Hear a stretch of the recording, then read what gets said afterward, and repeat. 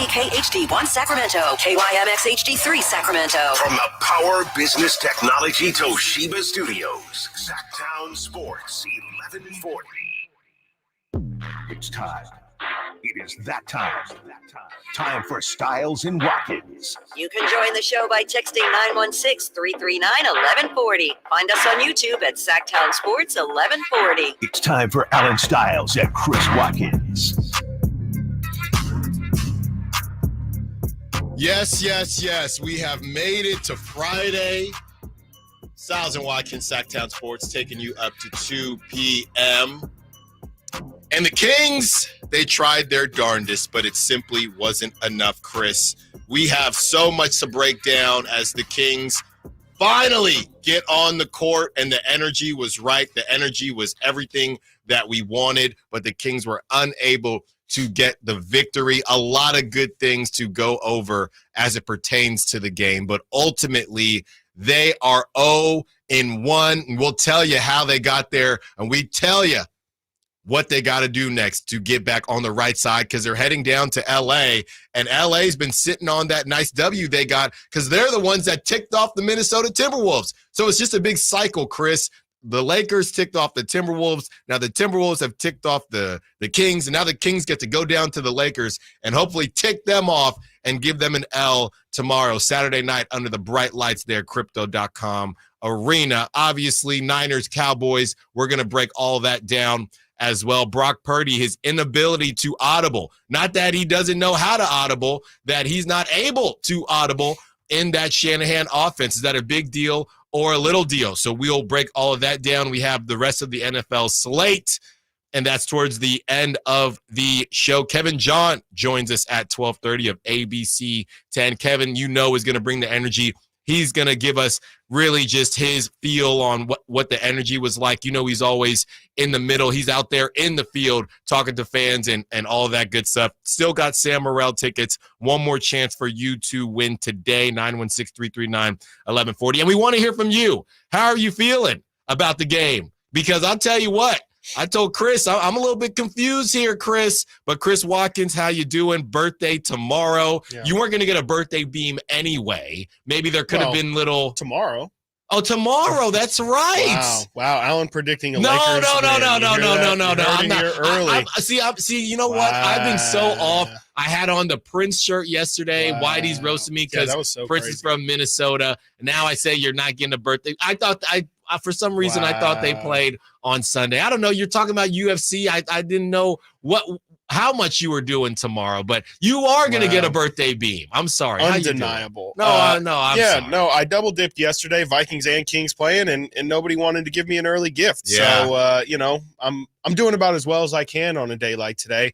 It's a weird in between of, yesterday wasn't my happiest day in terms of results, but we got a bright shining weekend ahead of us. So I feel positively about how the Kings played yesterday. We had a nice little post-game chat on the YouTube over on Sacktown Sports. Tons of people hopped in yesterday. Super thankful for everybody who hopped in. I think today's going to be a good one. We got a lot of things to talk about. Nate behind the glass, as always, as we take you up to the Drive Guys, and they will get you to your weekend, where Chris will get a birthday beam. All right, let's get through some of these numbers here. Julius Randle, 35 minutes, 33 points. Honestly, I didn't know about Julius Randle's history against the Kings, but apparently this guy, he cooks. And that was essentially, I think he was set at 19.5 for Prop Talk. That was the lock of the night. That man, there was no answer for him. 13 of 17 from the field, 5 of 6 from three-point land in that shooter's arena out there at the Golden One Center. 33 points for Julius Randle. Jaden McDaniels, 6 points. Rudy Gobert. This is one of the weirdest box scores, Chris, I've ever seen, because it's all this. None of the starters did anything. You got nobody finished over 10. The Wolves only had 3 players finish over 10. Crazy. Yeah. Crazy. But the problem is Julius Randle went off, and Anthony Edwards, who started out slow, he ends up going off as well with 32 points. Mike Conley, 6 points. Rudy Gobert, 3 points, 11 rebounds. Naz Reid, look, he's the 6th man of the year for a reason. He played 27 minutes, 4 for 7 from three-point land, and he does not jump at all. He had 19 points. Engel, 0 points. Dante DiVincenzo, he had 9 points. He couldn't hit anything. He was 1 for 6 from three-point land. Nickeil Alexander-Walker, he kind of killed the Kings a little bit, but that's the guy that you're going to let beat you.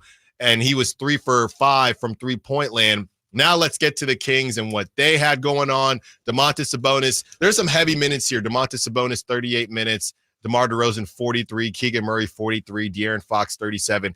And basically, Mike Brown, we have the sound we'll get to in the next segment. He's not comfortable playing these guys that many minutes. There's a reason, right? We look at that bench and look, like I said, it's the first game, but we were talking about this at the round table. Those minutes have to come from somewhere. Domantas Sabonis, 3 for 4 from three-point range, 8 of 13 from the field. Lock it in. Yeah, that's right, Nate. Talk your trash, I saw Nate. you guys looking as soon as he hit the three. Talk your I trash, had Nate. to go over and say, what's up? But if you would have told me that Murray, DeRozan, Sabonis, the lowest scorer between all of them would be 23 points and they lost, yeah, I would not have believed you before. And then Monk put up 17. And that's the reason this was one of the most confusing games, especially with it being the first game. I think ultimately we're going to give the Kings a mulligan, but this is how it happens.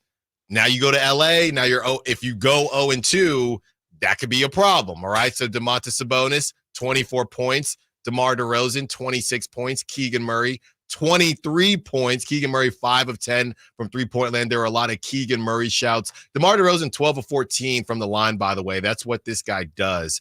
Domantas Sabonis, no double-double, Chris. That was a little bit surprising. Rudy Gobert and Domantas Sabonis kind of just canceled each other out. That's what it felt like. I know. I think Sabonis killed Gobert. Well, I'm just saying from a rebounding aspect, neither of them really put up the monster numbers they typically do. Keegan Murray, by the way, he had a shady double-double, 23 points, 11 rebounds. De'Aaron Fox, 15 points, but he had a double-double with 11 assists. And Kevin Huerter, we're going to be nice here on a Friday, 2 points, 0 for 3 from three-point lane. He played 20 minutes. It was honestly looked very similar to what happened last season where Kevin Huerter would start and Malik Monk would get more minutes. Malik Monk, 26 minutes, 6 for 9 from the field, 1 for 2 from three-point land, 17 points. Trey Lyles, 11 minutes, 3 points. Doug McDermott, 6 minutes, 0 points. He was 0 for 1 from three-point land. Alex Len, some good minutes, 6 minutes. That was all, though. 1 for 1 from the field. He had 3 points. And Keon Ellis, a guy that we thought was going to start, 11 minutes. Okay, he took 1 shot. He had 2 free throws. He had 2 points and 1 rebound. So, 2 steals. 2 steals as well. So, again, Chris, and Sabonis had 2 steals, actually. Again, Chris, kind of a confusing box score. If you looked at the box score and didn't do the math, obviously, you would think that the Kings got this one done. Look, a lot of the basketball world was saying that the Kings look like a better team. And again, on a day like today or a day like last night, first game of the season, we'll take a moral victory there. The Wolves got to kind of work through some of their cobwebs against the Lakers, and I don't even really know if what they did is sustainable, to be completely honest with you, but they were able to get it done last night, and the Kings got some things to feel really good about, but ultimately didn't get it done. Yeah, I mean it's a little disappointing they didn't get the result. I feel like they played well enough to win yesterday, but I think honestly it kind of ended up coming down to 8 minutes that really determined the game. Like I look at that 11-0 run that ended the third quarter. They were up 10, and then Anthony Edwards pretty much just absolutely kills them in the last minutes of that third quarter, and they lose the lead, and it would have been a really comfortable one. And then they come out in the fourth quarter, and for some reason, I don't really go on here and criticize Mike Brown too often, but I thought the Doug McDermott minutes to start the fourth quarter were just really strange. They didn't make any sense. He didn't play the entire game. Mike Brown just puts him in to start the fourth quarter. Doug McDermott in those 5 minutes was a -3. He had 2 fouls. He took 1 shot, and we know that he's not really bringing much on the defensive end. I just thought that little stretch of the end of the third and start of the fourth is pretty much what lost the Kings the game. I mean, DeMar was pressing too much at the start of the quarter. It felt like he was really trying to put his stamp on the game and definitely force the issue. He got blocked by Jaden McDaniels down at the rim. It was just out of control for a good portion of it. And then, down the stretch, I think it was a little bit of DeMar too, trying to figure things out. And I think the Kings kind of let him be the aggressor in that situation and win the game in his hands. Ultimately didn't get the result, but like you said, I mean, so many people played well for the Kings.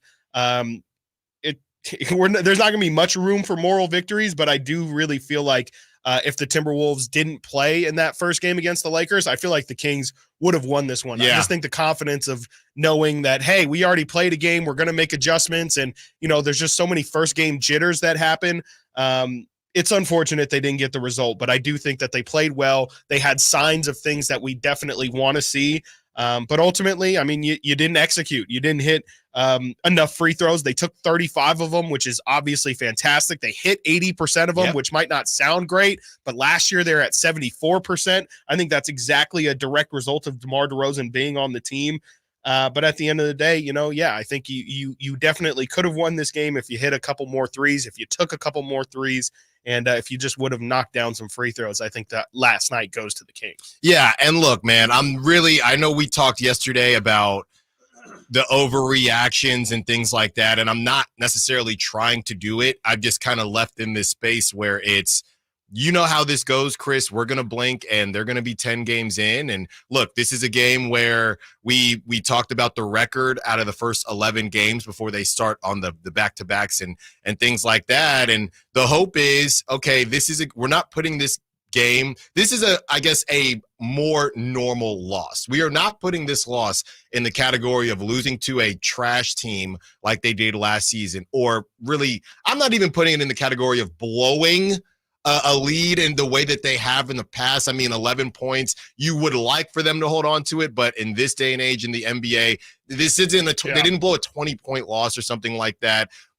The hope is that we will sacrifice this battle to win the war, and you lost this game, and now you're going to go on to win the war and win other games like this moving forward. Because ultimately, you want to be a 4 seed or you want to stay out of the play-in, you're going to have to. These are games when you have, like you said, all the guys, all the starters for the Timberwolves in single digits besides Anthony Edwards and Julius Randle, and you have 3 20-plus point scorers, and you have De'Aaron Fox with a double-double, 11 assists. That's a game you got to win, right? You don't got to win it last night, but moving forward, if you want to be in that upper echelon, these are games you have to figure out a way to win, on top of not blowing games to some of the lesser teams in the league and in your conference. On the other side, we have plenty of sound. We hear from Mike Brown what he thinks about the game. DeMar DeRozan on playing with his new team. Domantas Sabonis, who always keeps it real, and Anthony Edwards on his final drive that all but sealed it for the Minnesota Timberwolves. Stiles and Watkins, Sacktown Sports.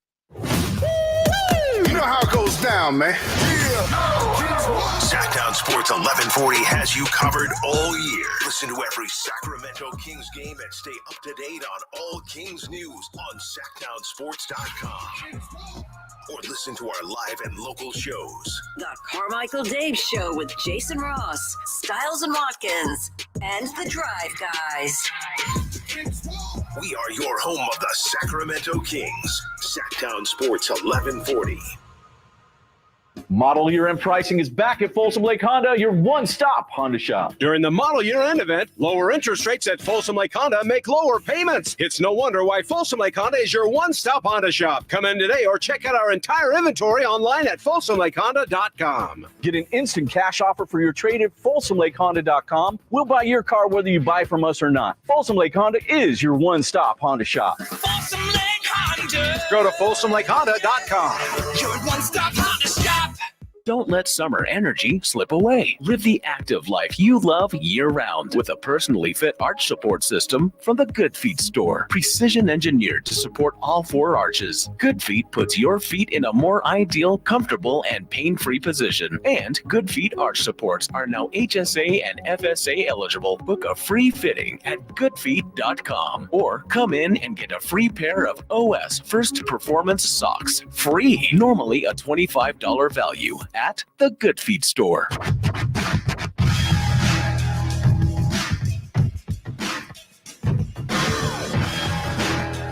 Sacktown Sports. Call or text at 916-339-1140.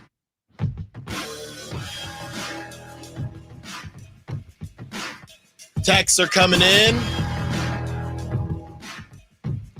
People feeling good about the Kings.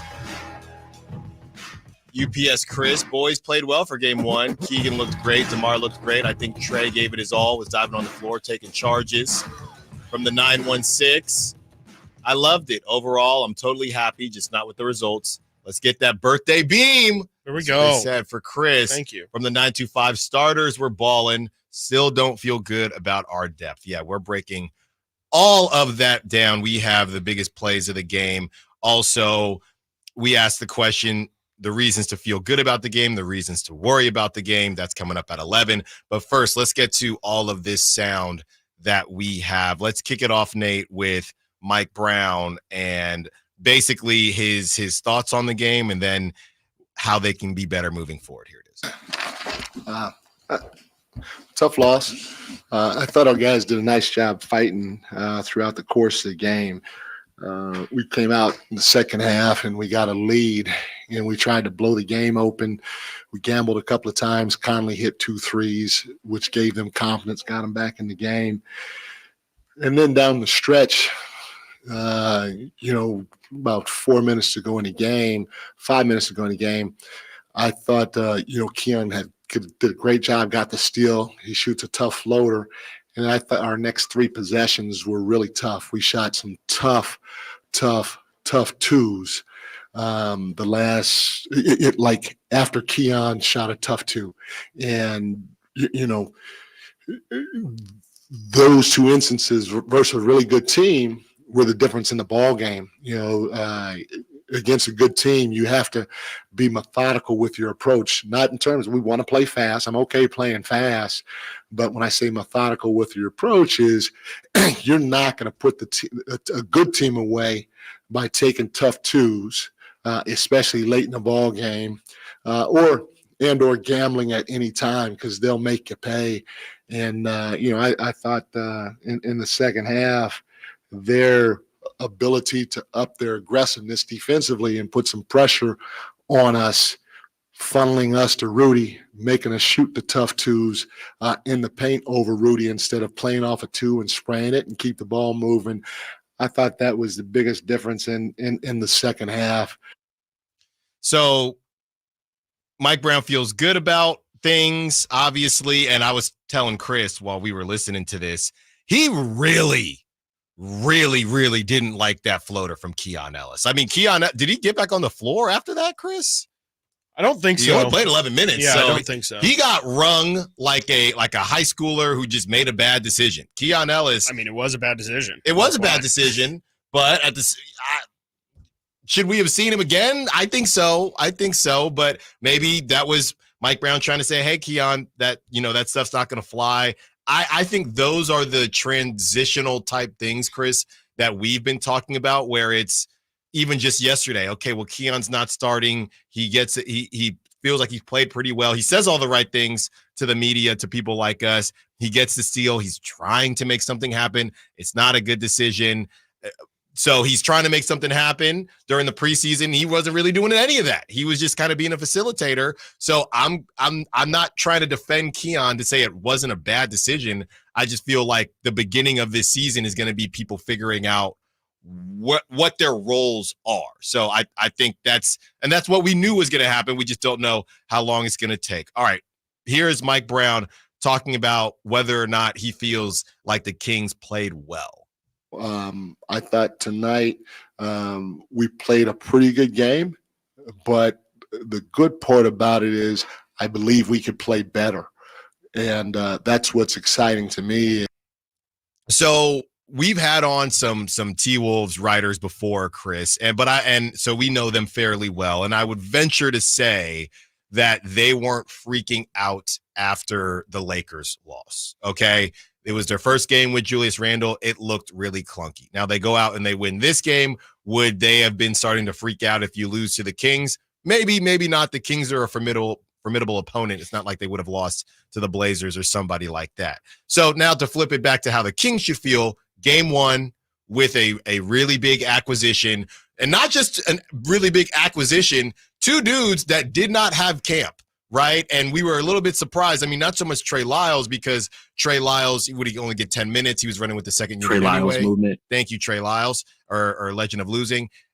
Kevin Huerter, to be put in the starting lineup, I think it just looked like a carbon copy of a lot of what we saw last season, Chris, where he didn't really know, or maybe even worse, because with HB, I feel like Kevin Huerter maybe felt a little bit more freedom. Now you throw DeMar DeRozan in there. Kevin Huerter just didn't really know what to do. And that's probably the biggest. I know we talked yesterday about whether or not, and we'll have more time on Kevin Huerter because we have more sound, but I know we talked yesterday about, hey, well, if you don't start Kevin and then Keon loses his spot, are you then stuck with starting Kevin? I get all that, but just on its face, outside of a narrative standpoint, just for Kevin for not having the same time as everybody else during camp, I think that was what kind of made the least amount of sense to me, because he just hadn't been playing. It's not a matter of starting or not starting. He hadn't been practicing or playing, really.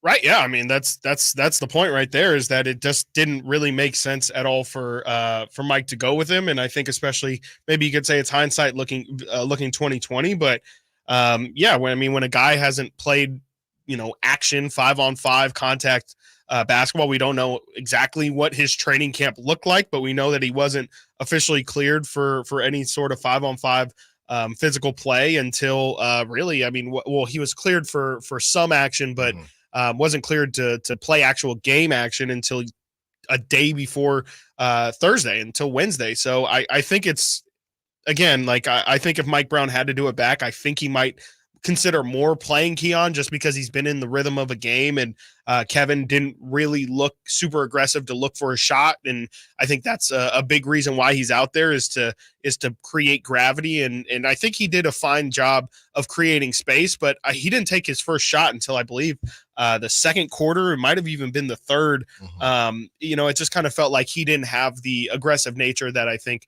I would have expected him to have. But of course, it's his first game, so I don't really know what we should have even expected to see him out there. I'm surprised that he even played 20 minutes. I mean, Trey played 10, Keon played 10.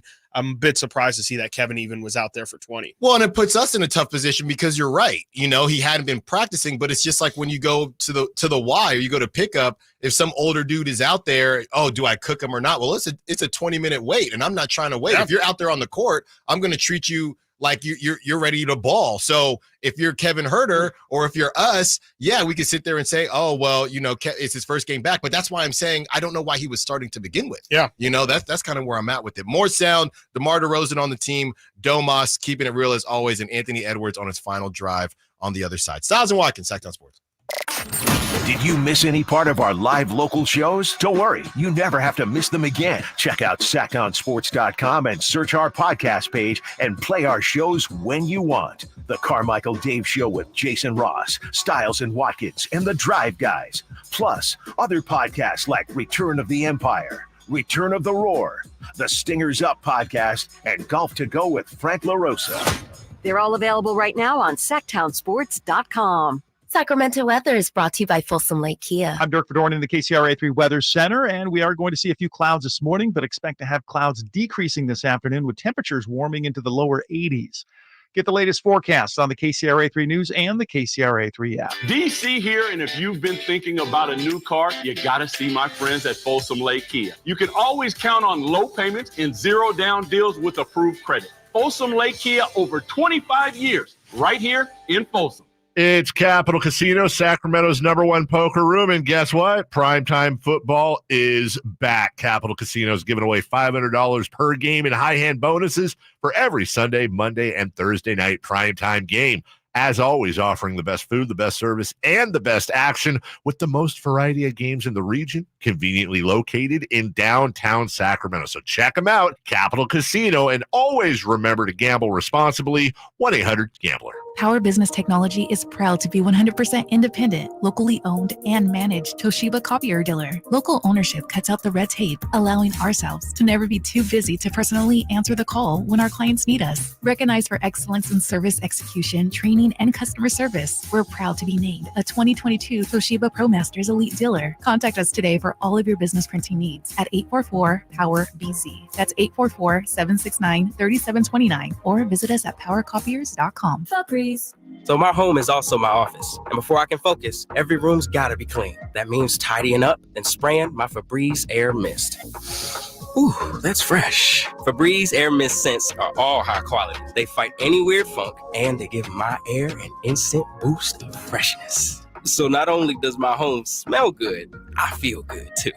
After I Febreze, it's time to start my day. Breathe happy, Febreze, la la la la la. October is ending, but I want to keep the fall fun going. So I shopped Kohl's lowest prices of the season. I saved 30% on top active brands like Nike, Adidas, and Under Armour. Then I got my kids some boots for under $22. Scored 50% off Food Network baking must-haves. And earned Kohl's cash. Yeah, it doesn't get better than Kohl's. Select styles. Offers in October 27th. Coupons do not apply to Nike, Adidas, and Under Armour. See store or Kohl's.com for details. This season, get premium tech that inspires joy from Dell Technologies. Bring projects to life with the XPS 16. It delivers supercharged processing for enhanced productivity and freedom to express yourself. Performance-class Dell PCs with Intel Core Ultra processors deliver a dedicated engine to help accelerate AI. Enjoy free shipping, Dell rewards, and expert support. When you get a Dell PC with AI, it gives back. Shop now at Dell.com/deals. Every 4 years, the world watches every corner kick, every save, every pass. The world watches its most beautiful game played at its highest level. And for a moment, the world stops turning for soccer. Bank of America is proud to be the official bank sponsor of FIFA World Cup 2026, supporting possibilities turned into achievements on the biggest stage. What would you like the power to do? Bank of America N.A. member FDIC. Get ready for an incredible night as the iconic Little River Band hits the stage at the Nugget Casino Resort Grand Ballroom. Join us Saturday, November 16th at the Nugget Grand Ballroom for an unforgettable concert experience. You'll hear all your favorites in this must-see event of classic rock.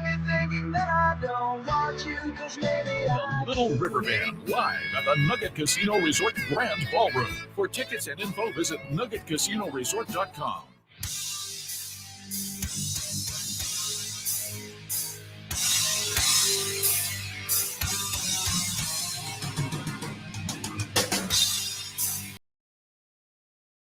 Live and local. Live and local. This is Sacktown Sports.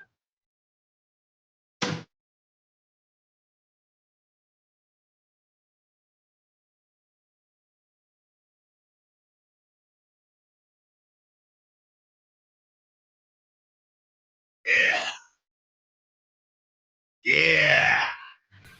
Uh-oh, Chris. The 415, the potential of trash losses are there with the Blazers on Monday.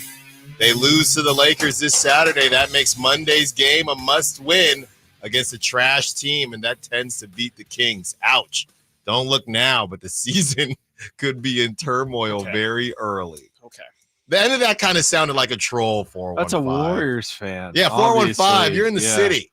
And the Kings started 0-4 the Beam Team season. That's what Don't I'm forget. Okay, well, I heard that last season too. I'm just saying I did hear that last season. Oh, is this you texting in? No, I'm just saying I heard that last season. I heard that last season. I'm 925. I'm 925, by the way. Oh, my bad. 916. There's so many area codes in the Bay Area. Hey, it's a big state. I guess that's why E40 made that song. 916. I think Brown started Huerter just to show everyone you don't lose your job due to injury. He did play too much, though. That's from Folsom Mike. But Folsom Mike, if you're going to start him, you got to play him, right? This isn't pay for play. This isn't AAU, right? And if you're going to start somebody, you got to give them minutes. So I hear you, but I think it's just a difficult situation. From the 209, Huerter looked fine. He fit in and played all aspects good except his lingering problem when it comes to shooting. I really like Keon, but he doesn't have any flow when it comes to offense despite his consistent three. Well, 209, a consistent three, you can plug that in anywhere. You know, I mean, I think both of these options, neither of them are perfect per se, but the problem is you're throwing in somebody new with DeMar. So maybe that's part of the reason that Coach Mike Brown went with Kevin Huerter, because They had worked together a little bit and everything was starting from scratch anyway with DeMar. Maybe if it was the same lineup as last season, maybe they go with Keon. So, yeah, everybody is just trying to figure out what the best process was. But speaking of DeMar, here is DeMar on the team and how good he feels about the team once they figure everything out. How dynamic this team is incredible. I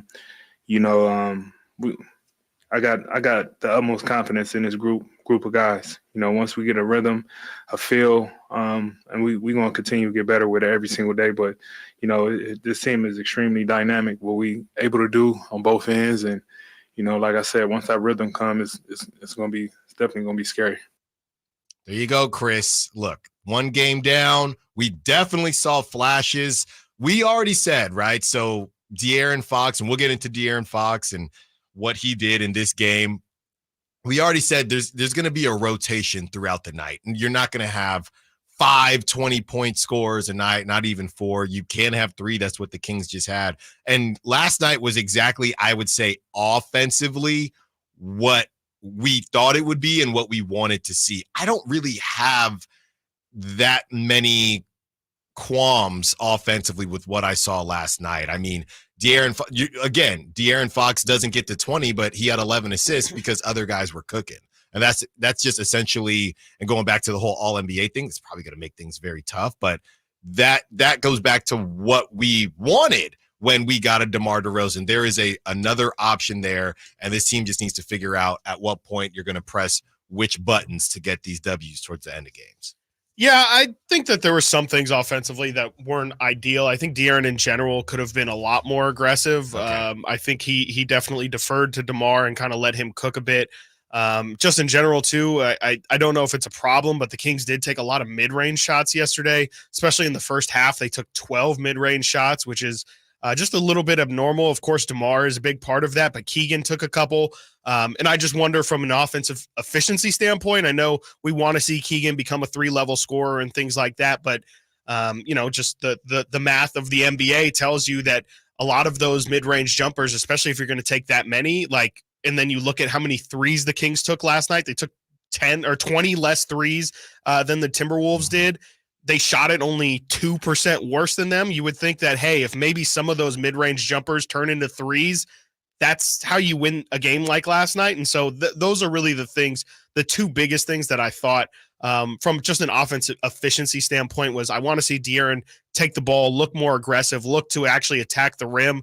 It wasn't an Anthony Edwards 5 of 15 from 3, which we saw De'Aaron do a couple times last year, but I think he still, all of his threes were relatively open, but I still would like to just see him attack the rim relentlessly and have that be the thing that defenses are afraid of, because it feels like, much like with Anthony Edwards, every single time De'Aaron takes a jumper, it feels like a win for the defense. Yeah.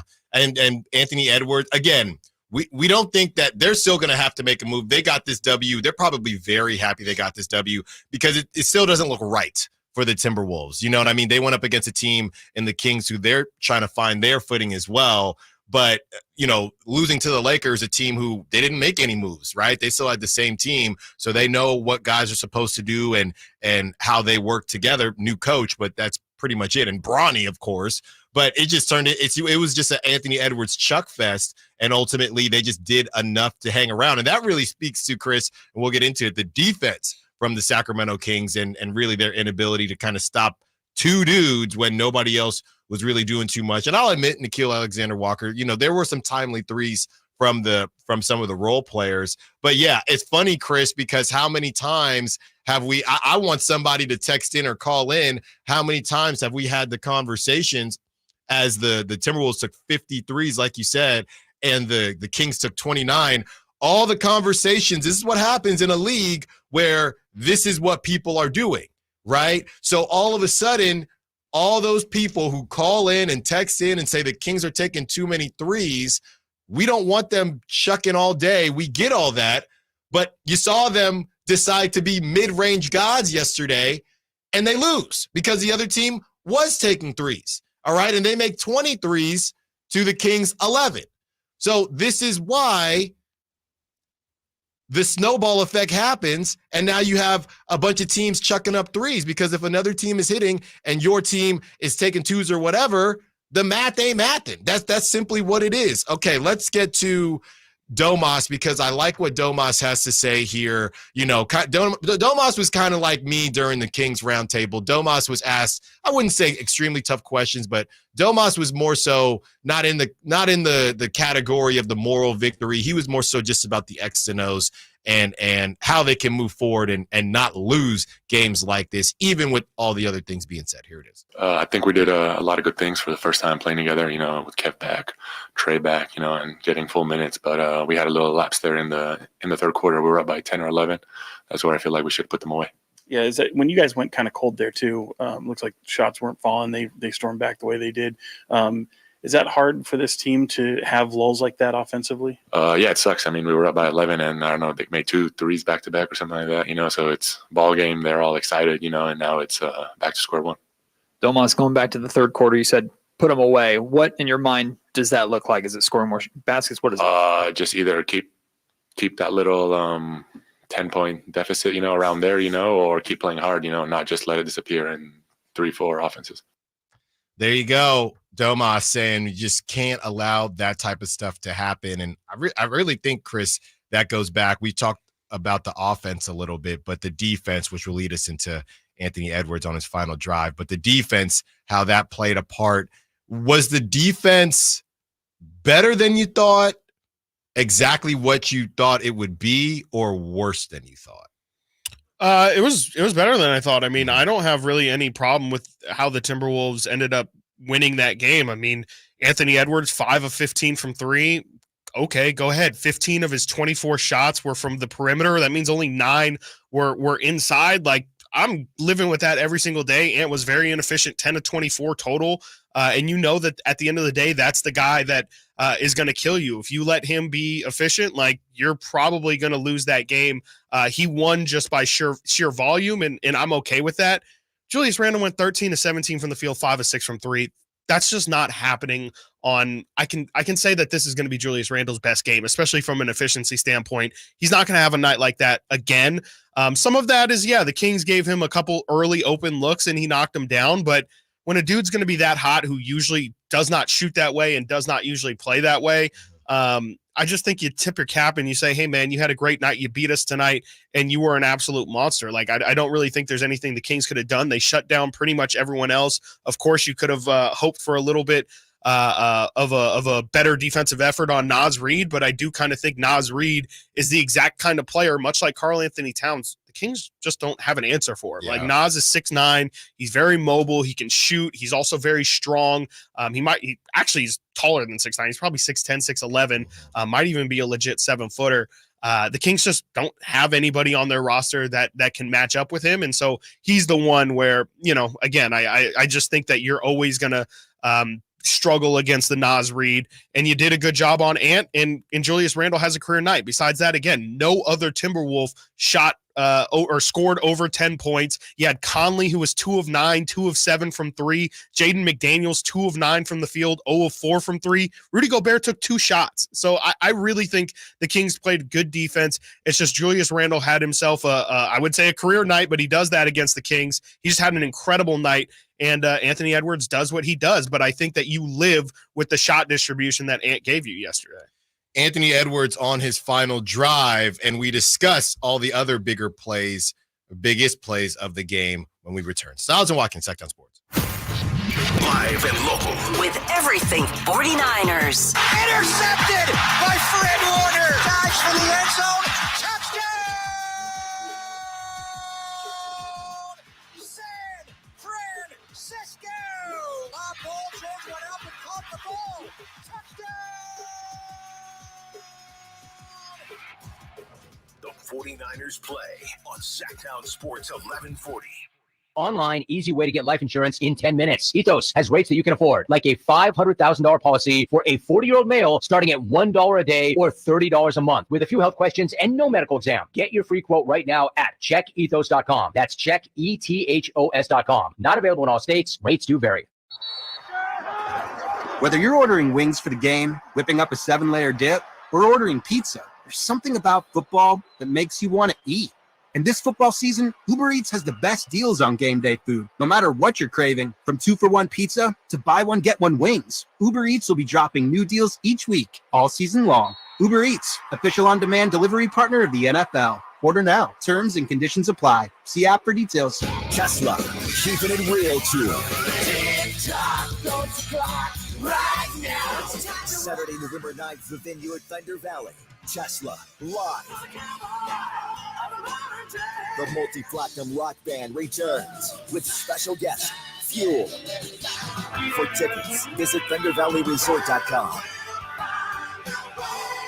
Tesla, keeping it real tour.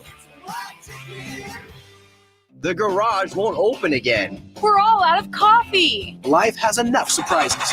Your car shouldn't be one of them. Stockton Honda keeps your car worry-free. From routine maintenance to that something's not right moment, our certified Honda experts know how to fix it right the first time. Here you go, ma'am. You're all set. Thank you. Stockton Honda Service Department, keeping you ready for the road ahead. Anytime, anywhere, it's all here. StocktonHonda.com. Hey, it's Carmichael Dave for American Energy Heating and Air with a question. Have you recently had a technician diagnose your HVAC system and you were a bit surprised at how much it cost? Or did something seem off about their quote? Because at American Energy, they take pride in giving you honest, straightforward solutions to get that system up and running. Have their qualified technicians come out and give you a free second opinion. It's free. You got nothing to lose but some dollars off of that original quote. They're making the uncomfortable comfortable. They've been doing it since 1981, serving the greater Sacramento area. A+ with the Better Business Bureau. That's why they keep having customers coming back for more and more and more. You can call them and set that appointment at 916-520-9990. That's 916-520-9990 or AmericanEnergyAir.com. Call 916-520-9990 now. Hi, I'm Justin Gingery. One of the most common questions I receive is what makes us different from other law firms. At Gingery, Hammer and Associates, we handle your case from beginning to end. Whether your case reaches a settlement, whether we need to file suit, or even take it all the way to trial, we will be with you along the entire way. And because we are committed to you and your case, we are as invested as you are in making sure you get the outcome you deserve. If you have an injury, just call Gingery. Golf to Go is brought to you by the Hagen Oaks Golf Super Shop. Here's Frank LaRosa. Golf.com's Josh Sens offers 5 common golf course maintenance mistakes and tips to correct them. You've hit the green, and to fix your divot, you jam your tool underneath the ball mark and lift the soil, but the right way is to circle the edges of the mark with your tool, gently pulling the turf toward the center. Second, when fixing divots in the fairway, fill it with sand until it's level with surrounding turf, and gently smooth it with your foot. Third, when the course imposes the 90-degree rule, it means to stay on the cart path until you can turn at a right angle to your ball, minimizing wear and tear on the turf. 4, when you're driving on the course, proceed at a modest pace and avoid staked and roped-off areas. Avoid sharp turns, wet turf, bunker edges, tees, and greens. The superintendent will applaud you. 5, in a bunker, rake the sand smoothly and exit as you entered from the low side. Tap the sand from your shoes and leave it as if you weren't there. And now that you know, make sure your foursome knows as well. That's your Golf to Go. I'm Frank LaRosa.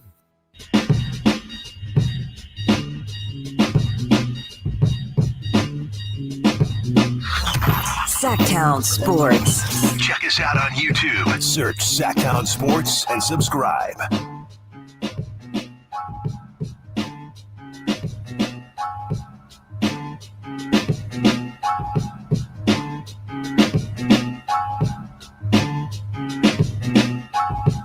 Before the show, Chris and I were having a conversation about really it's just kind of a confusing game, in general, just when you look at the fact that the Kings did do a lot well. They probably played better than the Timberwolves, but they still lost, right? And I think it's being reflected in some of the texts that we're getting that people are really trying to figure out just how to feel. And, as Chris, you kind of told me before the show as well, you don't really have to feel too much. It is game 1. And, this team, we knew there was going to be a transition period. It always just stinks where it feels like you had an opportunity. I didn't want the Kings to get blown out. I talked about that when I did overtime with Kyle Draper yesterday, but you could have maybe thrown that one out more. This one, you feel like you could have tasted it, and then it goes away. This from the 916, as I kind of discuss the confusion. Totally disagree with you guys. Domantas was the one hesitating like usual. Fox forced like usual, but the reason the Wolves won was luck. Why do I say that? Naz Reid hitting 57% from three. Didn't check Randall's stats, but he doesn't normally shoot that well either. Well, 916, Fox, if any, he didn't force anything, right? Unless you're talking about that last shot, which, again, Chris and I talked about during the game. I didn't necessarily love it, but I didn't love it because of what led up to that last shot, not that Fox shouldn't have taken that shot. Domas really did hesitate on that mid-range shot, too, where he looked left and right. I totally understood that, though. I heard the Yeah. entire crowd gasp, and I just thought that was not recognizing what the situation Domas was in. He got it right at the free throw line, and there was Keegan Murray directly right behind him wide open. There was also somebody in the corner open, and so Sabonis had to think, okay, well, 3 is always more than 2, and I have 2 really good three-point shooters to the right of me and right behind me, and so he had to kind of assess the situation. And sometimes, you have to, not that Sabonis did this, but just as an example, sometimes, you have an open shot, or you'll have 2 guys on the same side of the floor and both will be open. And you see one guy take it 1 or 2 dribbles in just to create more space for the guy to get open in the corner. I think Sabonis was kind of doing a similar thing where he got the ball at the free throw line and then was trying to gauge, okay, if I hold on to this a second, I maybe pump out to the corner. Is that going to force the defense to overcommit on him? Then maybe I'll have a wide open lane to dunk on. Maybe it'll open up Keegan. So I think he was just trying to be a creator, which he always is looking to be in that moment. And he didn't immediately pull on the jumper, but that's just the jump shot that people want Sabonis to take. I don't think it's a jumper that he's looking for and super comfortable with, but he can hit it. I don't think it's a shot that he's like, oh yeah, this is my range. I'm going to hit this. So do you think the crowd reaction was just kind of PTSD from the last 2 years where he's hesitated for those mid-range shots? Yeah, for sure. I think it's just, again, that the fans really want him to take that shot automatically. And I just don't think that's ever going to, I think Sabonis made the right basketball play in that moment. And I just think people sometimes see, hey, you're open, we want you to shoot it. And yeah. I just think sometimes, he's trying to maximize the points per possession there, or he's just trying to make the right basketball play and get the most open shot possible. I definitely had that reaction of oh my God, because heard it in the arena. Looked maybe it was the angle I was at. I was kind of watching him from behind. It felt like 10 seconds. Obviously it wasn't that long. You saw his entire thought process. Yes. That's the only reason why I know what he was thinking. And then in that moment. Maybe I'm imagining this, but it felt like after he did both the looks, he still hesitated on the shot. He did. Yeah. Because I think he didn't think he was still going to be open after that. Yeah. I think he thought someone was going to press up. Yeah, that one to me, I definitely filed it under the first game situation and the transition. So I understand how it looked to people, but yeah, it wasn't there was a lot of things. There was a whole stretch where it was just the offense just kind of went in the tube for a bit. From the 916, come on, we were up 10 the last 2 minutes of the third, dominating the game on 23s taken. Offense was getting quality buckets, and it was working. Saying we lost because we didn't shoot enough threes is just not true. That's from Folsom Mike. That's not what I said.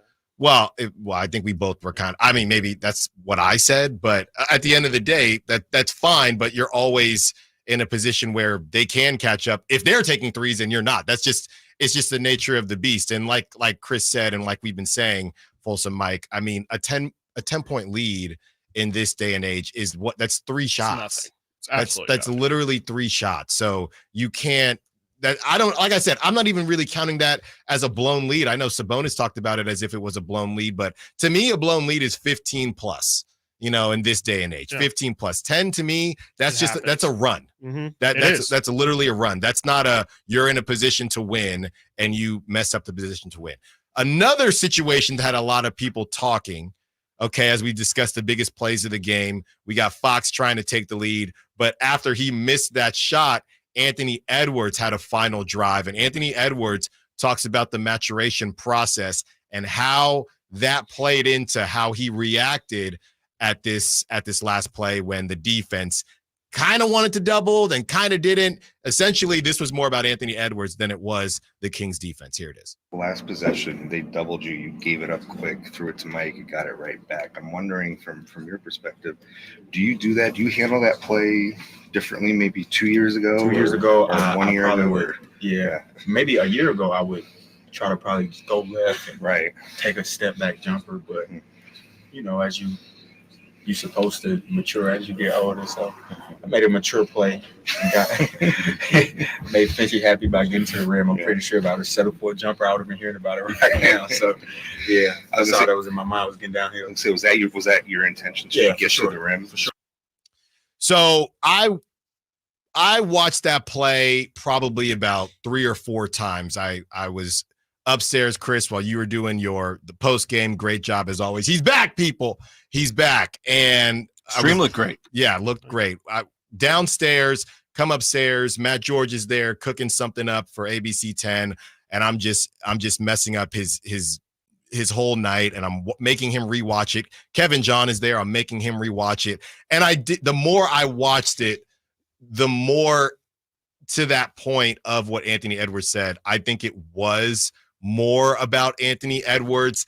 The only thing I would say, so if you rewatch it, De'Aaron Fox starts to shimmy his way over to Anthony Edwards. I know that when I was talking to Matt talked about how the Kings are kind of famous for these hybrid blitzes where they don't necessarily commit, but everything happened so fast, it's hard for me to know if De'Aaron Fox was actually coming to blitz or was he just trying to, I guess, show blitz, if you will, and make Anthony Edwards make a decision.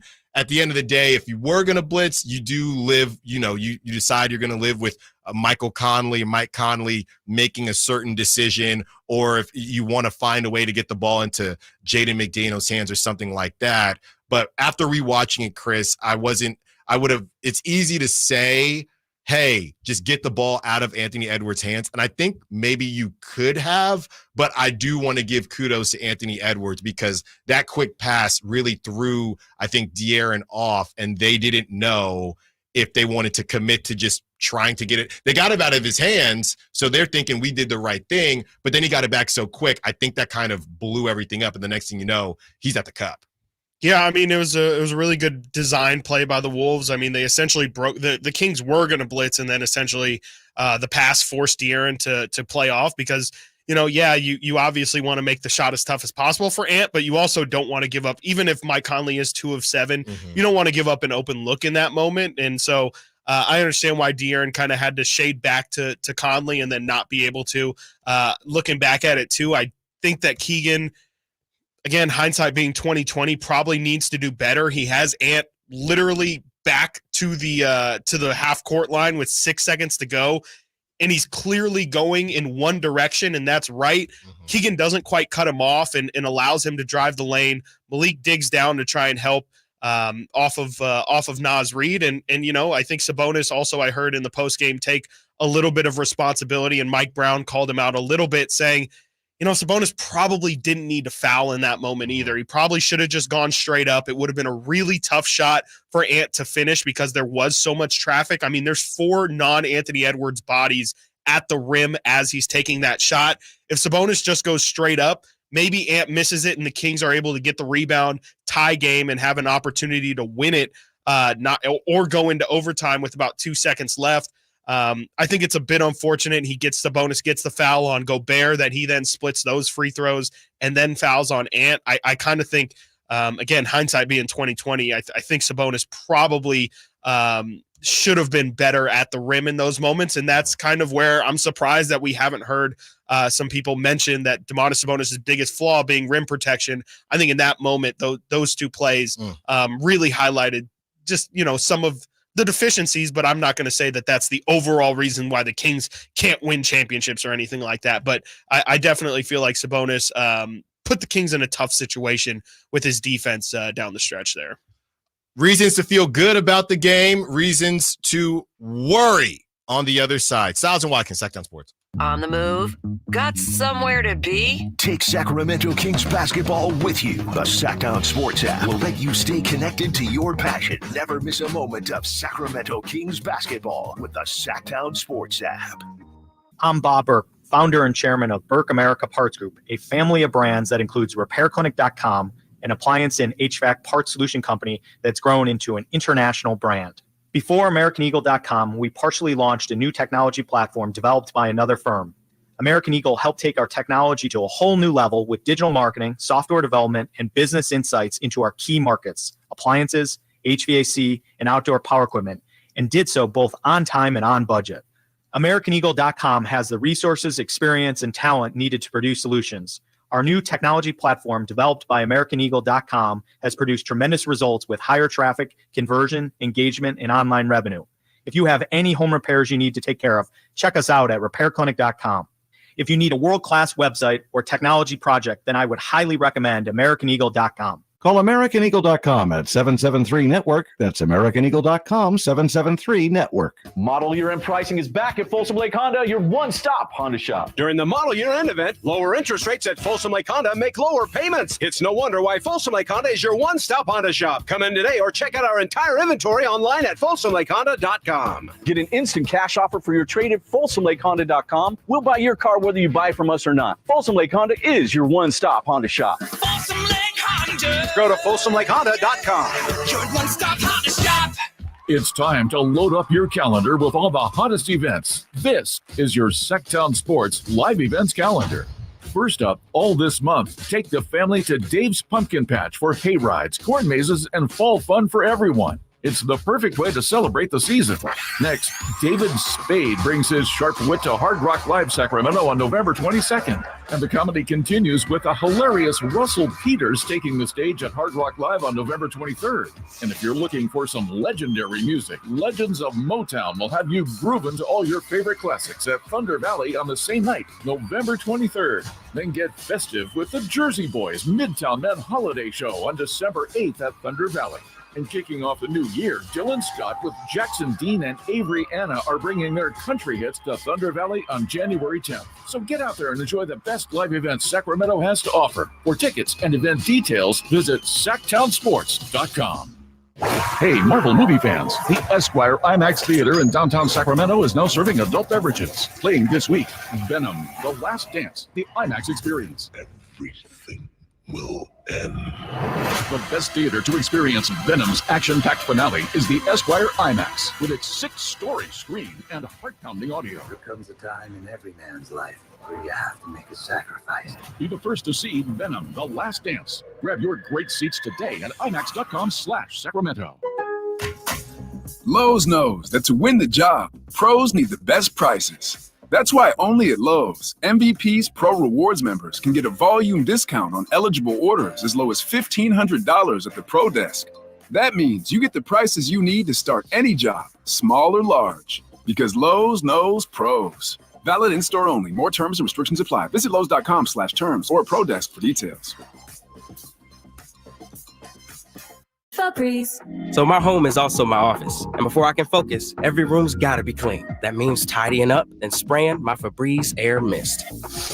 Ooh, that's fresh. Febreze Air Mist scents are all high quality. They fight any weird funk, and they give my air an instant boost of freshness. So not only does my home smell good, I feel good too. After I Febreze, it's time to start my day. Breathe happy, Febreze, la la la la la. Don't miss Stoney's Rockin' Rodeo's Halloween bashes this weekend. That's right, Stoney has Halloween costume contests each night, including Sexiest, Scariest, and Best, and a superhero/villain contest this Sunday night. Winners get a dash for cash on the dance floor, free late night food, country dancing, and Halloween fun all weekend long. I'll see you on the dance floor.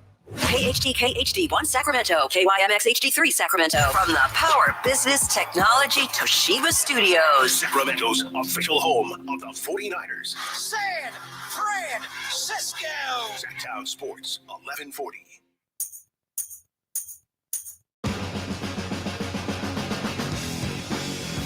Sacktown Sports. Call or text at 916-339-1140.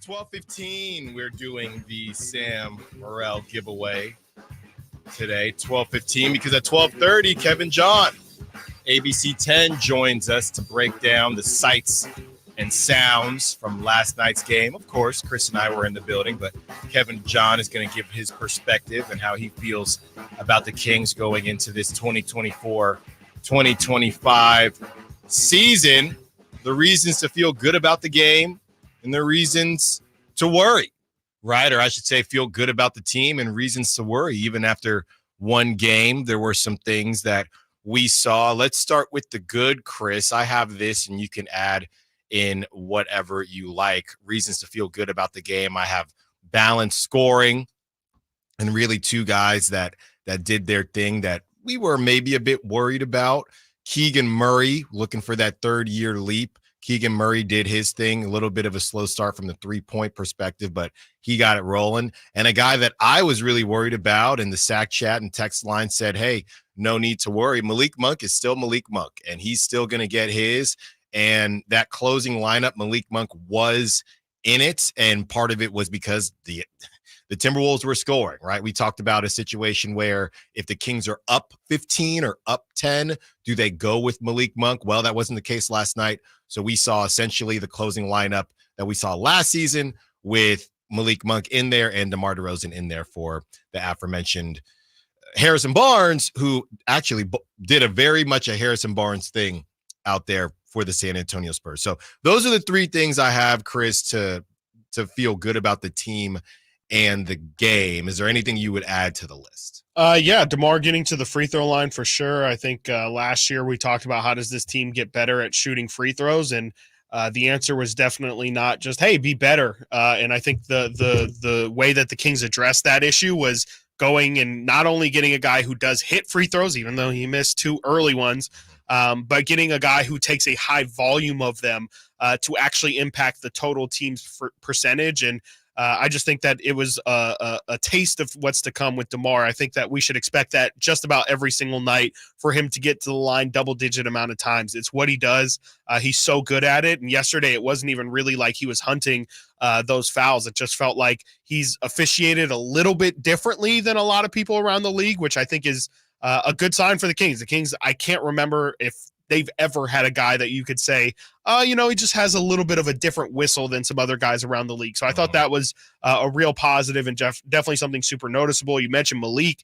He didn't miss a step. The other thing was also just initially, it really looked like the Kings were going to do a great job kind of tying in with DeMar getting to the line so much, but Sabonis did a great job of getting guys into foul trouble early. Ant had a couple early fouls, not on Sabonis, but Gobert had a couple early fouls. Naz Reid got into foul trouble early. I think in general, they did a good job of getting the right guys to commit fouls defensively. And that can win you some games. If you can get, especially in a matchup like last night, if you could have gotten Julius Randle up out of here because of fouls, that would have been huge. If you could have gotten Naz Reid to miss some time because of foul trouble, that would have been huge and potentially a game shifter. Those were definitely big things I noticed. Let's see here. Just kind of looking back at my notes.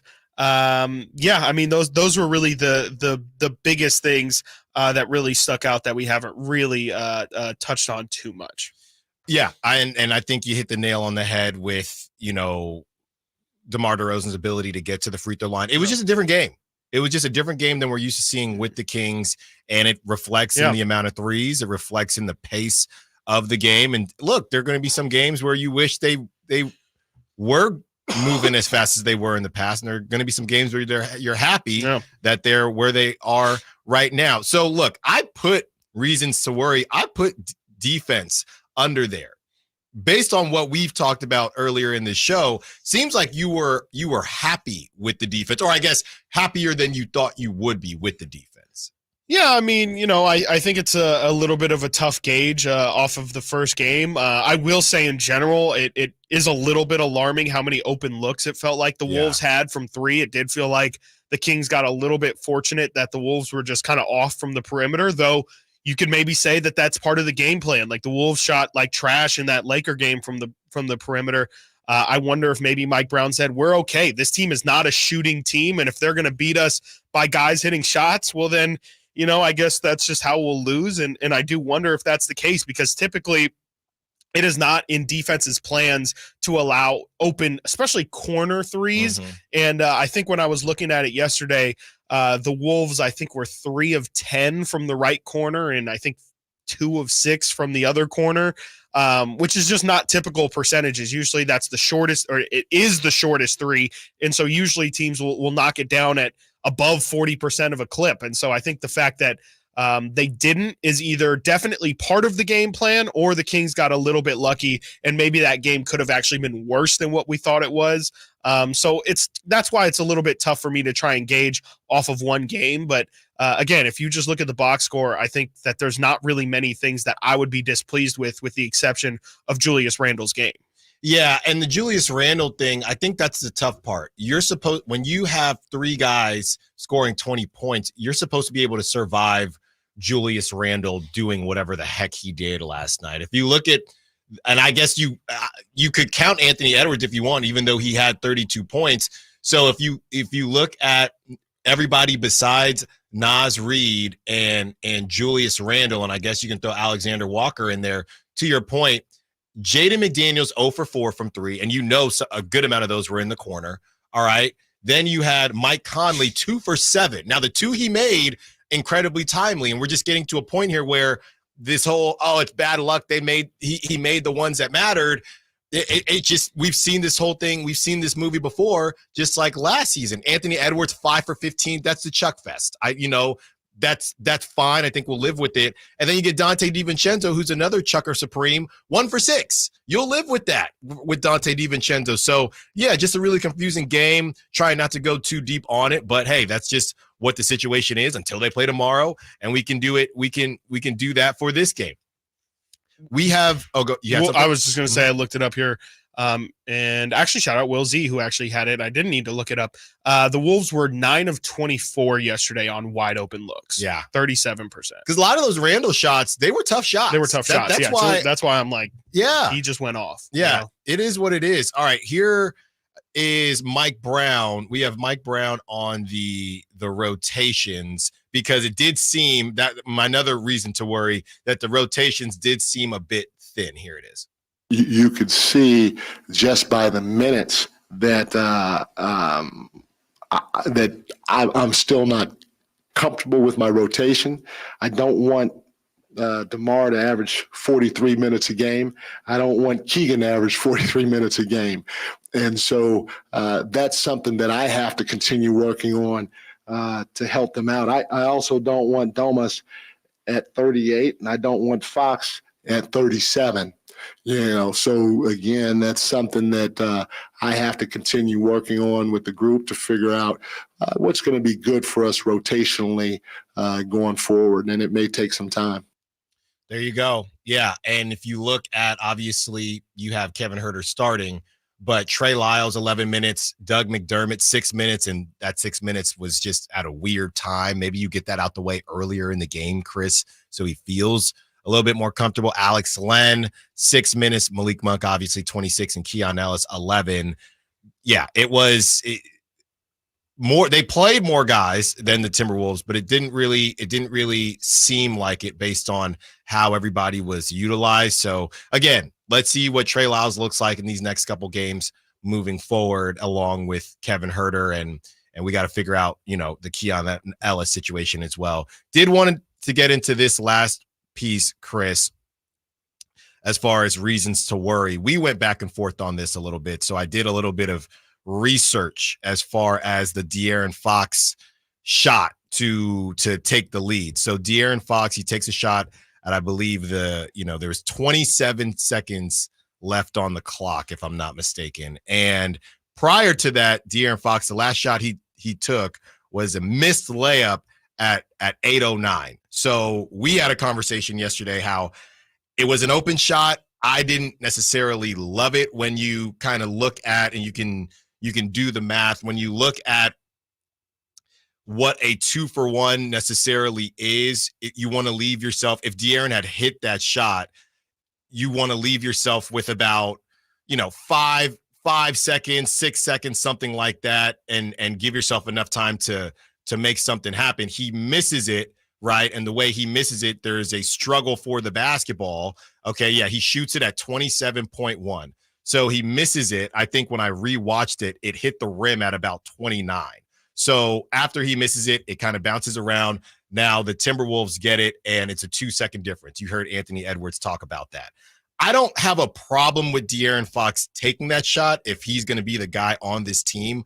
I think my issue is leading up to that shot, what you had talked about and what we agree on is just where were you throughout the fourth? You take this quick shot, you miss it, and now the 2-for-1 is completely cooked because you're going to get it back with 2 seconds. I don't like the 2-for-1 to end the game anyway, but obviously he wasn't trying to miss. I just didn't like the decision, not necessarily because he took the shot. I didn't like the decision because of how the game had been going and how he hadn't inserted himself in the fourth quarter. I think the problem is, so you wanted DeMar to take the shot then? Would be by that logic? Or run a set. They ran a pick and roll. They ran a pick and roll, and then Sabonis gave him the ball back. I mean, it felt like it was a pretty quick shot in the shot clock. It felt pretty quick. It didn't feel like they had, it didn't feel like they spent as much time as they could have. Look, it's a make or miss league. To me, it's less about the shot. It's more about I'm looking for De'Aaron throughout the whole fourth quarter, and then he just takes this shot, misses it, and the game is over. I'm just insert yourself earlier, and I'm not talking about this, even if you miss. Yeah, I think it's just, he took the shot. It's a wide open look. I think that's the play that they drew up. It was a two-man action with him and Sabonis. They run the pick and roll. De'Aaron has a wide open mid-range jump shot, which has been his shot in the past, free throw line extended, and he missed the shot. I think that it's, I think, you ideally would have liked him more involved in the fourth quarter, but I do think some of it was that, again, DeMar, you asked, that's why I said I think Mike Brown was kind of lying to you in the pregame when you asked the question about, hey, is DeMar maybe, being too generous with the ball? Is there any sort of, is it a two-way street? Are the guys telling DeMar too much to get involved and, hey, don't worry about us? And I think yesterday it was a bit of DeMar really in the fourth quarter saying, hey, there's not going to be any hot potato. I'm going to take these shots. And I think that, that was just the way that game went. But there's going to be a lot of games where I think, Malik Monk's going to be asked to take and make that shot, maybe after not getting the ball for some time. That's why you put your best shooters in the closing moments, because all of those guys should be able, without getting any sort of run, to be able to hit that shot. And, I just think if De'Aaron hits it, we don't talk about it. But the fact that he missed it, I think really highlights maybe some frustrations with De'Aaron in that fourth quarter. First impressions of DeMar and Kevin Huerter, the decision to start Kevin Huerter. Let's open up the phone lines. Your thoughts on game one, overreacting, underreacting, or properly reacting to the Kings' loss to the Minnesota Timberwolves. No beam, at least not yet. Stiles and Watkins, Sacktown Sports. Subscribe to Sacktown Sports on YouTube and watch the Carmichael Dave Show with Jason Ross, Stiles and Watkins, and the Drive Guys. Live Monday through Friday from 6 to 6. Plus view archive shows and exclusive content. Subscribe at youtube.com/Sacktown Sports.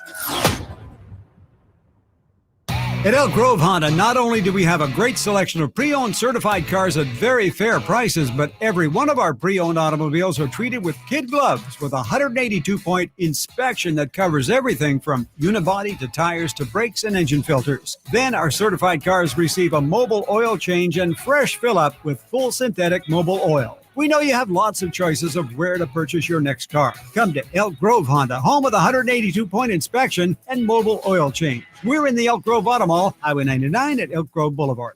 Finally, an easy way to find home improvement contractors. Just visit subcontractorsunited.com and simplify your search for home services professionals. From cabinets to windows, roofing to plumbing, Subcontractors United is an easy, simple way to find and hire a home improvement contractor. And you never have to give up personal information. So no harassing phone calls like you get from those other websites. SubcontractorsUnited.com is sponsored by D&D Cabinets and Savage Design.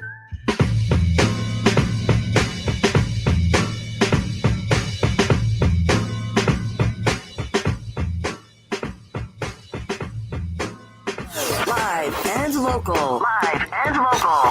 This is Sacktown Sports.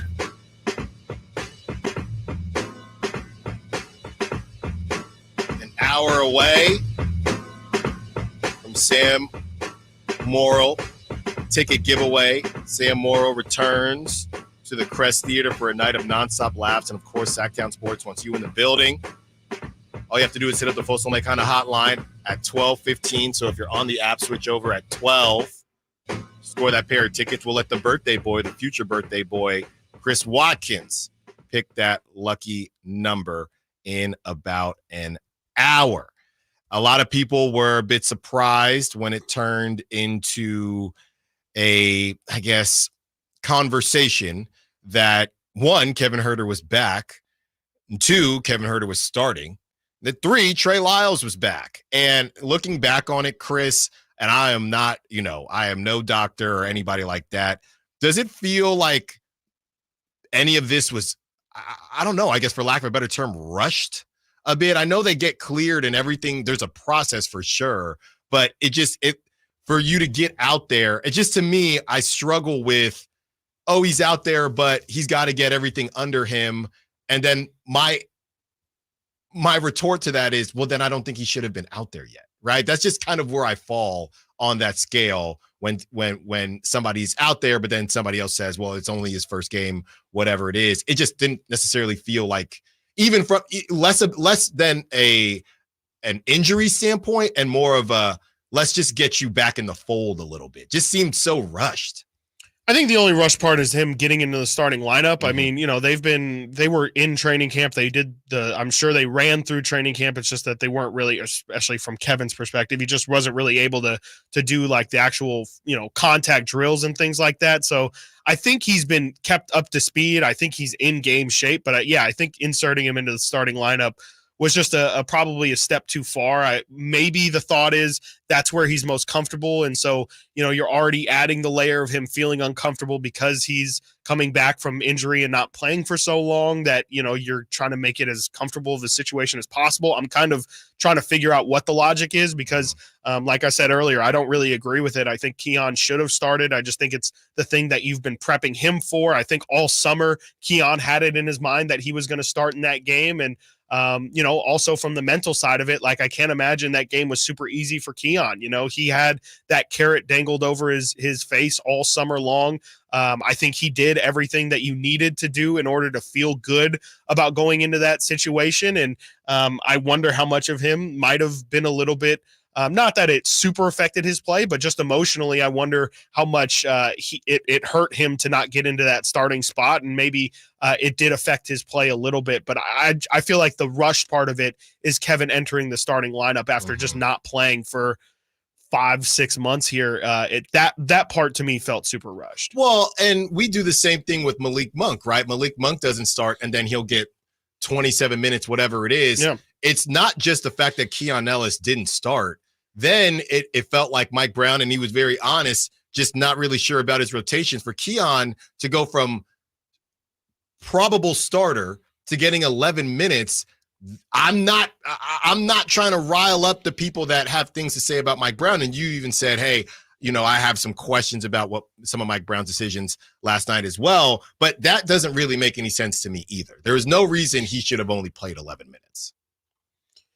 Yeah. I mean, I think Kevin maybe didn't need to play 20. I didn't watch the game back to see exactly where those 20 minutes were coming from and where it maybe felt like other guys could have maybe stepped in that spot. But I mean, I think that maybe Keon had a rougher camp than what we're privy to. That could be the case.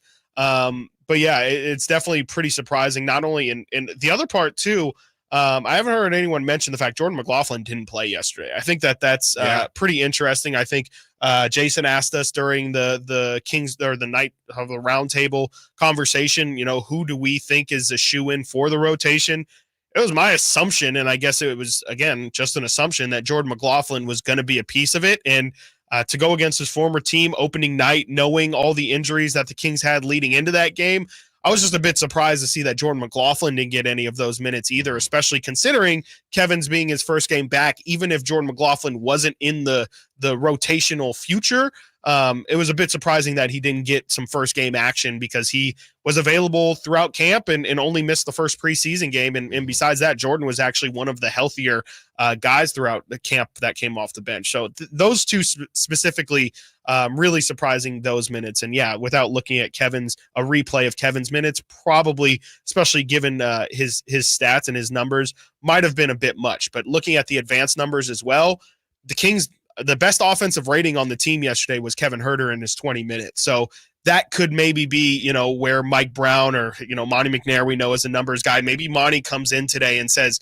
look, a lot of the talk is going to be 2 points for Kevin in 20 minutes, only taking 4 shots. But Mike, the reason why we have him out there, of course, is to hit shots. But if he's not hitting or taking shots, it's still the gravity that we want him to have. And clearly the offense, by the advanced numbers, they looked the best with Kevin Huerter out there yesterday. So again, that can almost complicate the situation quite a bit. No, that I would want to be a fly on that wall, but I do think it might be an uncomfortable wall to be a 131 offensive rating. Kevin Huerter had the best net rating in general as well. He had the best offensive rating on the floor, 131 points per 100 possessions the Kings had in Kevin's 20 minutes. Also had the lowest defensive rating on the team as well, 107 points per possession, per 100 possessions when in Kevin's 20 minutes. I'm sorry. He was a total of plus 24 in the net rating. Again, a team high.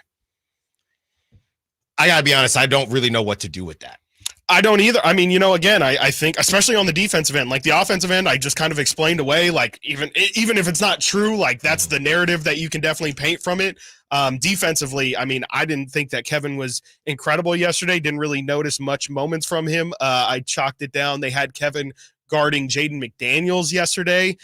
So maybe that was it, as well as that Jaden kind of had a quiet night, and maybe it was just as simple as that. But yeah, definitely think that that's probably something that some of the analytics guys in that Kings building is probably telling Mike today. First impressions on DeMar DeRozan. Let's hear from you, 916-339-1140. Your thoughts on last night's game. You feeling good? You feeling better than last season? Or do you think things could get worse? Stiles and Watkins, Sacktown Sports. Malik Monk plays here. Started left, goes right, steps back, launches the three. Nothing but net. Oh, that was just filthy. Oh, my, that was sweet. Sacktown Sports is your proud home of the Sacramento Kings. Sacramento weather is brought to you by Folsom Lake Kia. I'm Dirk Fedorn in the KCRA 3 Weather Center, and we are going to see a few clouds this morning, but expect to have clouds decreasing this afternoon with temperatures warming into the lower 80s. Get the latest forecasts on the KCRA 3 News and the KCRA 3 app. DC here for Folsom Lake Kia, where they make car shopping easy with a huge selection of new Kia models, low payments, and zero down deals with approved credit. Folsom Lake Kia, your trusted dealer in Folsom for over 25 years. FolsomLakeKia.com. Despite having no experience, Gavin Newsom made Jessica Morse his, quote, wildfire specialist. The result? Under Newsom and Morse, insurance rates and utility bills skyrocketed. Millions of dollars were slashed from the state's fire prevention budget, and they were even caught lying about their record, while millions of acres burned and families lost their homes. Now Gavin has chosen Jessica Morse again, this time to run for Congress. We have a better choice. Kevin Kiley. As our congressman, Kevin Kiley has worked across party lines to secure millions for wildfire protection and expand water supplies. And Kevin Kiley's bill to protect Lake Tahoe will bring up to $415 million home to our district to reduce the threat of fires and restore the ecosystem of the lake, delivering results and making a difference. Let's keep Kevin Kiley working for us. I'm Kevin Kiley. I approve this message. Paid for by Kevin Kiley for Congress. At the law offices of Dale R. Gomes, we understand that when you're facing a crisis, you need more than just a lawyer. You need a team. Our dedicated attorneys work together, combining decades of experience to guide you through personal injury or criminal defense matters with care and expertise. We're committed to supporting you every step of the way, ensuring your voice is heard and your rights are protected. with offices in Sacramento and El Dorado County. Reach out to the law offices of Dale R. Gomes today, 916-999-9033, or online at dalegomslaw.com. Carmichael Dave here from my good friends at American Energy. Cool weather, if not cold weather, is in our future. You know that. It'll eventually get there, and American Energy wants to make sure your system is operating safely and properly. So now is the time to take advantage of the $49 fall tune-up inspection. That's regularly $119, but includes a full safety and duct inspection. And if your system's over 10 years old, it's free. The tune-up is on American Energy. Give them a call right now. They're offering $50 off your first recommended repair, or if you need a new furnace, that's half off the price of a new unit. American Energy been serving the greater Sacramento area since 1981. A+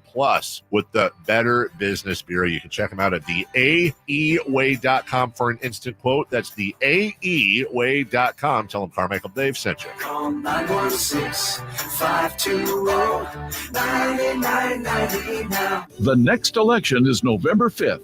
Vote centers open October 26th. Remember to vote early and avoid the lines. Learn more at elections.saccounty.gov or call toll-free 800-762-8019. Lead generation is one of the most important aspects of any marketing campaign. Let us help you identify your target audience and market your products or services to them. Go to aimyourdigital.com today. aimyourdigital.com. Meta Chevy saves you $8,000 off MSRP on every new 2025 half-ton Silverado LT, RST, LTZ, and High Country in stock after rebates. All of them. Silverado savings on now at MetaChevy.com. Together, let's drive. See dealer for details. Ends 10/31/24. Capital Casino, conveniently located on 411th North 16th Street in downtown Sacramento.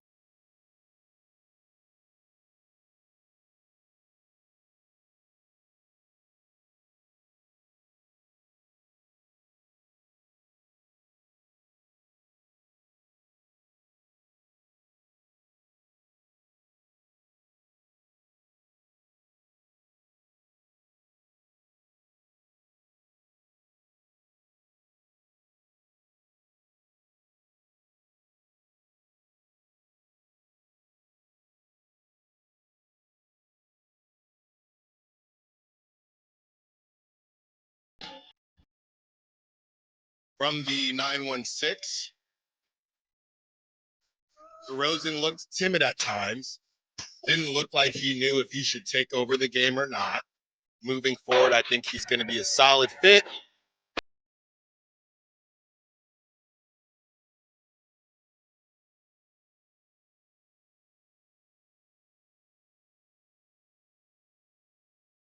I feel like we were watching different DeMar DeRozans yesterday. Well, I will say, I would say towards the, and I know you referenced when he got blocked. He was 2 of 7 in that fourth quarter. Yeah, that's where all the shots went. That's where all the shots went. It just everything. It just didn't look. And I knew It's a little ball huggy, in my opinion. Yeah, to be honest. The fourth quarter, when things get tight, is when the cracks in the armor, or the armor that they haven't really put together yet, when those were going to show. And that's just exactly what happened. De'Aaron Fox was trying to find his way. Malik Monk had at least 5 points in that fourth quarter. He had some good moments there. So yeah, it was kind of everybody not necessarily standing around, but trying to figure out who was going to do what. And then on the defensive end, couldn't really get a stop. So it's fine if you're figuring that stuff out and you're getting stops, but that's not what they were doing. Also, Kevin Huerter, no fourth quarter minutes yesterday, as I'm looking at the fourth quarter box score. So none. All 20 of those minutes come in the first 3 quarters. That's also pretty notable. And now we're in a situation, it's one game, right? But if people are sitting here saying, hey, give Kev a game, is it going to be, hey, give Kev 2 games? At what point are we, and look, I'll put it to you like this, Chris. I was begging for that corner 3 to go in from Kevin Huerter. I don't know what was up with the rims last night. Man, they did not like the Kings. No. Keegan had one that bounced all around. Then it's like 2 minutes later, DeMar had one. Had one. And then I thought, okay, when they go to the other side, that's a good shooting side because, sometimes you'll be paying pickup. Okay, we're going to get to the good end. Right. And then Kevin had the same thing happen too. And I don't know if the game goes differently for Kevin Huerter, if that ball does go in, that was already the third quarter at that point. I think that was the start of the third. Yeah, but I really wanted that one for Kevin Huerter. He did get in the scorebook. He had that nice floater and did some things, but it was one of the first plays, and where he was hanging in the air, essentially very similar to what happened in the third quarter. Yep. And he passed it out for no apparent reason. And it just felt like, again, he looked like somebody who it was your first game back. And if you're, I just think there are levels to this. If this is an all-star or somebody like that, and it was just, there's no question, right? Like when Klay Thompson came back from injury, hey, there's no way this guy's going to come off the bench, then cool. But for a Kevin Huerter situation, you can make the argument that Mike Brown had an excuse to bring him off the bench and see what it looked like. Now that I'm thinking about it, Chris, because you could give him the Malik Monk treatment. If Kevin Huerter comes off the bench yesterday and plays well for you, and you win that ball game, or it ends up just like this, you could say, well, maybe we have something with Kevin, and you could do it under the guise of, oh, well, we're working Kevin back. So he opts not to do that. And now we're in a situation where Kevin Huerter's a starter again. And, we can sit there and say, okay, first game, but what are we going to do that tomorrow? Hopefully he just plays well and we don't have to have the conversation. 916-339-1140. Let's get to TC. Wants to bring some positivity here on this Friday, because we're not talking about Kyle Shanahan. What's up, TC? What you got for us? We could talk about that. We're good. I know we ain't. Cause y'all already know how I feel about him, bro. I'm gonna stick to that because it's the truth, in my opinion. But Kings, though, I'm not panicking, bro, at all. Actually, I'm excited. We lost by 2 points last night, and everybody trying to figure it out a little bit. You get what I'm saying? Kevin, you have to start Kevin, right? Because you got to come with a different approach. Mike last year came, Keon starting. Kevin got to prove himself. No, bro, let Kevin start. Let him get some feels up under his belt and see if he can get his feet up under him, bro. Mm-hmm. If he can't get his feet up under him, then that's when you can turn to Keon Ellis. You get me? Mm-hmm. Instead of shooting and throwing Kevin under the bus and disgrading him before the season started like you did last season. So I don't got a problem with that, bro. That last shot, we could have got a better shot. I know the mid-range from Fox. I thought Fox was going to drive the ball instead of shooting that mid-range, Allen. So I'm with you on that one. But last night, bro, we did all of that and lost by 2 points, and we still trying to figure out ourselves. Mm-hmm. That's scary, bro. That's scary good. Imagine when the guys start feeling themselves and we find out spots and everybody start. Bro, this is going to be a scary team, dog. I'm excited, man. Let's go, Kings. Like the beam, bro. We're going to be good. Don't worry about it. Thanks for the call, TC. Great stuff. Have a great weekend. I'll tell you this much, Chris. If you are a Kings fan, you might feel a little bit down because the Kings didn't win. But you look at the bones and you look at what TC just talked about, what a lot of people have been saying. You definitely can see the vision, right? Sure. The Timberwolves won last night. And not that we're sitting here comparing the Timberwolves and the Kings per se, but they did just face off and they both made big acquisitions. The Timberwolves won last night, but if you're a Timberwolves fan, you're sitting at 1-1. I don't see the vision. I still don't see the vision. So last night, you win a game that you kind of had no business winning because it was Anthony Edwards, another high usage game for Anthony Edwards, and Julius Randle played in an arena that he's very comfortable in, and he always cooks the Kings, and he goes off. So what is your vision if you're the Timberwolves? You won the game, and the Kings lost, and maybe I'm coping a little bit. I'm on that copium, but at the same time, it's, okay, well, if you're the Kings, you had 3 20-point scores. De'Aaron Fox had a double-double, and obviously you're still getting everybody healthy. Trey Lyles, he played. Is he 100%? Who knows, but he played. Kevin Huerter, is he 100%? But he played. Keon Ellis, the rotations. There are a lot of things to figure out, but there is a vision. There is a path. If you're the Timberwolves, the path is Anthony Edwards, take us there. I mean, I might go up to Reno, Chris, and have my buddy, put something down on Anthony Edwards MVP because his usage is going to be insane this season. Yeah, I mean, he might get hurt. Like, honestly, I mean, with how much he's got the ball. And again, he was on the Olympic team too, given heavy minutes Telling you, I'm going to be on it all year. I just think that it's a really bad recipe. They have to figure it out. You're completely right. Like, they cannot rely on Anthony Edwards to that extent, because while Anthony Edwards is absolutely incredible, and if you give him 24 shots, he'll probably make 30 just about every single night. It just feels like that's not sustainable. And at some point here, they have to have somebody else create offense for them. I think Dante has been a little disappointing through 2 games, but that's kind of what he does. He's crazy streaky, but when he's hot, it's going to be another body for them to have, but that's not going to be every single night. I think they need some sort of every night kind of contributor, and Julius, like you said, he's not going to be able to do that every single night. It feels like Mike Conley is at a different point in his career to where you're probably going to get only spot up Mike Conley. He's not going to be able to initiate offense, create space at all, with how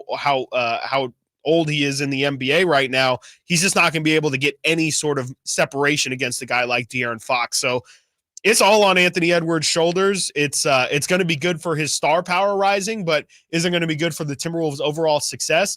Not in the deep Western Conference. There's no way. I mean, think about how we are nervous as Kings fans about where we're going to fall in the Western Conference. And we have 3 all-star caliber players. They have Anthony Edwards and are hoping that Julius Randle can show shades of what he showed last night for an entire season.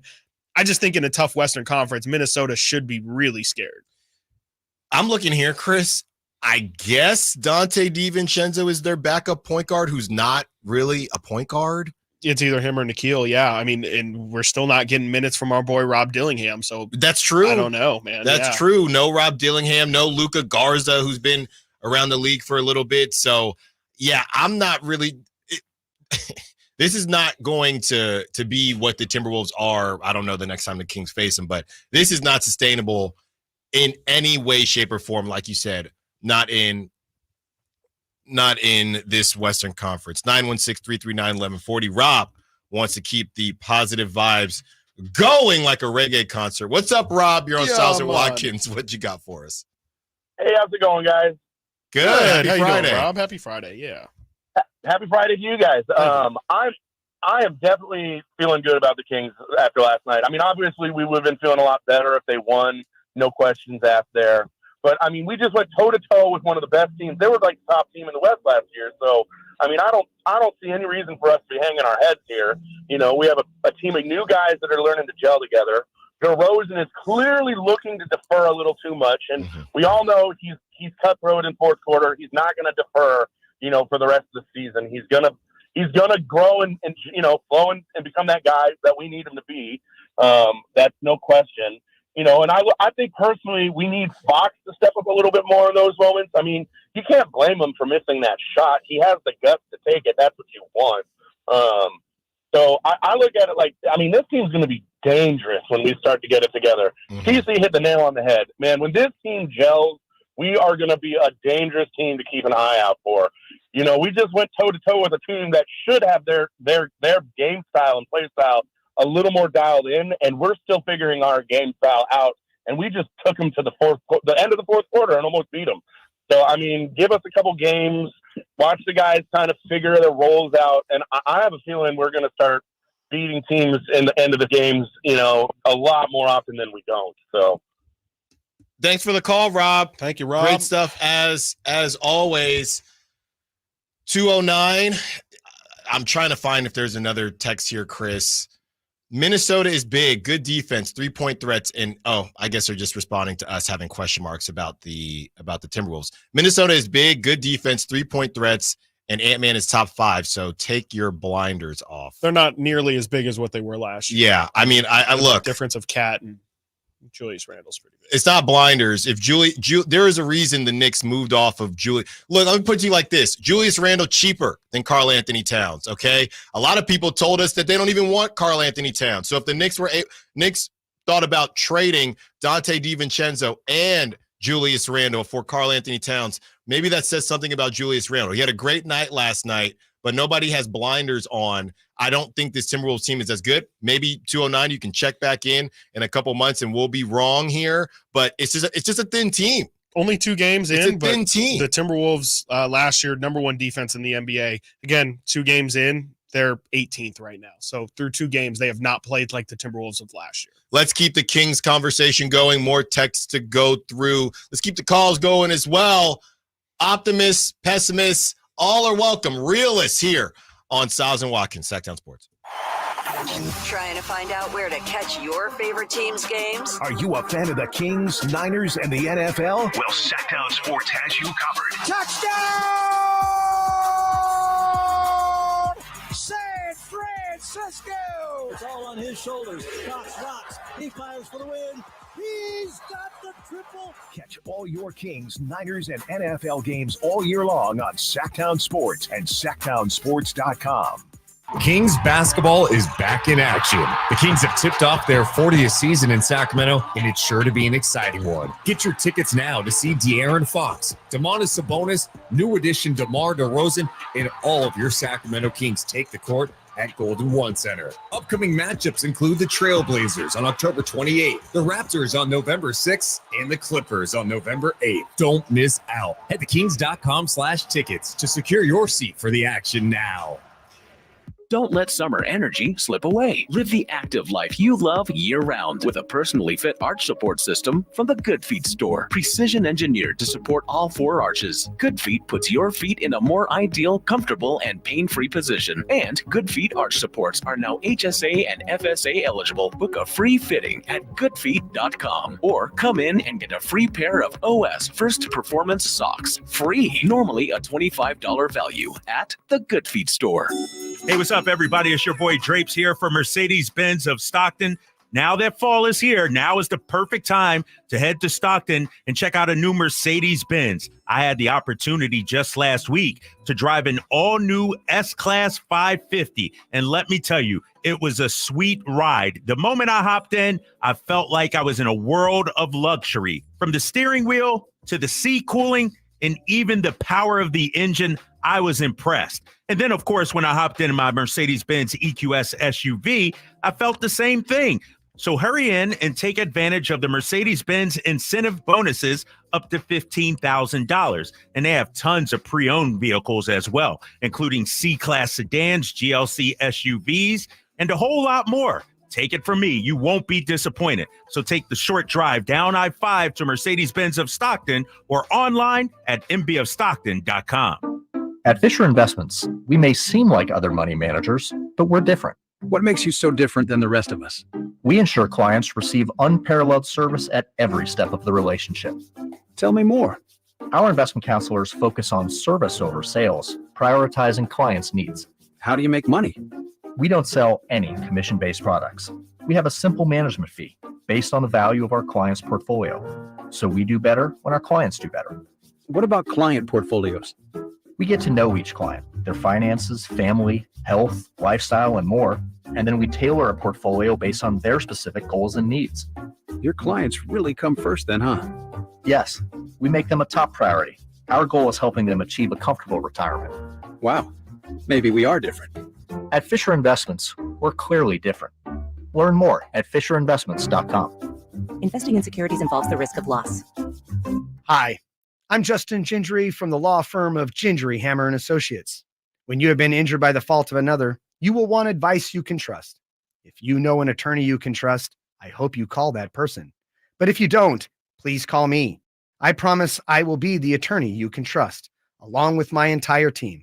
I have been helping accident survivors recover compensation for their injuries for 25 years, and we can help you. There is no charge for calling. If you have an injury, just call Gingery. Get ready for an incredible night as the iconic Little River Band hits the stage at the Nugget Casino Resort Grand Ballroom. Join us Saturday, November 16th at the Nugget Grand Ballroom for an unforgettable concert experience. You'll hear all your favorites in this must-see event of classic rock. The Little River Band live at the Nugget Casino Resort Grand Ballroom. For tickets and info, visit nuggetcasinoresort.com. If you're not looking for a brand new car, at Elk Grove Honda, we've acquired some of the best pre-owned cars we can find. We've kept only the best of our trades, and our buyer has found some of the finest pre-owned Hondas available in Northern California. You can see for yourself at elkgrovehonda.com. Whether you purchase a brand new Honda or a like-new pre-owned Honda, your car buying experience will be the same. We have the right Honda at the right price. You'll find us in the Elk Grove Auto Mall, Highway 99 and Elk Grove Boulevard. I gotta get an Elk Grove Honda. Don't miss Stoney's Rockin' Rodeo's Halloween bashes this weekend. That's right, Stoney has Halloween costume contests each night, including Sexiest, Scariest, and Best, and a superhero/villain contest this Sunday night. Winners get a dash for cash on the dance floor, free late night food, country dancing, and Halloween fun all weekend long. I'll see you on the dance floor.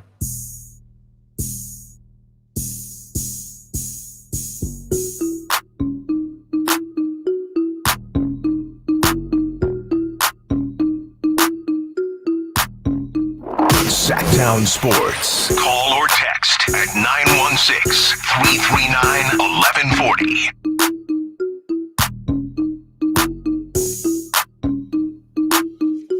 Minutes away from Sam Morril ticket to give away. Birthday boy will give them away. Well, Chris, like we said, on this show, we're very much like Thanos. Everything equal as all things should be. We had a couple calls that were very positive. And it is always interesting. Can I just call? I don't want to call people out, but I will say that I find calls to be more positive because you got to get on the air and call, right? You know, I don't have a problem. I don't have a problem with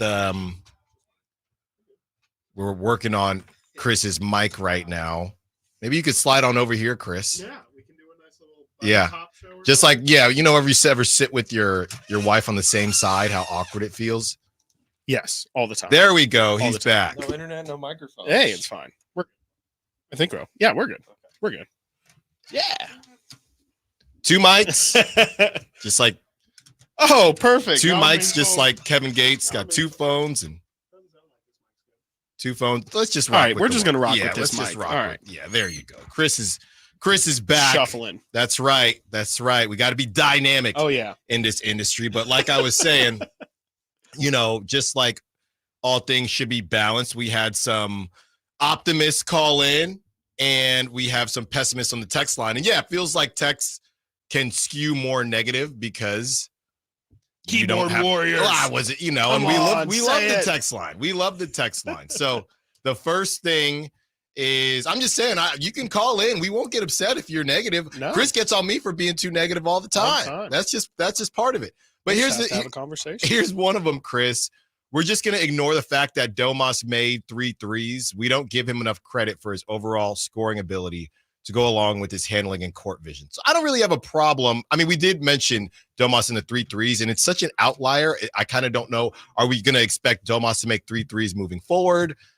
It's just funny to me when people say stuff like this, right? We're here in Sacramento. We're the flagship station for the Sacramento Kings. Why does it have to be shaped in a way of we don't give him enough credit? Well, who's we? Who is we? Right? I think that we give Domantas Sabonis plenty of credit for everything he does. Now, I will say he's a guy who is so consistent. Maybe you can look and say, oh my goodness, we need to talk more about it because we're so used to it. Maybe we're a bit spoiled, but I just don't know why people have to talk like that. We don't give him enough credit. Problem. We don't give him enough credit. Well, speak for yourself. Yeah, I mean, yeah, that's how I feel. I mean, you know, we talked about, you know, maybe we didn't talk enough about just in general the fact that Mike Brown said he wanted Sabonis to take more threes, and he did. But yeah, I mean, he hit 3 threes. They were all wide open, which I think is great. Those are the kind of threes that Sabonis should be taking. I think he actually looked off a couple of them. Yeah, but he could have taken about 7. Yeah, he could have taken more. But yeah, I mean, shout out to Domas for hitting 3 of them. But I think at the end of the day, like, you know, how many times is he going to hit 3? And we'll have to see it more than once. I think, I personally speaking, I'm still a little bit hesitant to lean fully into Sabonis being a 3 attempt per game kind of guy from the perimeter. But, you know, when he makes it, I think it makes a lot of sense and it looks great. But, you know, I'm not going to go on here ranting and raving about Sabonis' scoring ability because, frankly, I don't think he's a super versatile scorer. He's really good around the rim. He's got good footwork, but I've said it before. He really does sometimes struggle to miss some easy bunnies, and it's talked about to exhaustion how often he misses mid-range. So that's why we don't just gush over his scoring ability or his versatile scoring ability because really, I mean, him extending to the 3-point line is the first time it's really felt like he has expanded his offensive game beyond the paint. And the reality of the situation is they lost the game. So if you were to tell, Domas made 3 threes in this game, I'd probably say, actually, I probably would say they probably were in a tough situation because why is Domas taking, he was 3 of 4? So 3 or 4. Yeah, so he took 4 threes. So it's not as if that propelled the Kings to victory. So we'll see what happens. We'll see what happens. From the 707, like I said, Chris, just trying to keep things even. Yeah. We've had some optimists call in, and we've had some pessimists here on the text line. This is from the 707. Shout out E40. Is Fox our best player? Is Fox a top 10? If you think Fox is top 10 in the league, you're a homer, and you're lying to yourself. Besides the Pistons in 2004, every champion has a top 10 player. Signing this guy would be a disaster unless the playoffs are the only goal. I don't think we have ever said De'Aaron Fox is a top 10 player in the NBA. It feels like you're having like 3 different conversations in that.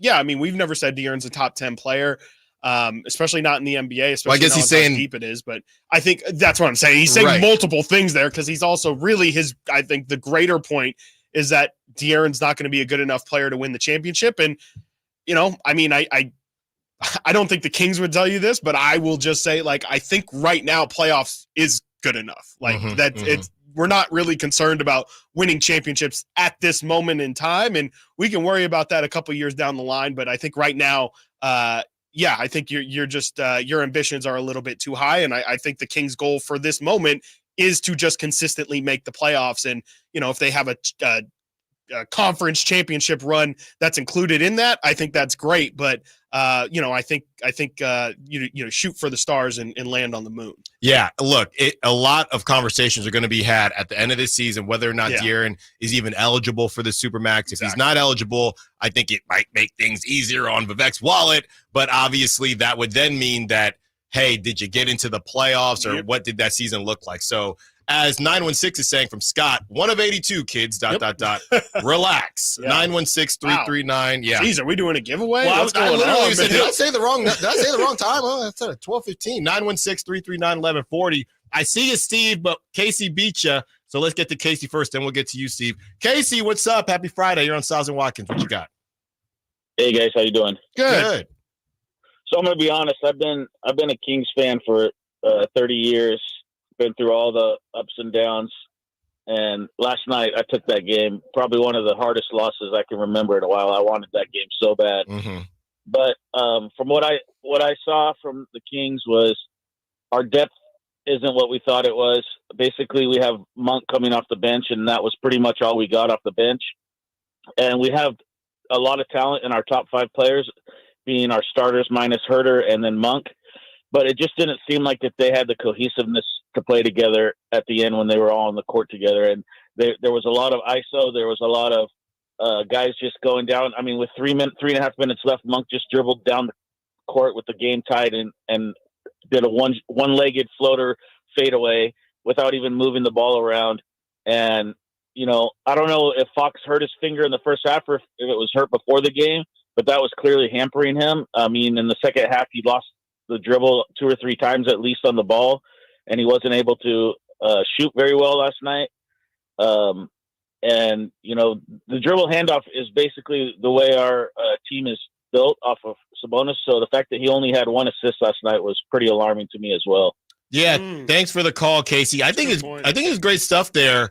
And really, look, this is the beginning of this new iteration of the Kings, but I think there were some notes. And look, man, I said it during the Kings roundtable. Yes, that bench it's questionable right now. We'll see if it's going to be questionable throughout the season. Steve, we'll see you. Don't blame me, blame Nate. He's saying we got to get to the other side, but we will come back and go with you, Steve. Hold on a couple minutes, and the calls keep coming in. And why wouldn't they? The Kings are back. Stiles and Watkins, Sacktown Sports. The only place you'll find Malik Monk is Sacktown Sports. Oh my, what an athletic move that time by Malik Monk. Hey Sacramento, it's Malik Monk, and you're listening to the home of the Sacramento Kings, Sacktown Sports. Your local sports leader.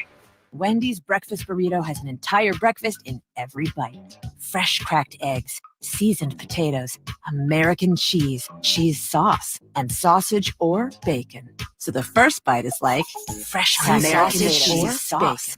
And the second bite is like fresh American cheese sauce. Bacon. You get the idea. And now get yours with $1 any size soft drink. Gotta be Wendy's. Limited time only. Price and participation may vary. Not valid in a combo. Exclusions apply. All right, gentlemen, this is Emmett Smith on behalf of Depend, and I've got the perfect play. Run straight to your doctor's office for a life-changing catch, because when prostate cancer is caught early, it's up to 99% treatable, and one blood test might be all it takes. And now through November, Depend is donating to the Prostate Cancer Foundation for select purchases. Talk about a great play. From September 1st to November 30th, Depend is donating 40 cents to the Prostate Cancer Foundation for Depend Shield Guards RealFit products purchased in the U.S. up to a maximum of $300,000 void in Mississippi. But don't miss your chance to score big at Northern California's #1 Honda dealer, Stockton Honda. Save on a new Accord, HRV, Ridgeline, or the all-new Prologue before the buzzer sounds on year-end deals. Don't get benched by high prices. Slam dunk your savings today. Anytime, anywhere, it's all here.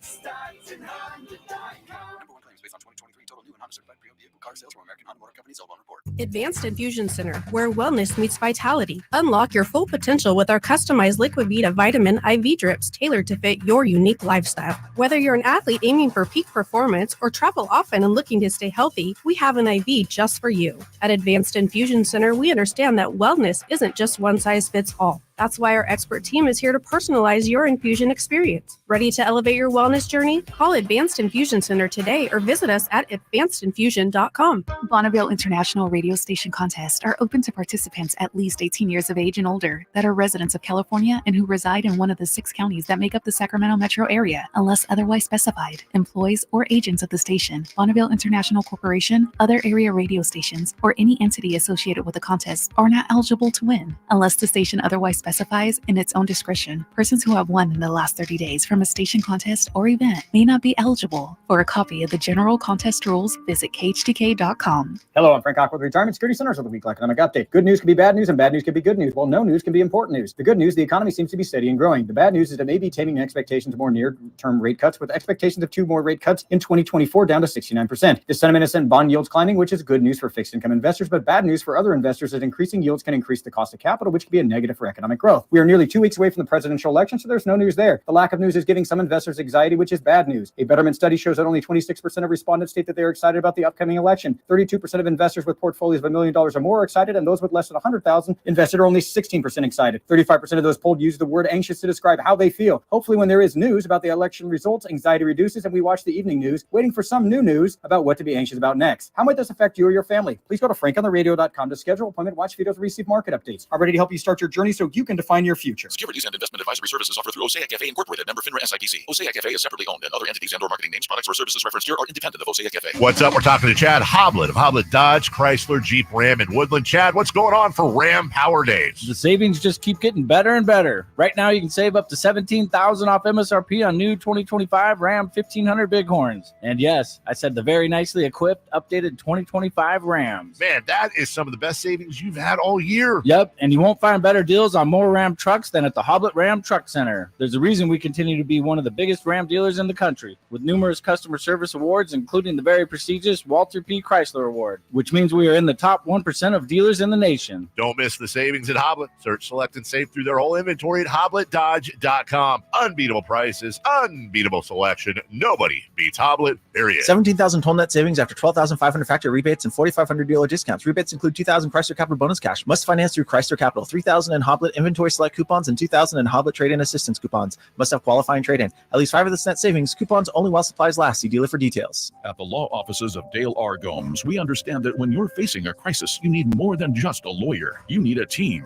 Our dedicated attorneys work together, combining decades of experience to guide you through personal injury or criminal defense matters with care and expertise. We're committed to supporting you every step of the way, ensuring your voice is heard and your rights are protected. With offices in Sacramento and El Dorado County, reach out to the law offices of Dale R. Gomes today, 916-999-9033, or online at dalegomslaw.com.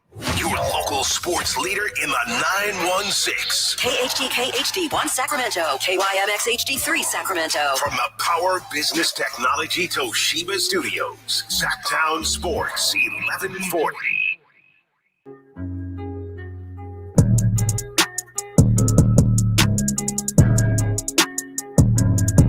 Live and local.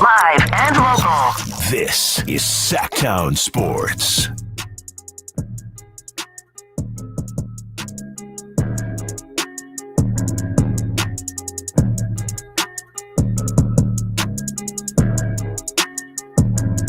Chris, I think I might have given too much love to the positivity. Uh-oh. We're getting some texts here now. Where's the 702? He said he's Marcus in Rancho. 702 area code is Vegas. Now he lives in Rancho. There you go. There you go. Marcus, we will read your text in a second here. We got some calls that we want to get to. 15 minutes if you're listening on the Sacktown Sports app and you want a chance at those Sam Morril tickets. A little bit of a delay that you will notice on the app if you're comparing it to AM or the YouTube. So switch on over to the YouTube, or if you're able to switch over to AM, do that so you have a fair shot at winning those tickets. Sam Morril at the Crest Theater in beautiful downtown Sacramento next May, courtesy of Live Nation. For more information, visit sacktownsports.com. David, we see you, but Steve has been patiently waiting, wants to be part of the conversation. Steve, happy Friday. What you got for us? Hey, gentlemen. Hey, love the show like many. Thank you. Yes. So real quick, I've been a Domantas. I love what he does. I love what he brings to the team, but I wanted him to shoot more. I wanted him to be more aggressive. I actually ran into Darren Fox a couple years ago, and I even told him when Domantas first got there, he needs to shoot more, and Darren said he needs to be more aggressive. Mm-hmm. And I said to him, shoot more, and he just laughed. But once again, I like the fact he did the three. I feel like he was working with Doug, and I'm liking that, because you know what that does? It makes the defense more honest. Mm-hmm. So if they know he's got a three-point shot, then that's going to be good for everybody. So I like the fact that he stepped out, and I hope he does that, because we already know he can do the thing. And then if he also works on his mid-range, that's going to make him a more complete player, and it's just going to be good overall for everybody. Mm-hmm. Second, I really didn't like the fact that Huerter – I've been a pro Huerter guy anyway. I know when he's on, but I understand why he was there. And is Keon the only backup for Huerter? Monk can't back up for Huerter? Well, that's a matter of a conversation we've had for a long time. As far as backing up, do you mean starting instead of Huerter? Because Mike Brown just doesn't want Malik in the starting lineup. But yeah, I think either one of them. Yeah, because last night Malik Monk was in the closing lineup. It was the starting lineup, but Malik Monk was in there instead of Huerter. Right, because Huerter wasn't performing. Right. But what I'm getting at, and I know Mike Brown will switch up when he needs to. I know he's not stuck on a certain player, and then and they'll just ride it until the wheels fall off. Mm-hmm. But we paid all this money for Monk. Monk is definitely has an engine. He wants to be out there. It's about winning. So sit Huerter's butt down and get Monk in there and let's win these games. But outside of that, that's all I got to say. No, great stuff, Steve. Thank you. I appreciate it. Steve. Yeah, and look, and we're back at that conversation already, Chris. I feel like the Malik Monk, if you know, literally, we're back. I know we should have made a checklist to know. Yeah. Can we do that for Monday? Checklist to know that we are back. Too many threes, missing free throws, Sabonis mid-range. By the way, start Monk. I do have to say we all had a I guess a funny moment when it was Matt George looks over at us. We're all in the media section. And was it Sabonis missed the first free to start the game? The game. Yeah, the first points of the season. He misses the free throw, first free throw to be the first points of the season. It ultimately makes a second.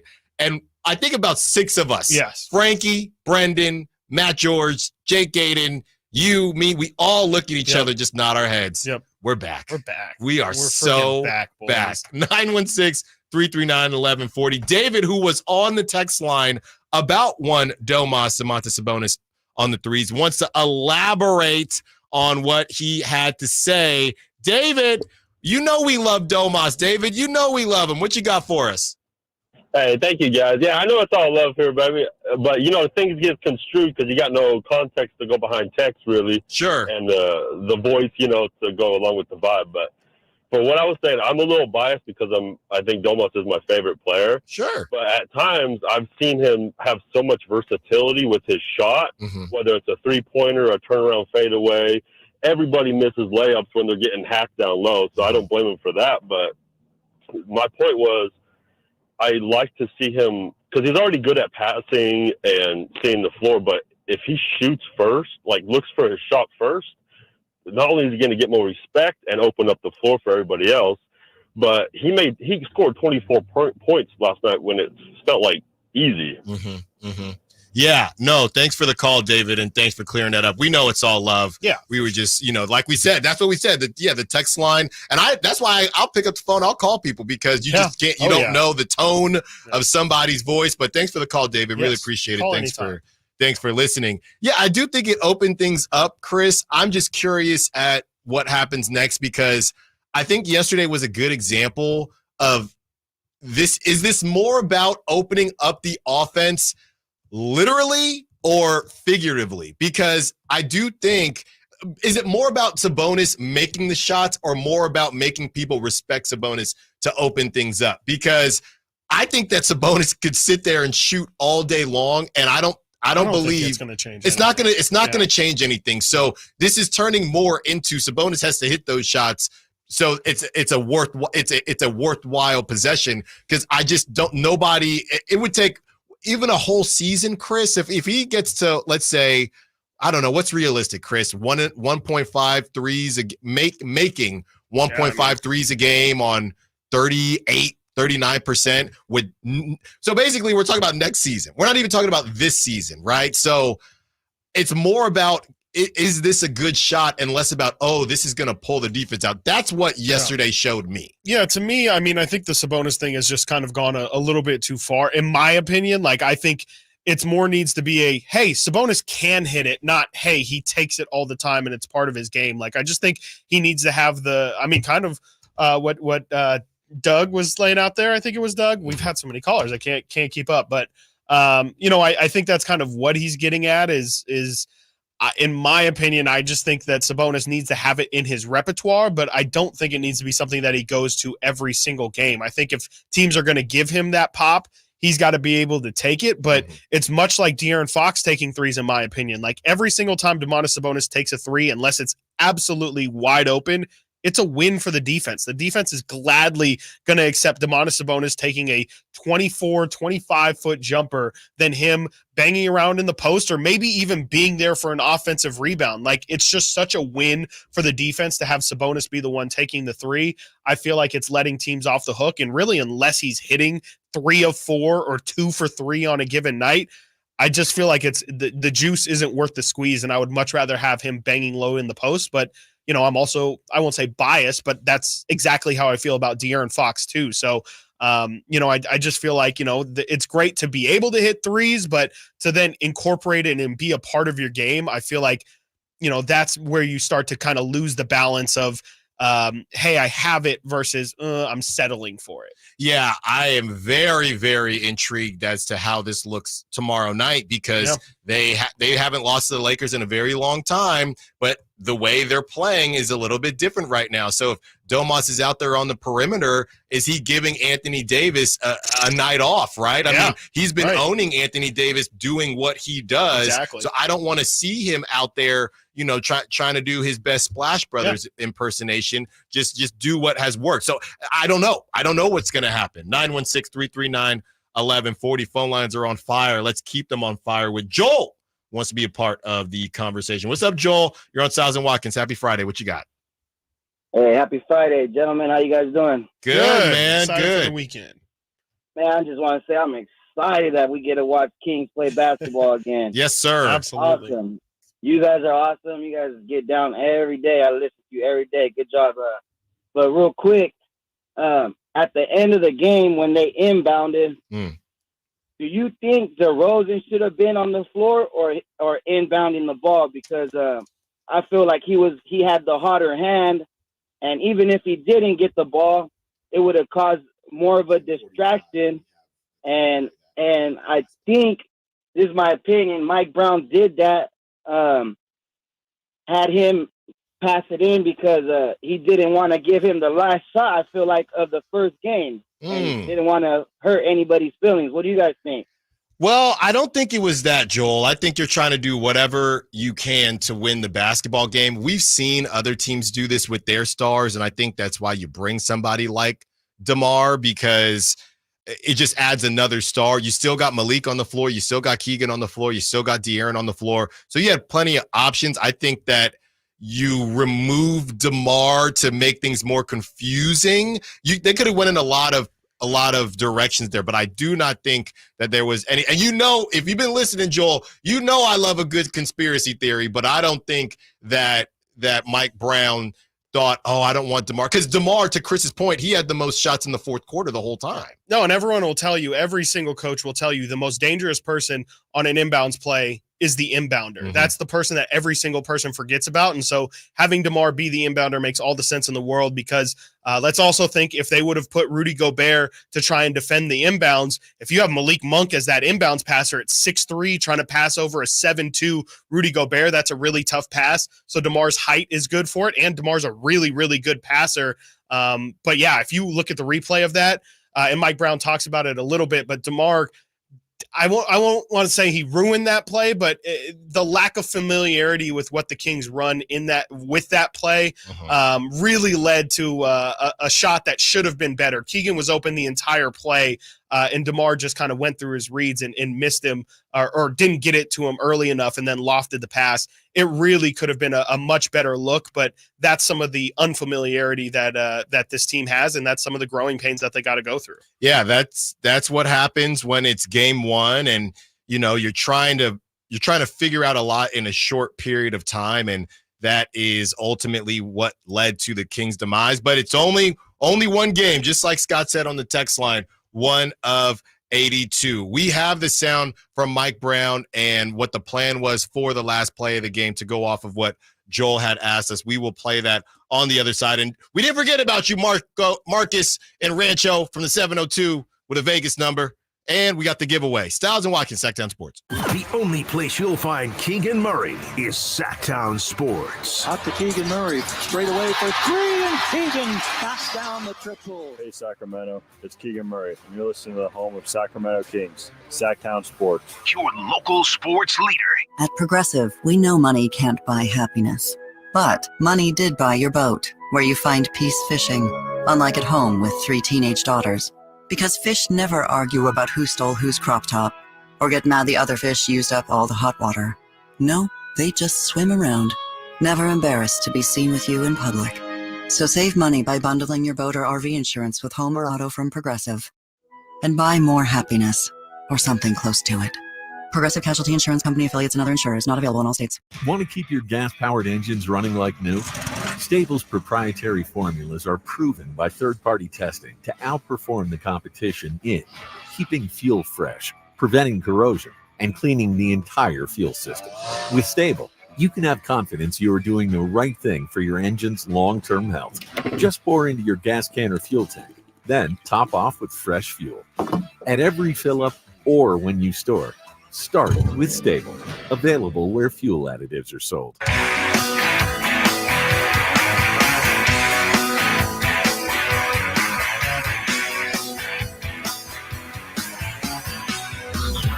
Sacktown Sports. Check us out on YouTube. Search Sacktown Sports and subscribe.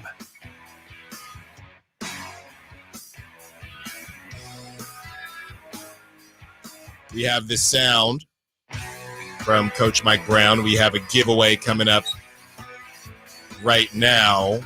Real quick, Chris, because I know when you woke up this morning, you said, not what are we going to talk about with the Kings? Not, man, how did my Vikings get robbed like that? Not, are the Niners going to be able to take down the Cowboys? You said, man, when is Bronny going to start? When? Is Bronny going to travel with the Lakers team or not? Is he? Please. So I have that update for you, Chris.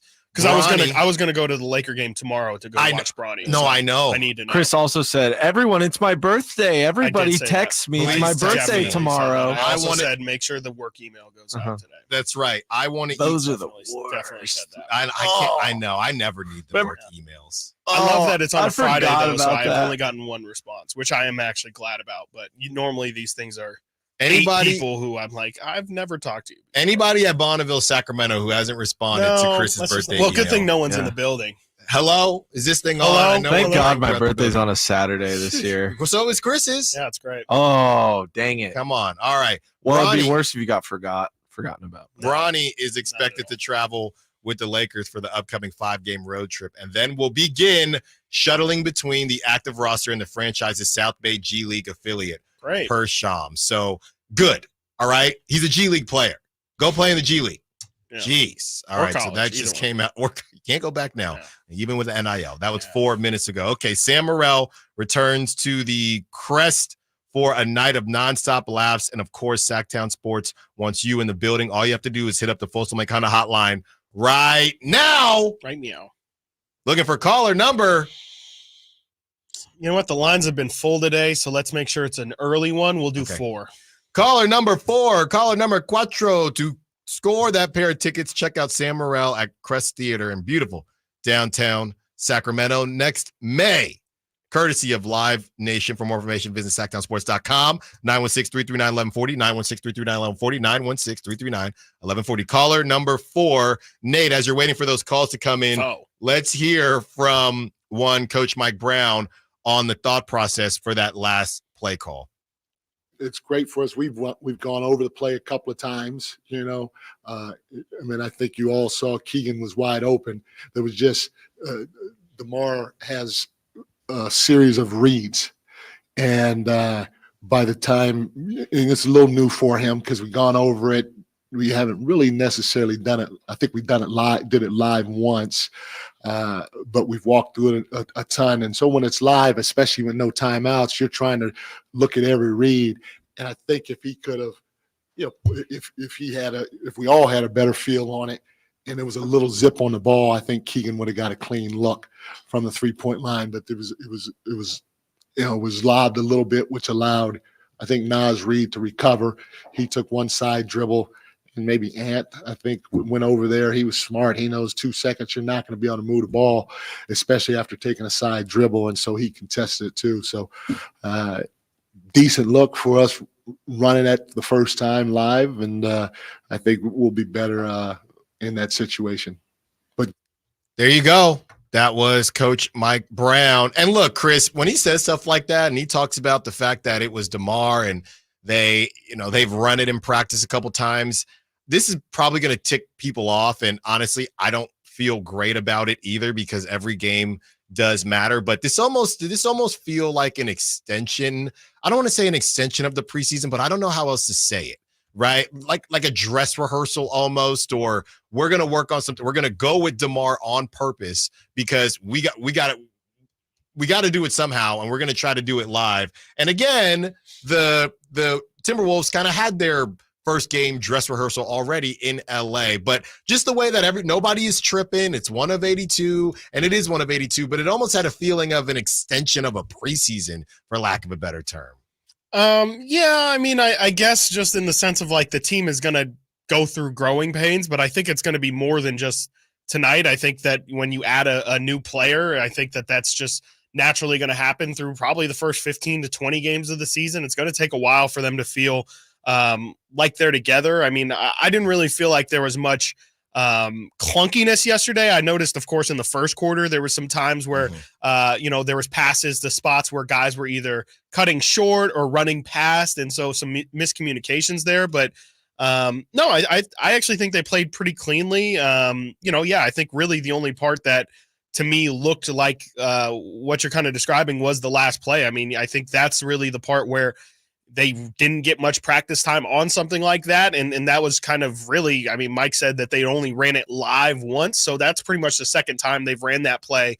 That's really the only time where I felt like the team felt unprepared for a specific moment. I think besides that, they actually executed pretty well. Yeah. At the end of the day, final takeaways from last game. Look, good start. Ultimately, you're going to have to win games like that. You don't have to, but if you want to stay in the play-in, you're going to have to win games like that where you have an opportunity. And I don't think anybody is terribly worried yet. But just wait, Chris. I mean, hopefully I want you to get your birthday beam. But if you don't get a birthday beam, yeah, Monday might be a little bit different. And they play on Monday too. And again, that'll be that Blazers game to where they could really cleanse the palate. All right, Marcus and Rancho from the 702 from Vegas. This is what Marcus had to say on the text line. Marcus and Rancho. It comes down to this, fellas. If you're not playing for a championship, what are you playing for? There's no reason for Julius Randle to have a free run at the basket, especially in the paint without getting fouled! ! We were not physical enough. These guys need to wake up and realize when there's a team in your building, you can't be soft at all! ! That's Marcus in Rancho. Okay. Yeah, I mean, Julius Randle went crazy. I guess, yeah, you could say to foul him, but some would tell you that you send him to the foul line and you get 2 free shots to see the ball go through the net uncontested. And you can maybe argue that that is really bad for a player that's keeping it going, is to see the ball go through the rim 2 more times. I think, yeah, you could definitely say that they weren't physical enough with him. I think that's part of the Kings lineup, honestly, is that they had DeMar starting on Julius Randle, and then they ended up switching to Keegan. Neither of those size-wise makes a lot of sense, but no, I mean, I really, I mean, yeah, you could have made it harder on Julius Randle, sure, but I just think that at the end of the day, he made more shots than what he typically would. And, you know, yeah, I mean, you could woulda, coulda, shoulda about a lot of things. I just think, I don't know. I mean, in my opinion, he just really had it going last night. Well, I think it speaks to a bigger question as far as the Kings not having a guy for dudes like that. Sure. And deciding to go into the season again without anybody on the roster that can stop a dude like that. I think that when it comes to how many teams have a 4 like Julius Randle? Not many teams. Well, I mean, yeah, he's a Zion. Like he's a Zion. More yeah, he's of a traditional 4 these days than Julius Randle is. Agreed. I mean, he's a Zion type, right? And everybody has, not just the Kings, everybody has problems stopping Zion. The table. Thank you, Nate. Is that what you meant? Yes, sure. And by the way, Nate wasn't even near where he can play the Sounders. He made it a point to like slid across. He looked like Stretch Armstrong just to play. I'm not lackadaisical. Yes, just to play that, Sounder. No, you're not wrong, Chris. But I do feel like it's that guy.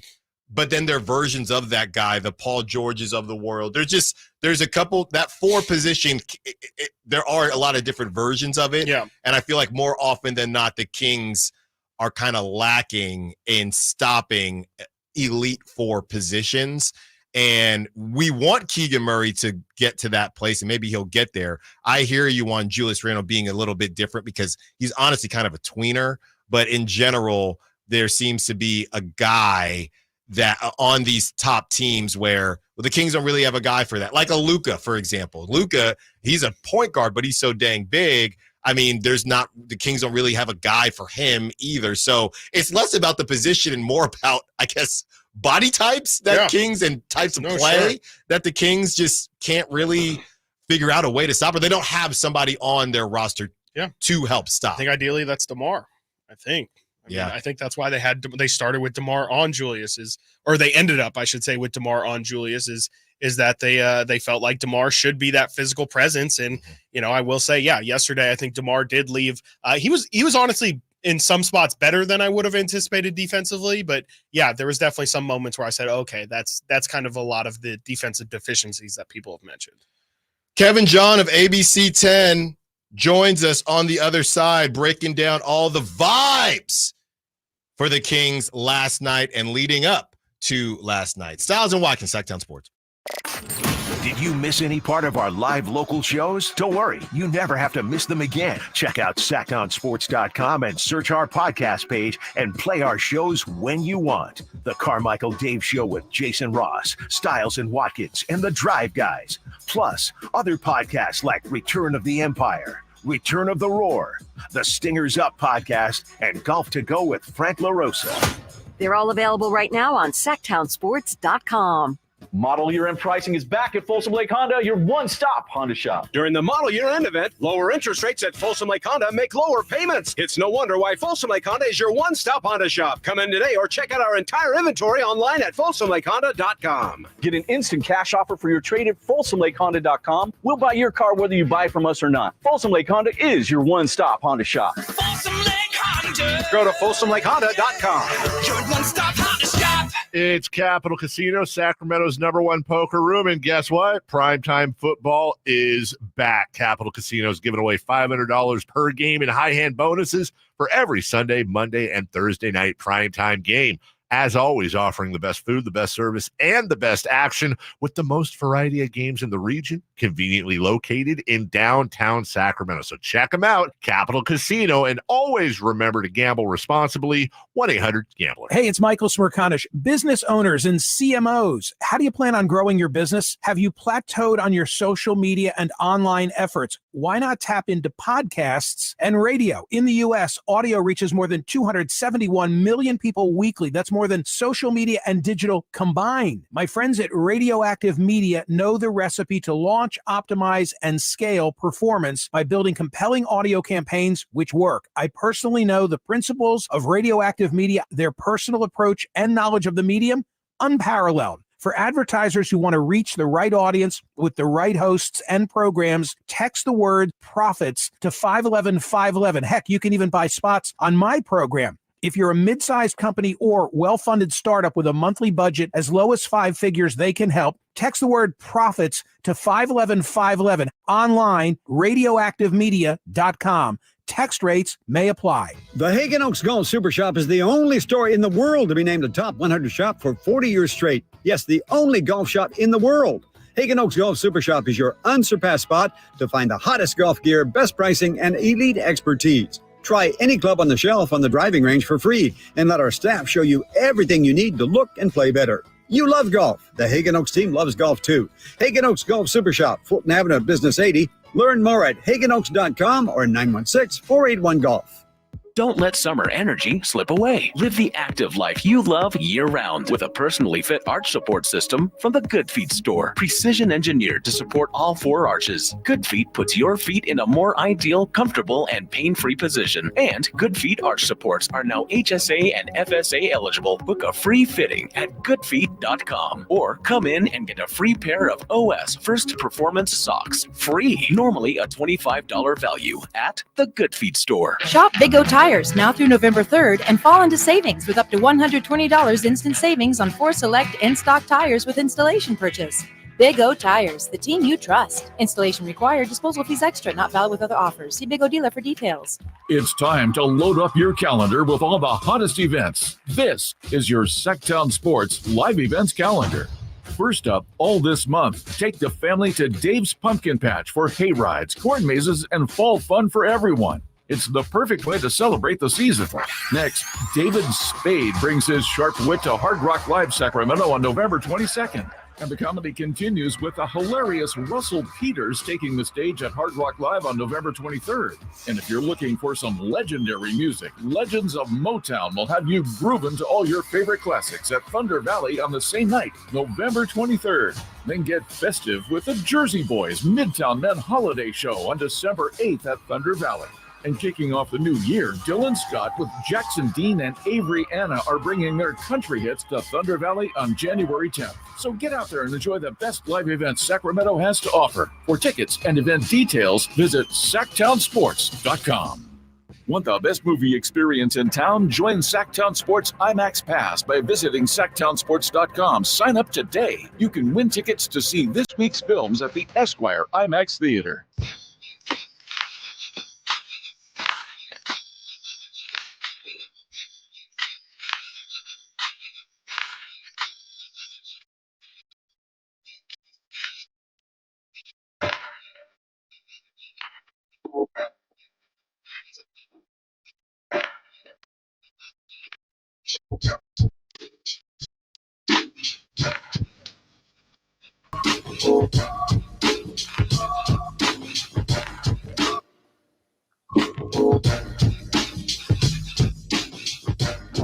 Sacktown Sports. Call or text at 916-339-1140. I've been waiting for this.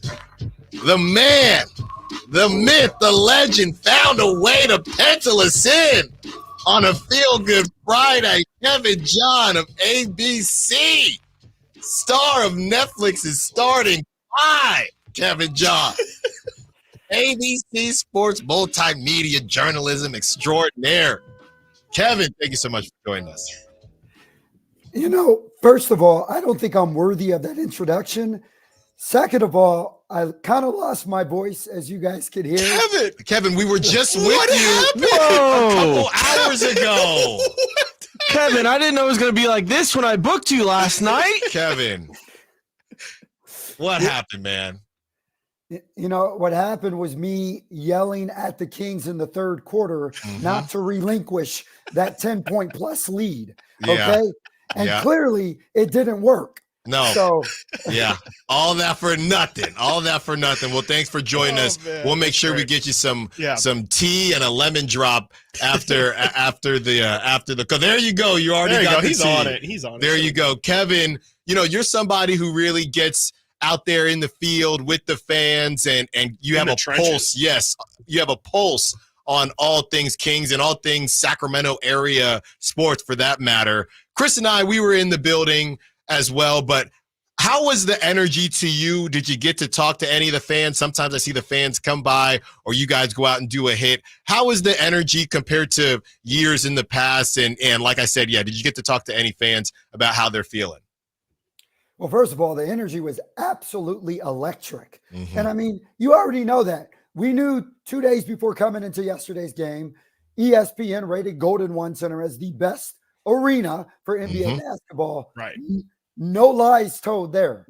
But when you come into the arena, as anyone knows who's watched a Kings game in Golden One Center, you feel like you're walking into a rock concert. Right. You know? Yeah. Feel like it's Coachella inside an arena. You just see the electricity on all the fans' faces coming in. I mean, Sacramento has a rabid, engaging, charismatic, and just all-out love and passion for their particular basketball team. So to answer your question, it was absolutely just incredible and infectious walking in that environment. And I'll tell you this, I don't remember it in recent memory being as loud than when DeMar DeRozan was introduced in the beginning for the starting lineups. And just to hear the amount of 18,000 plus fans shaking their Cowboys and just rumbling. I mean, it was shaking in there. I'm curious what it would have been on the Richter scale, on what it would have registered, because it was insane. And I think that's part of the thing that makes Kings basketball just so amazing is regardless of the final product on the floor, you could say this was the way that any home team is supposed to open their season with this amount of fandom inside the building. Kevin, I mean, you mentioned the ESPN thing being number one in that poll. I mean, you've been around arenas all across the country. What do you think it is that, like, I mean, because it was the media, like it's ESPN personnel that voted on that poll to put them as number one. What do you think it is that makes, I mean, you definitely, the Coachella aspect of it for sure, but what do you think it is that specifically makes Golden One Center stick out? Because I think it'd be really easy, small market. Yeah, they got the beam, but it'd be easy to put them at, 6 or something. And I think you would think they'd be happy with it. What do you think made it number one over a venue like Madison Square Garden was number two? Well, see, it's interesting. You just brought up Madison Square Garden. We already know that's the mecca of basketball. The most historic, maybe other than TD Garden in Boston, is probably the most historic NBA arena, in the history of the association. Yeah. So, yes, you do have historic arenas. You do have arenas that are internationally recognized. But the one thing that the Sacramento Kings arena provides that you will not get any other place is the loudest fans in basketball and the acoustics of way the arena is set up. So that sound vibrates and it magnifies the sound that's inside of there. You also have the greatest NBA announcer and announcer Scott, who's just incredible and, you know, clearly knows how to get the fans engaged, but it's just it's the overall product. And when you look at that ESPN article, they talked about the food, and we got in the Sacramento. The one thing that's nice about it, the 90% of the food in that arena is served within a 150-mile radius, or gathered from a 150-mile radius of that. I mean, there's no one else doing it. And I get it. We're the farm to fork capital, but it's just that pride that you get there. In addition to the fact that the fans are as loud as, if an airplane was landing inside of Golden One Center, you wouldn't be able to hear the airplane. Like, it is that serious there. So you just don't get those things in other arenas. And I know from traveling and covering the Kings in other arenas, and this is not to crap on any other arenas, or, there are some other great ones. Chase Center is a beautiful arena. Intuit Dome in Inglewood, haven't visited it yet, but it seems like an incredible arena. But I just think with the Sacramento Kings, you just get something that you don't get anywhere else, and that's a quality atmosphere, a loud atmosphere, good food, a hell of an announcer, and the best fans in basketball that are not bandwagon fans. That's right. Fans that have been through the thick and thin, and you don't get that anywhere else but here in Sacramento. Kevin John of ABC. Kevin, with DeMar DeRozan kind of joining the team, he's cool with Kendrick Lamar. He's really open himself. He's got a book deal. He's all over media. Has it been different covering the Kings since DeMar has joined the team than in years past? He does the podcast. He's much more out there, I guess, in the media, in the social space than some of the other guys on the team. Has it changed how you've had to cover the team? Well, first of all, you got to look at what DeMar DeRozan brings. Not just is he well established on the court. We know all of that. 6-time All-Star, runner-up to the Clutch Player of the Year award last year. He's made some all-defensive teams. I mean, this man's resume speaks for it. Even before he stepped on the court, when he was at USC, you saw what this guy was doing. So that's one of the things we already knew what we were getting with him. But like you said, Alan, it's his off-the-court stuff. The book that he wrote that recently came out. The fact that he was in Kendrick Lamar's Not Like Us video. The fact that he has just international recognition and publicity and exposure. So, yes, it is kind of, in a way, different covering DeMar DeRozan. And that's not to say that any player on this Kings team has not had international recognition. Obviously, we know De'Aaron Fox just traveled with Stephen Curry overseas. What was that, a month ago or something like that? The Domantas Sabonis was in the series you said I co-starred in. But clearly I had nothing to do with that, man. I was just as shocked as you guys. By the way, Netflix, where's my royalties for that? That's right. Come on. Cash him out. Cash me outside. Yeah. But anyway, back to that. So, yes, you have other Kings players like De'Aaron, Domantas, who have been on this national stage and international stage. But someone like DeMar DeRozan, just of his stature, I mean, this is somebody right now who I would say is a fringe Hall of Famer, just on what he brings to the game of basketball on and off the court. So, yes, it's exciting covering somebody of that magnitude. It's exciting covering someone where, you have my friends who are in Atlanta and New York and everything are just as excited for DeMar DeRozan being here just because he's that international brand. So there's a lot of excitement that comes with covering somebody who can reach so many different people and has that kind of a pull and gravity that he gets from the viewing public around. But, I don't cover him any different than I would do any other player on the team. But hell yeah, it's exciting to cover somebody like that brings so much to this team. Kevin, I'll let you pick which route we want to go here. I got two questions for you, and we only got time for one. Would you rather talk about your beloved 209, or I have a question about high school football? Man, that's a hard question, man. I know. That's like asking me to pick my favorite child. It kind of is. I know. Good Lord, man. I mean, I'm going to just go with 209 because Right. I bleed Stockton. So, yeah. Perfect. Yes, and that's exactly how I was going to start it, man. I know you rep the 209 so proud, and I know how happy you are to be a kid born and raised in Stockton, and then, being able to do what you do here in Sacramento. How much has it meant from the Kings side, and how much have you noticed? The Kings obviously have their G League team down in Stockton now. It used to be up in Reno. How much have you seen the Kings kind of have an impact in Stockton and just in general? I mean, what are kind of your thoughts on how the 209 has grown since you've been there? Well, gosh, since I've been there, first of all, let me say the last time I lived in Stockton was in the year 2000. Wow. I moved out of Stockton in 2000, moved all over the country, and then I moved back here 6 years ago when I got the job in 10. So when I moved out of Stockton in 2000, we didn't even have an arena over there on the waterfront. That was before the Stockton Arena, or I think now it's called the Health Adventist Arena or something like that. Really? Great. But that arena wasn't even in existence. We didn't even have what Weber Point is now with the movie theater and all that stuff. We didn't have any of that.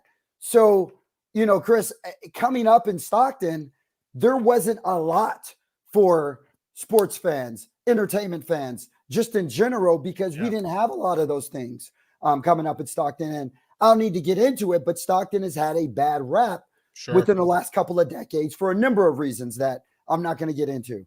But bringing the Stockton Arena there, and most importantly, to answer your question, bringing the Stockton Kings there was massive for Stockton, the 209, the community, the economic impact, and everything that brought. That gave Stockton a sense of pride to have this team there.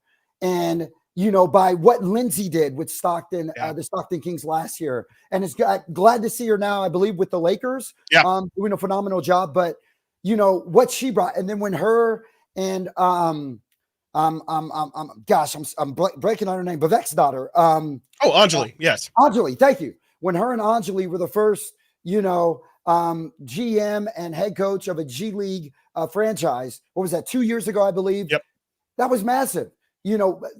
So in Stockton, you look at that, and not just do you have something like this team there, but just the inspiring stories that come with having the Stockton Kings there, like with Anjali and Lindsay and everything that's been able to bring to the city. That's influential because a lot of people growing up there, there's just not a lot. Yeah. And when you see opportunities like that come into the city, when you see the Stockton Kings come in there, that gives these kids something to look up to. That gives these kids something to aspire to be and say, maybe I want to work for the Kings, the Stockton Kings, or maybe I want to try to play for the Stockton Kings or what have you. So I think it's been phenomenal. I love the fact that the Stockton Kings are there. I love how Stockton has embraced the Kings, and I love what the Stockton Kings are doing in that community to engage the Stockton residents and whatnot. So I'm here for it, baby.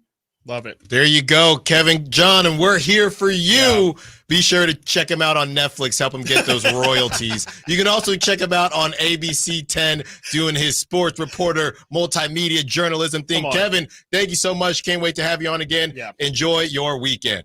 And thank you guys very much. It was an honor. It was a privilege. I listen to you guys all the time. And just to see you guys continue to rise in what you're doing is good for the community. We love you. Y'all keep up the good work. I'm fired up now. Thanks, Kev. Hey, watch that voice. Watch that voice. Get that T in you.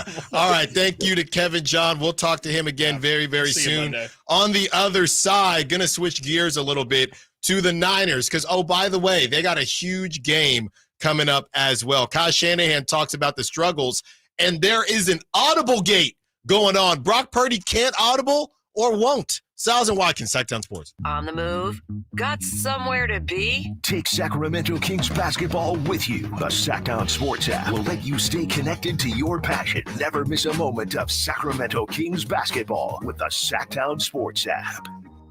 Power Business Technology is proud to be 100% independent, locally owned, and managed Toshiba copier dealer. Local ownership cuts out the red tape, allowing ourselves to never be too busy to personally answer the call when our clients need us. Recognized for excellence in service execution, training, and customer service, we're proud to be named a 2022 Toshiba ProMasters Elite Dealer. Contact us today for all of your business printing needs at 844-POWER-BZ. That's 844-769-3729, or visit us at powercopiers.com. The Hagen Oaks Golf Super Shop is the only store in the world to be named the top 100 shop for 40 years straight. Yes, the only golf shop in the world. Hagen Oaks Golf Super Shop is your unsurpassed spot to find the hottest golf gear, best pricing, and elite expertise. Try any club on the shelf on the driving range for free and let our staff show you everything you need to look and play better. You love golf. The Hagen Oaks team loves golf too. Hagen Oaks Golf Super Shop, Fulton Avenue, Business 80. Learn more at hagenoaks.com or 916-481-GOLF. Did you know that replacing garage doors is the biggest return on investment homeowners can get on improvements?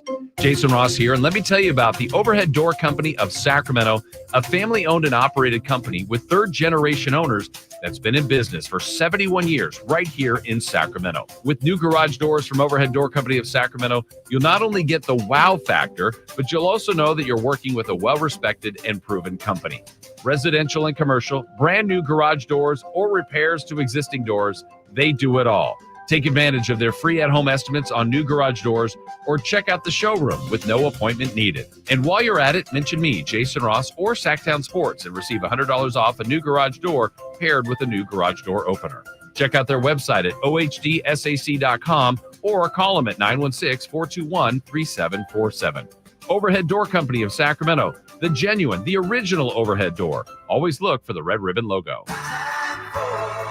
Get ready for an incredible night as the iconic Little River Band hits the stage at the Nugget Casino Resort Grand Ballroom. Join us Saturday, November 16th at the Nugget Grand Ballroom for an unforgettable concert experience. You'll hear all your favorites in this must-see event of classic rock. The Little River Band live at the Nugget Casino Resort Grand Ballroom. For tickets and info, visit nuggetcasinoresort.com. Hi, I'm Justin Gingery. One of the most common questions I receive is what makes us different from other law firms. At Gingery, Hammer & Associates, we handle your case from beginning to end. Whether your case reaches a settlement, whether we need to file suit, or even take it all the way to trial, we will be with you along the entire way. And because we are committed to you and your case, we are as invested as you are in making sure you get the outcome you deserve. If you have an injury, just call Gingery. There's no better time than now to get yourself into a brand new Jeep because it's Jeep Adventure Days at Sacramento Chrysler Dodge Jeep Ram, offering the best deals in town and a selection other dealers are jealous of. Stop on by. They're just off of Business 80 across from Hagen Oaks Golf Complex. Sacramento Chrysler Dodge Jeep Ram. Don't miss Stoney's Rockin' Radio's Halloween bashes this weekend. That's right. Stoney has Halloween costume contests each night, including Sexiest, Scariest, and Best, and a superhero/villain contest this Sunday night. Winners get a dash for cash on the dance floor, free late night food, country dancing, and Halloween fun all weekend long. I'll see you on the dance floor.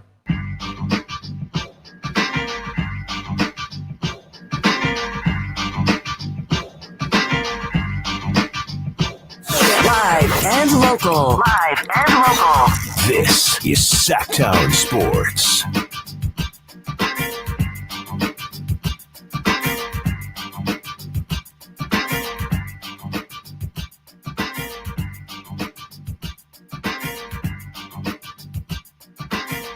Thanks again to Kevin John. You know, I told Chris before we even walked in here that this was probably going to be one of the fastest shows we've ever done. Yeah. And it actually has been faster than I thought it was. A million times faster. This is by far, and I'm look, we've done, this isn't the first Kings game we've ever done, anything like that. Just to speak to the energy of how everybody's feeling about the Kings. This is by far the fastest show. Chris thought it was 11:45. I did. I literally looked over and I was like, oh, it's 12:45. I would have sworn it was 11. And yeah, that's how I feel, Jimmy. And that's even, that was Kevin, by the way, at like 2, a 3 in terms of energy level. He hit a 5 at the end there. Oh, no. He ramped up a bit. We got him. I think we would probably prefer Kevin in the below 5 range also. I love that man. I He's think so he nice. might be my favorite person I've ever. Dude, he's so awesome to talk to. So He's my supportive, favorite. such a good guy. He's my favorite. It's cool to see good people succeed. But what's up, Nate? I got you have a question. So, oh my god, what is that tone? We're talking. You guys were just talking to Kevin about food yesterday. We're talking about food at Golden One. I brought you guys a churro yesterday, the bean churro. Yeah. I sucked it out, seeked it out. Okay. How do you? I looked Sought for it out. Sought it out. Thank you, Chris. Yeah. And I found it. It took a while. But I found it. It was right when you walk into the main entrance on the left. Yep. Expense that. And Real well, I got the media discount. I got 2 for 1. Okay. There you go. So I got you guys one.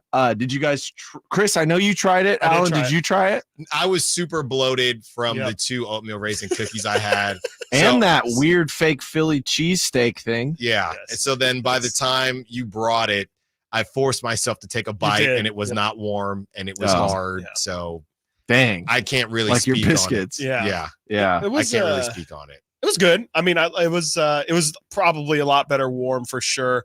Yours was not the warm chocolate, either. Mine was warm, but it was getting towards cold.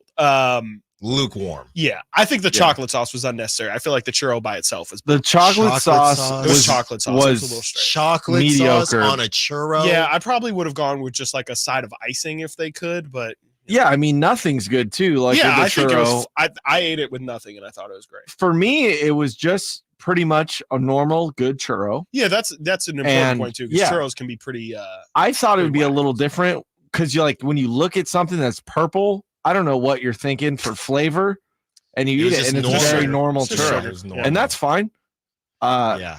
it was pretty good. On my list of sweets, churros just aren't that high. Yeah. Oh, No, yeah, I'm into a nice hot churro at like Disneyland or something. I mean, what would they have? Would they have them? Was that Costco they had them at for a while? I know they swapped it with the double Those weren't very chunk good. chocolate cookie.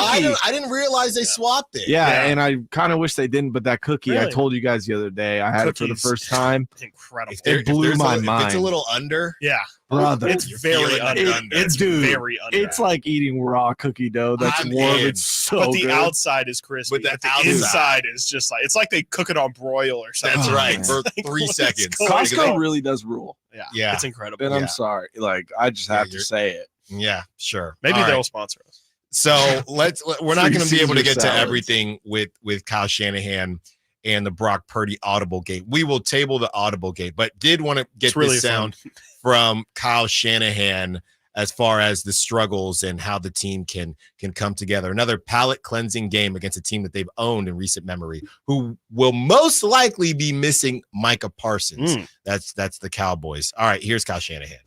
Kyle, when you guys get up to a slower start than maybe like, how much do you rely on like the leadership and the captains to kind of keep the calm or keep you guys pointed in the right direction? I mean, we got great captains. We got a great team. I mean, there's not, we've been in this situation before where not everything's going perfect and you're a little backs against the wall.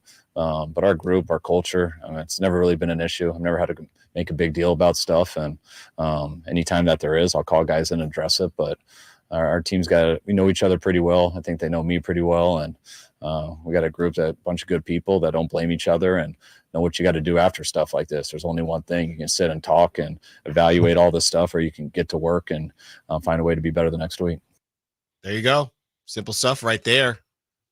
Man, yeah. I mean, I guess it's a really big game that they got coming up, but I mean, if the Cowboys defense makes the Niners defense look regular, I think that's a real sign that I don't know if you want to say panic, but that's a real cause for concern because that Dallas defense, especially the first couple weeks of the season, was an absolute turnstile. Mike Zimmer isn't necessarily like a Kyle Shanahan, Sean McVay. He's definitely the opposite of a young offensive mind. He's an old, rugged, hand in the dirt kind of football coach. And I feel like Kyle Shanahan's offense should be the exact kind of thing that should absolutely shred through a Mike Zimmer defense. So, Kyle can try and play it coy all he wants. I feel like the Niners need to. I don't know if they need to show out, but I think they definitely need to make a statement this week. And I think it shouldn't, like, they need to have at least a 10-point lead for a majority of the game if I think they want to feel good coming out of the week. I don't think so, man. Really? I just think they need to win. Okay. I know that they've owned the Cowboys, but I also think the Cowboys have underperformed a little bit. Look, I don't think the Cowboys have the personnel to do anything worth writing home about, but I do think that, Nate just sent me a good note. The Cowboys haven't beat the Niners since 2020. So more likely, what's the more likely streak to be broken? Let's do it right now. More likely streak to be broken. The Cowboys finally beating the Niners since 2020, or the Lakers beating the Kings tomorrow night? What's more likely to happen? Lakers. I would say Lakers.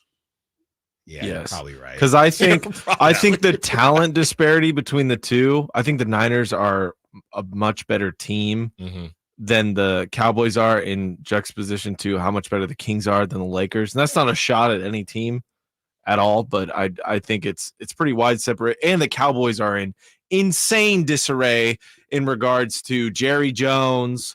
You got Troy Aikman, who at one point, I didn't even know this until the other day. I was on the Cowboys subreddit. Troy Aikman was going to be the GM for the Cowboys, or it was rumored. And obviously Jerry is just like, no, this is my team. I'm going to do it. And people are frustrated because Troy Aikman called out CeeDee Lamb for his routes. And the last time the Cowboys were on the football field, they lost 47-9. Yeah. To the Lions. Yeah, and the Lions had something to prove. And the Niners kind of do too. It's not on the same level, but Niners are supposed to be that caliber of team. I think that they should. I mean, it really shouldn't be close. I mean, the Cowboys' wins this season are against the Browns, Giants, and Steelers. I think the Steelers win is a good one, but they got absolutely boat raced by the Saints in week 2. They did put up a competitive match against the Ravens in week 3, but I think that this is a team where, frankly, the Cowboys are the line of mid to me. Like if you're really a good team, you shouldn't have a problem with the Cowboys. But if you're anything else besides that, I think the Cowboys have shown that they can be scrappy and they can beat weaker opponents. I just feel like the Niners should be a better team, even with all the question marks and injuries that they have going into the week. I just kind of feel like the Niners need this win really bad, and I think they need to feel good about themselves. Ted, we see you. We'll get you on the other side. We also got top stories at the top of the hour. One more hour with you. Then we hand you over to the Drive guys. They're still wiping their mouths from that Beach Hut Deli. Stiles and Watkins, Sacktown Sports. You never know what you might hear when listening to a Sacramento Kings game. Out of Keegan, going for another triple. Man, is he feeling it. Can he do it? Yes, there's number 11, Keegan Murray. Keegan steps back. He just knocked down his 12th three-pointer, a Kings franchise record. He's got 45 points. Never miss a moment of Sacramento Kings basketball with Sacktown Sports and the Sacktown Sports app. This season, get premium tech that inspires joy from Dell Technologies. Bring projects to life with the XPS 16. It delivers supercharged processing for enhanced productivity and freedom to express yourself. Performance-class Dell PCs with Intel Core Ultra processors deliver a dedicated engine to help accelerate AI. Enjoy free shipping, Dell rewards, and expert support. When you get a Dell PC with AI, it gives back. Shop now at Dell.com/deals. Every 4 years, the world watches every corner kick, every save, every pass. The world watches its most beautiful game played at its highest level. And for a moment, the world stops turning for soccer. Bank of America is proud to be the official bank sponsor of FIFA World Cup 2026, supporting possibilities turned into achievements on the biggest stage. What would you like the power to do?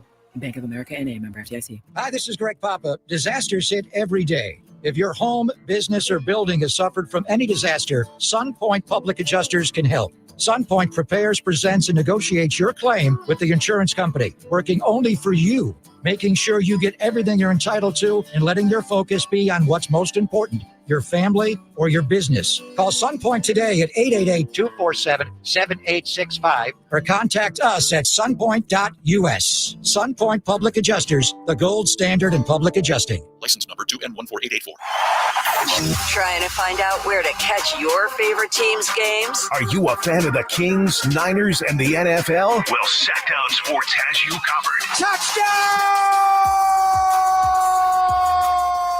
San Francisco! It's all on his shoulders. Rocks. He He fires for the win.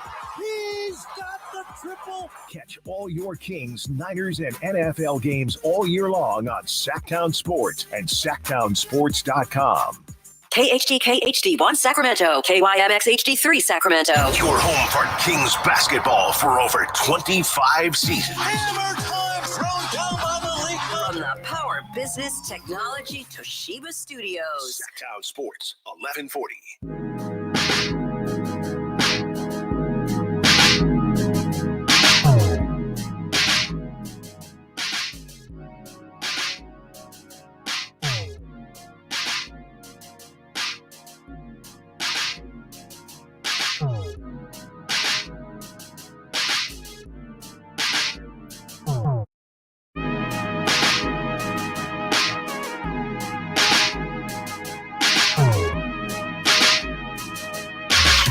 Sacktown Sports. Check us out on YouTube. Search Sacktown Sports and subscribe. Top stories, top of the hour. About to get into that, but first, we have Ted on the line. Ted wants to be a part of the conversation. Keep the Kings talk going. 916-339 if you want to be a part of the conversation. One more hour to get your thoughts in before we hand you over to the Drive Guys. And, of course, you can call into the Drive Guys as well. But I don't know if they're as nice as us. So you might want to call into our show. 916-339-1140. Ted, you're on Stiles Watkins. What you got for us? Happy Friday. Hey, guys. Same to you. I was happy about the way we played last night, like 85%. But the thing I kept thinking to myself was, man, Devin Carter would really help this team. And I know he's a rookie, and I know he's injured, and I know his timetable was like, I think January was maybe. Right. And I don't know if that's changed, if there's been any updates. I wasn't listening earlier because I was busy, so I'm sorry about that if you already talked about it. But that's all I could think about was, man, if Keegan could guard the way he's been guarding, and then you add Devin Carter as another defender and slasher and scorer, it's really going to make our defense, it's going to push the tempo up, and I'm just looking forward to that. And I don't know how you guys feel about it. No, thanks for the call, Ted. It's a good point and a good shout. I'll be honest, Chris, just because of who was balling yesterday, and maybe Ted is thinking Devin Carter on Anthony Edwards, which would be a tall task for a rookie. But the reason I didn't really think about it yesterday is just because Julius Randle was the one kind of doing his thing. And I don't think Devin Carter will probably tell you he can guard Julius Randle, but in reality, I don't think he would. So yeah, the reason I don't think I thought about it too much is simply because of Keon only getting 11 minutes. And I feel like I've been on record saying that it's not a bit redundant having Keon and Devin Carter. I know they're not the same exact player at all, but they're kind of cut from the same cloth. So if we were to ask the question in a different way, did it almost make you more excited about Devin Carter, seeing what he could bring to this team when he is on the court? Not my initial thought, but look, whenever you add somebody as dynamic as we believe Devin Carter is going to be, yeah, I'm definitely excited, but it wasn't something that came across my mind last night. No, I mean, it's more just, because he's not going to be available. You haven't heard any updates. It still is mid-November. So, or I'm sorry, mid-January. The phones are going off mid-January. Again. So you didn't miss any update or anything like that. Though I will say Frankie Cardicelli did just post a video of Devin Carter kind of warming up after Kings practice, just kind of getting some shots up and getting a dunk in there as well, or at least attempting a dunk. So yeah, I mean, he's still on the way back, but yeah, I didn't really think much of it yesterday. I do wonder how much he would have even played if he were healthy. Like Jordan McLaughlin, again, didn't get any minutes. We see Rob Dillingham on the other side not getting any minutes. Mike Brown pretty much played his starters all over besides Kevin, I guess. Let's see here. Yeah, I mean, De'Aaron played 37, Domas played 38, Keegan 43, DeRozan 42. I don't even know if Devin Carter would have made the rotation. I think he would have, but he probably would have been more in the Doug McDermott 5-minute range, or I can't imagine him playing more than Keon Ellis in game 1. So it's definitely a good thought in general to have. I think at some point here we are going to need a Devin Carter, but I think it's just too early to even be thinking about him right now. Yeah, but hey, at the very least, it's an addition to this team. This team is not at 100%. Yeah. We don't know who Devin Carter is going to be in the league, but this team isn't 100%. And when we get to see Kevin Huerter was not 100% in some capacity. I'm not saying injury wise, but just as far as being back into the fold. Same with Trey Lyles. So this team has a long way to go. And if last night was any indicator of what this season will bring, they're going to be in a lot of basketball games. Yeah. And they're going to have a seat at the table with the elite in the West. Now you got to sit there and you got to take your food and you got to eat it when you're at the table.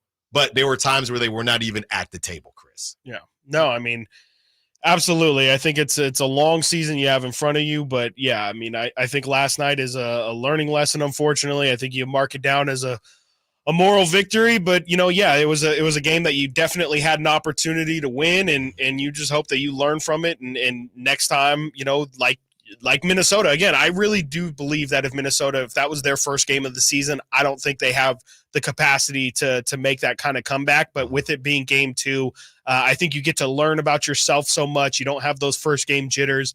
It's an excuse, I guess, but I do think that the Kings were a little bit unfortunate to not have it be their first game. Not have it be the Wolves' first game. Were you guys worried at all about Fox injury wise? Did you see when he got hit under the basket and he limped he limped all the way across the court? He did not look good just right after.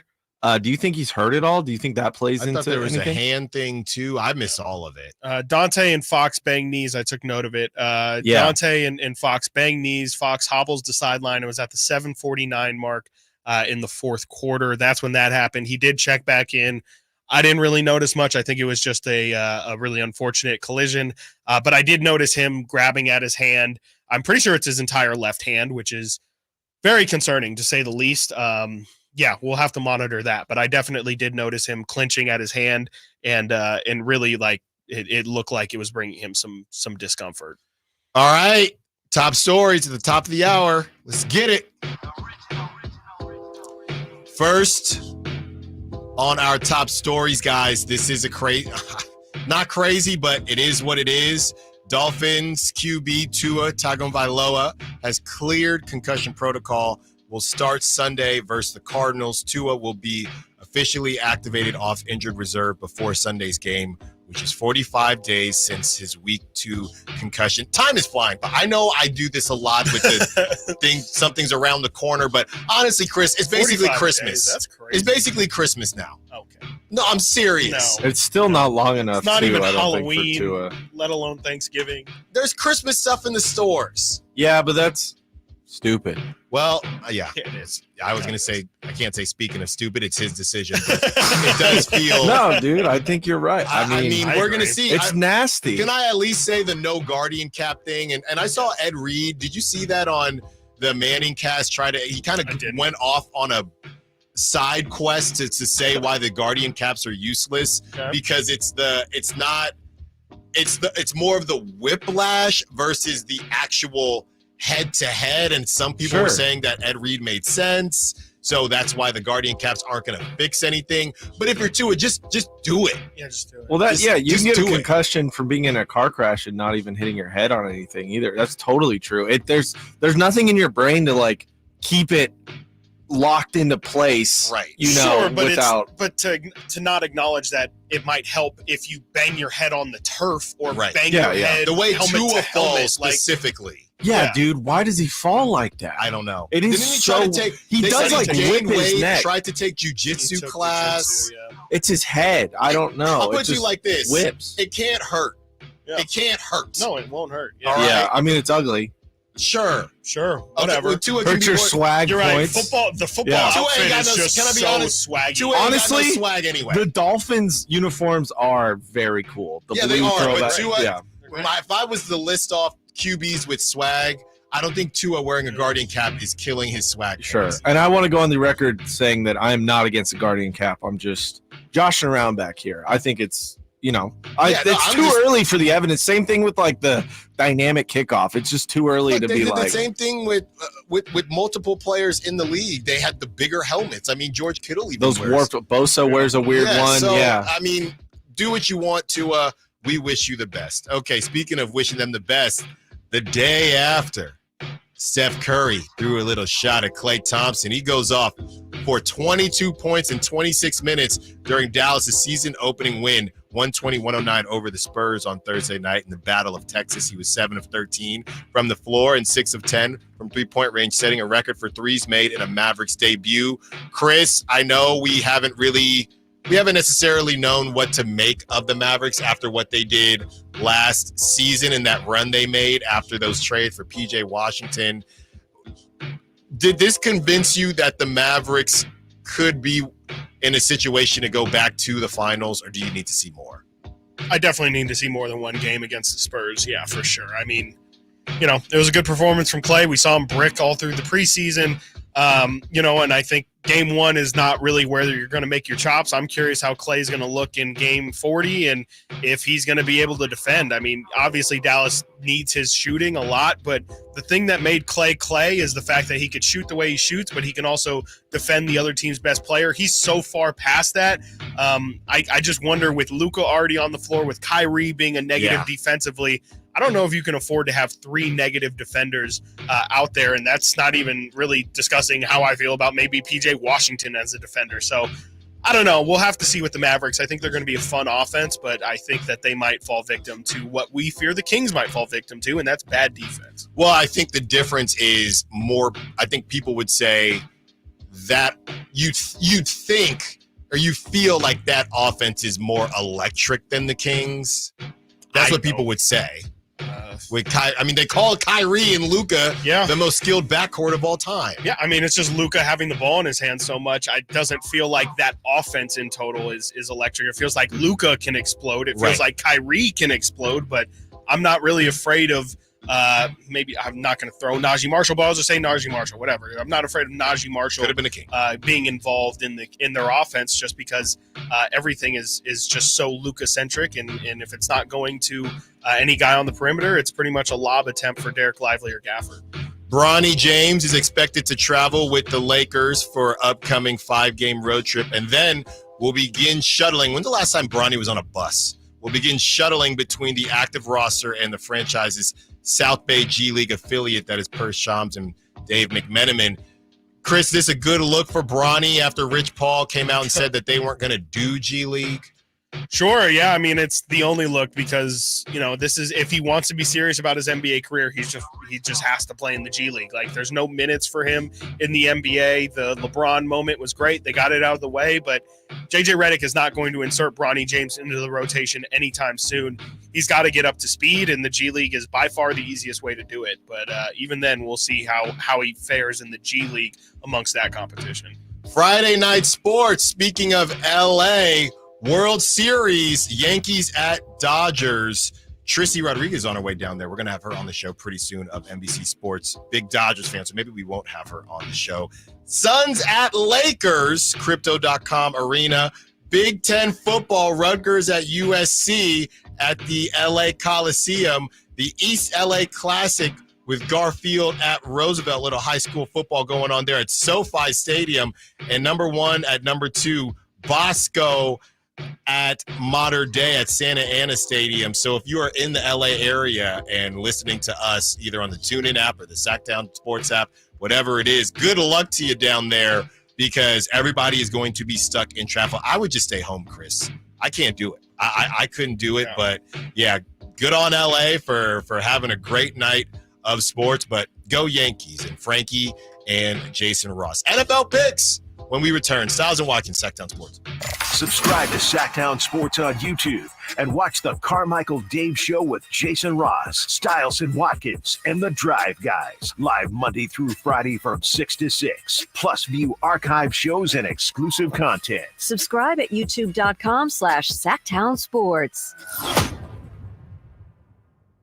At Elk Grove Honda, not only do we have a great selection of pre-owned certified cars at very fair prices, but every one of our pre-owned automobiles are treated with kid gloves with a 182-point inspection that covers everything from unibody to tires to brakes and engine filters. Then our certified cars receive a mobile oil change and fresh fill-up with full synthetic mobile oil. We know you have lots of choices of where to purchase your next car. Come to Elk Grove Honda, home of the 182-point inspection and mobile oil change. We're in the Elk Grove Auto Mall, Highway 99 at Elk Grove Boulevard. Model year-end pricing is back at Folsom Lake Honda, your one-stop Honda shop. During the model year-end event, lower interest rates at Folsom Lake Honda make lower payments. It's no wonder why Folsom Lake Honda is your one-stop Honda shop. Come in today or check out our entire inventory online at folsomlakehonda.com. Get an instant cash offer for your trade at folsomlakehonda.com. We'll buy your car whether you buy from us or not. Folsom Lake Honda is your one-stop Honda shop. Folsom Lake Honda. Go to folsomlakehonda.com. Your one-stop Honda shop. Capital Casino, conveniently located on 411th North 16th Street in downtown Sacramento.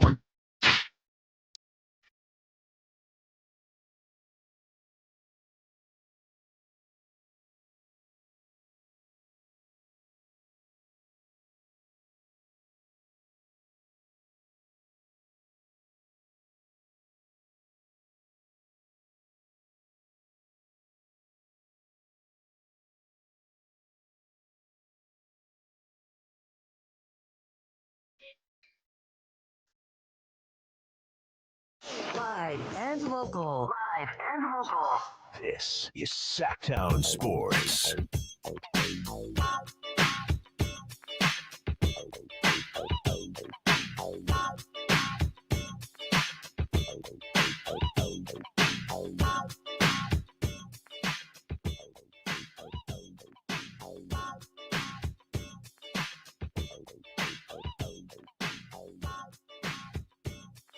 $45 more minutes with you, then we hand you over to the Drive guys, Whitey Gleason, Kyle Draper. They had a great time at Beach Hut Deli. Met some of you yesterday. I stopped on by.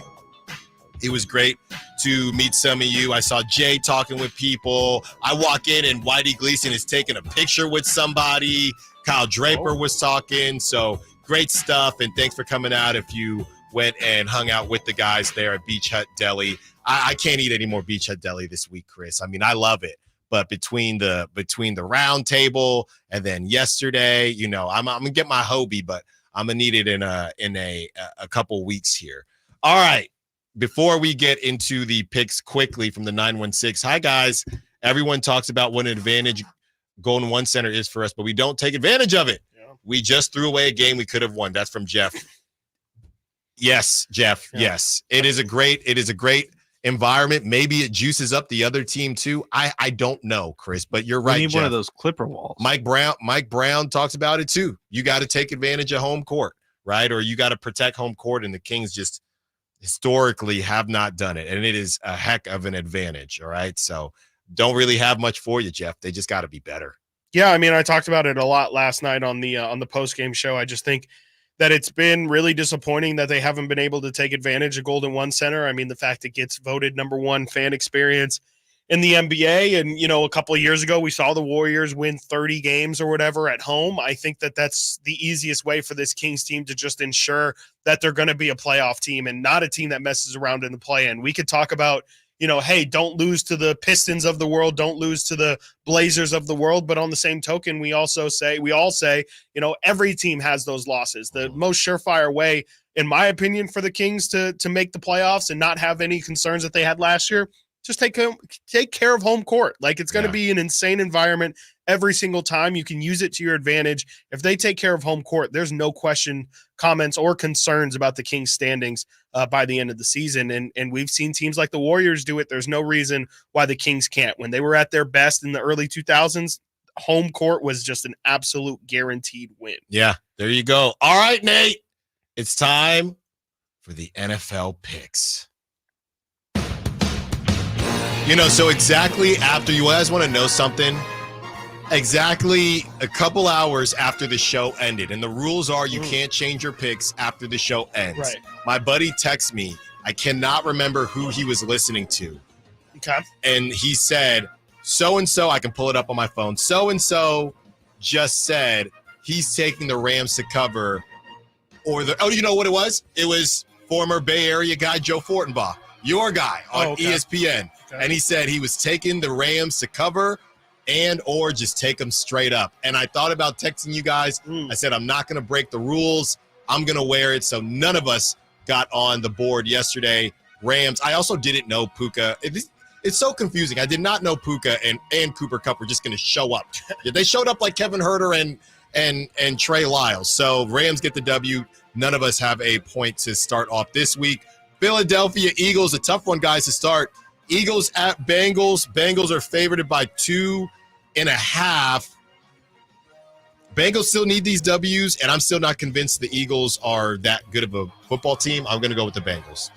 I'm going to go with the Bengals, too. Bengals are 2.5-point favorites. I feel like they're starting to turn things around, and I think the Eagles are mainly just kind of based around their run game. I feel like the Bengals are just kind of waiting to explode here, and I think this would be a really nice statement win for them. I think a lot of people would take notice with the third straight win and it being against the Eagles. Bengals.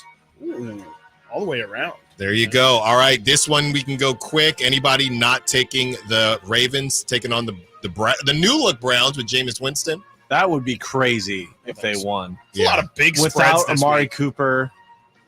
No, I'm not taking the Browns. 8.5-point favorites. The Ravens are. Well, this one's even bigger.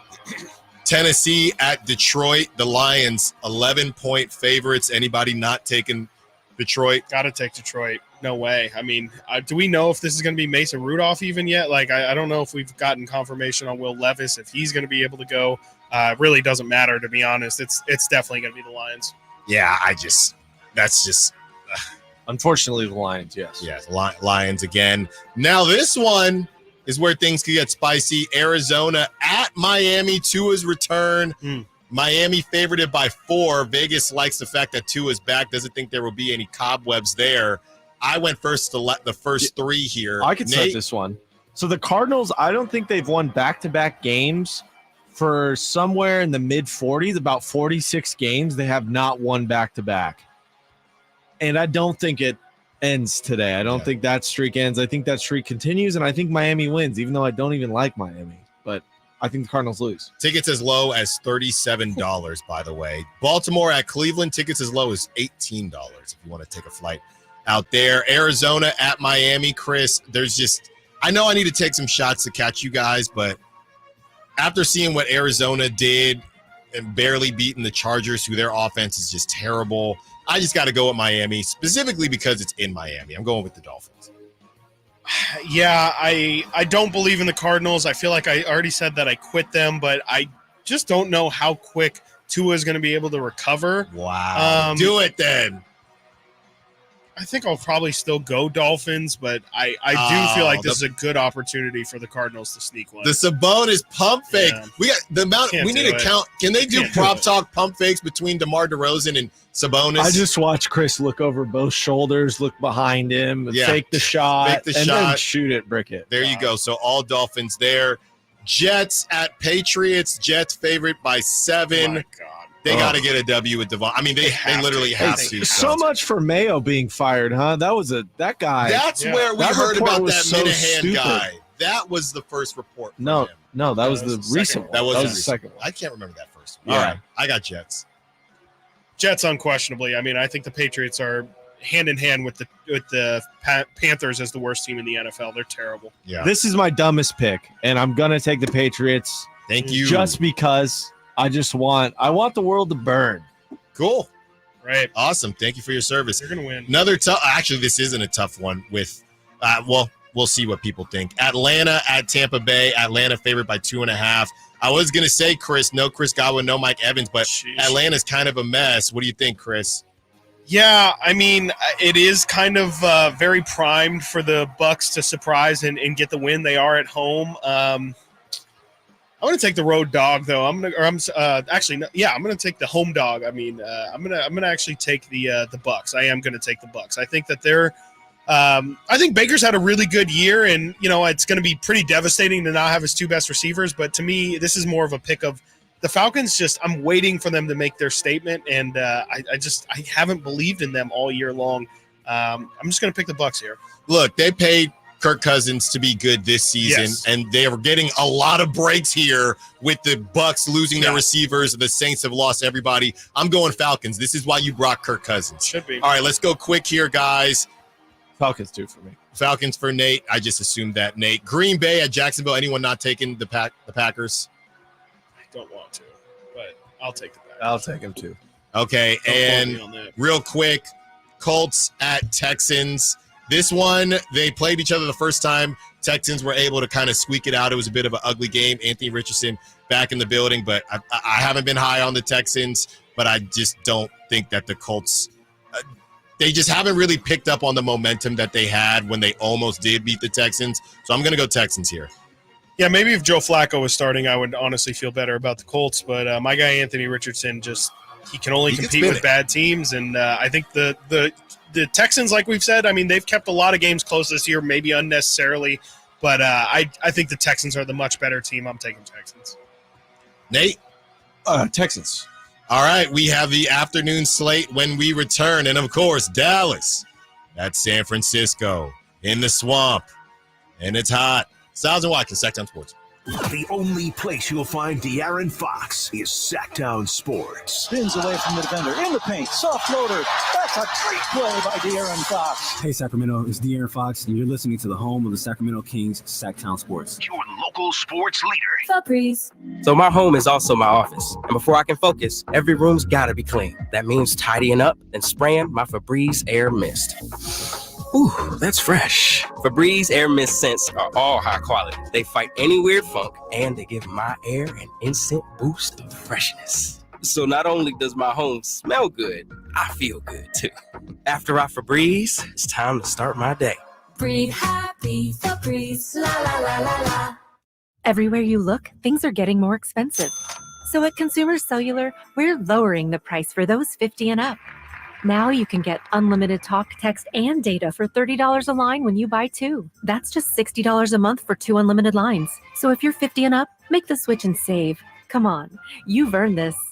Call 1-888-FREEDOM or visit consumercellular.com today. Requires 2 lines of service, age validation, and credit approval, subject to system and area limits, taxes, and other fees apply. There's no need to be scared of auto maintenance this October. Your local Jiffy Lube has just the treats you need without the tricks, like fast oil changes or wiper blades for the upcoming rainy season. Serving greater Sacramento area customers since 1984 with over 30 convenient locations to choose from.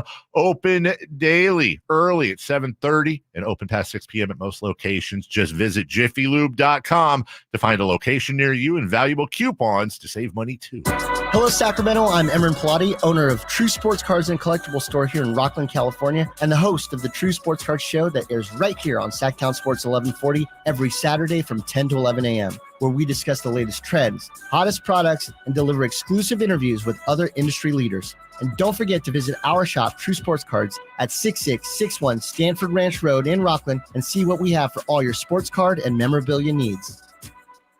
Finally, an easy way to find home improvement contractors. Just visit subcontractorsunited.com and simplify your search for home services professionals. From cabinets to windows, roofing to plumbing, Subcontractors United is an easy, simple way to find and hire a home improvement contractor. And you never have to give up personal information. So no harassing phone calls like you get from those other websites.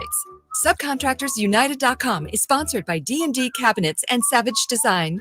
Kings basketball is back in action. The Kings have tipped off their 40th season in Sacramento, and it's sure to be an exciting one. Get your tickets now to see De'Aaron Fox, Domantas Sabonis, new addition DeMar, DeRozan, and all of your Sacramento Kings take the court at Golden One Center. Upcoming matchups include the Trailblazers on October 28th, the Raptors on November 6th, and the Clippers on November 8th. Don't miss out. Head to kings.com/tickets to secure your seat for the action now.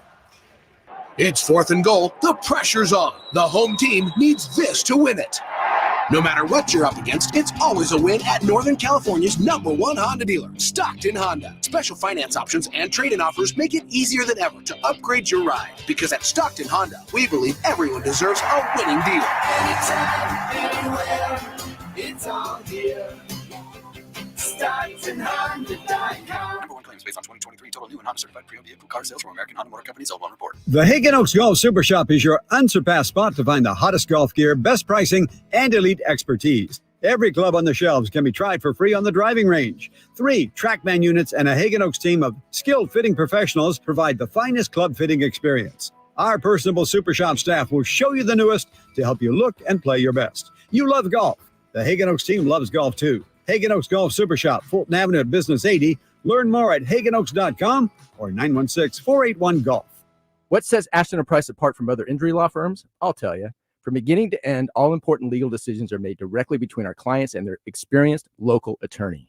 A gate agent flying the plane, the receptionist performing surgery, not a chance. There's simply no substitute for the unique power of the direct attorney-client relationship offered by Ashton & Price. And there's never a fee until we win, and between you and me, we win a lot. Remember, for the best advice, don't think twice. Call Ashton & Price.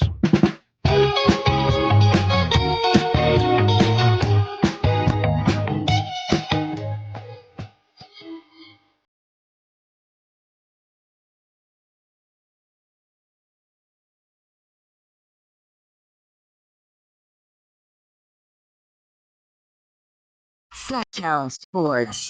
Check us out on YouTube. Search Sacktown Sports and subscribe.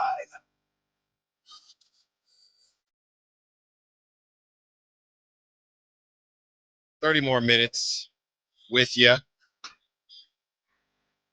Stiles and Watkins, Sacktown Sports. We are finishing up our picks here. The NFL. Now I click on something, Chris. Now I'm seeing Kevin John all over my social media. He's just everywhere, man.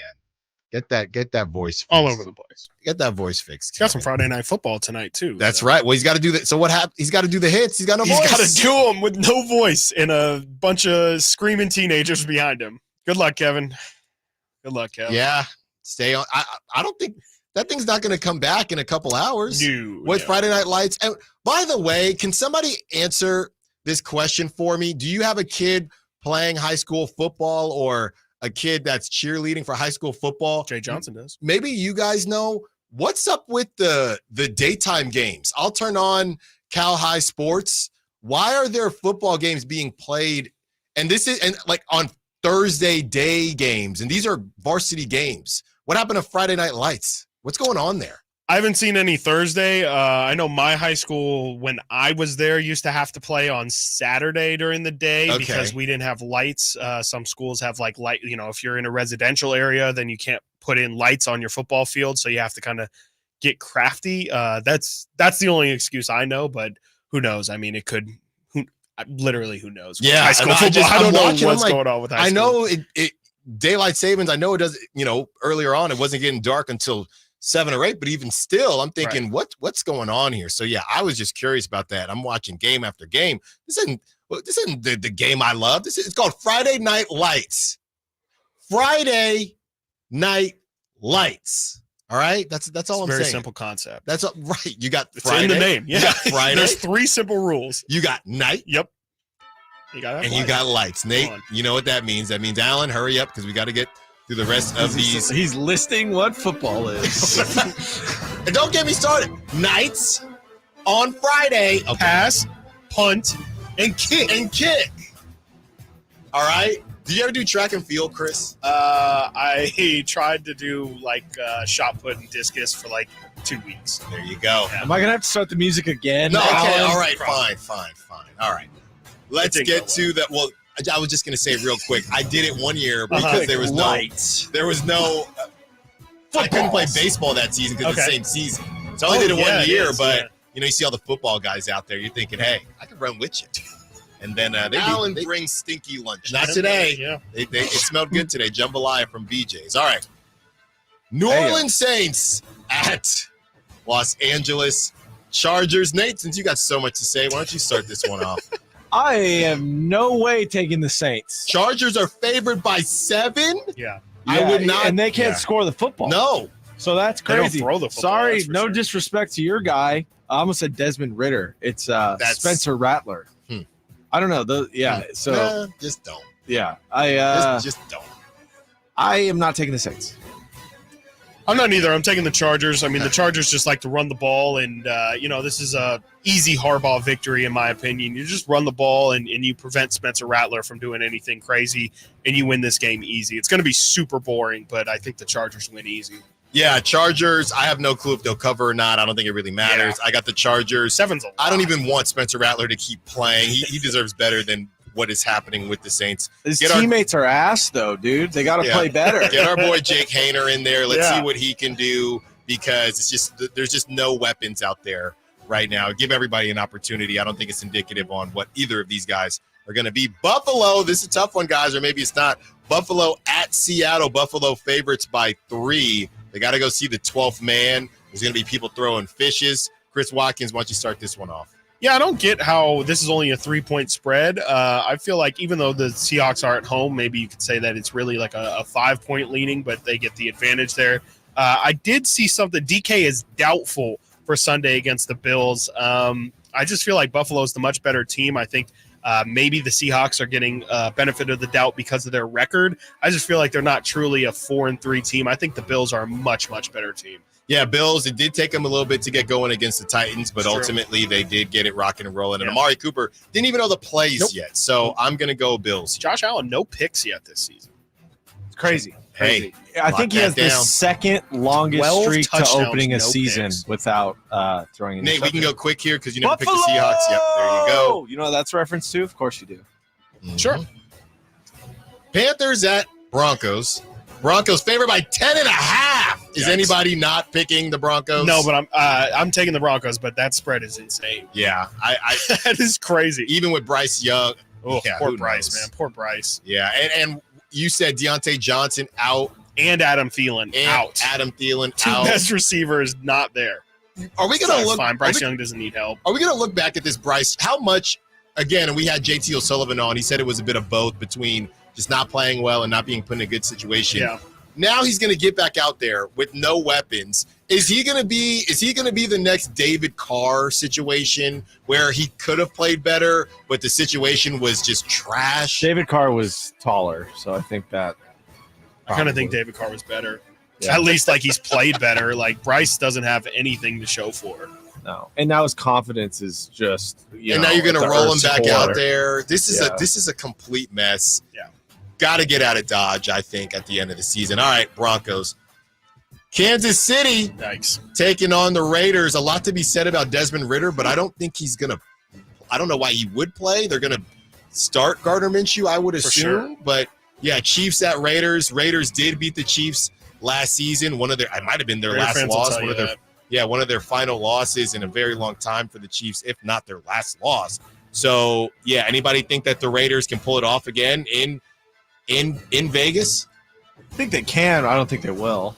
I don't think so. Again, Raider fans are very vocal about, actually the Raiders played the Chiefs really well. They actually have Patrick Mahomes' number. Looking at it, Patrick Mahomes has a 10-2 record against the Raiders in his career. So I don't know where that comes from.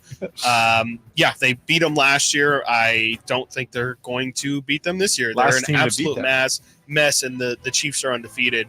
Roll through. Yeah. I think what's going to happen is Chiefs are going to win. Max Crosby's going to sack Patrick Mahomes at least once. Probably get a personal foul, and Raider fans. I'm here for it. Yeah, and Raider fans are going to say if he had a team, they would have won. Yeah. That's what if he had a quarterback. Yeah. All right, sure. This one is interesting, guys, because we don't know if Jaden Daniels is going to play. If you get called week to week, I think it's probably out right now. They were supposed to see. Yeah, I believe if he was going to practice or not. There's no way he's playing.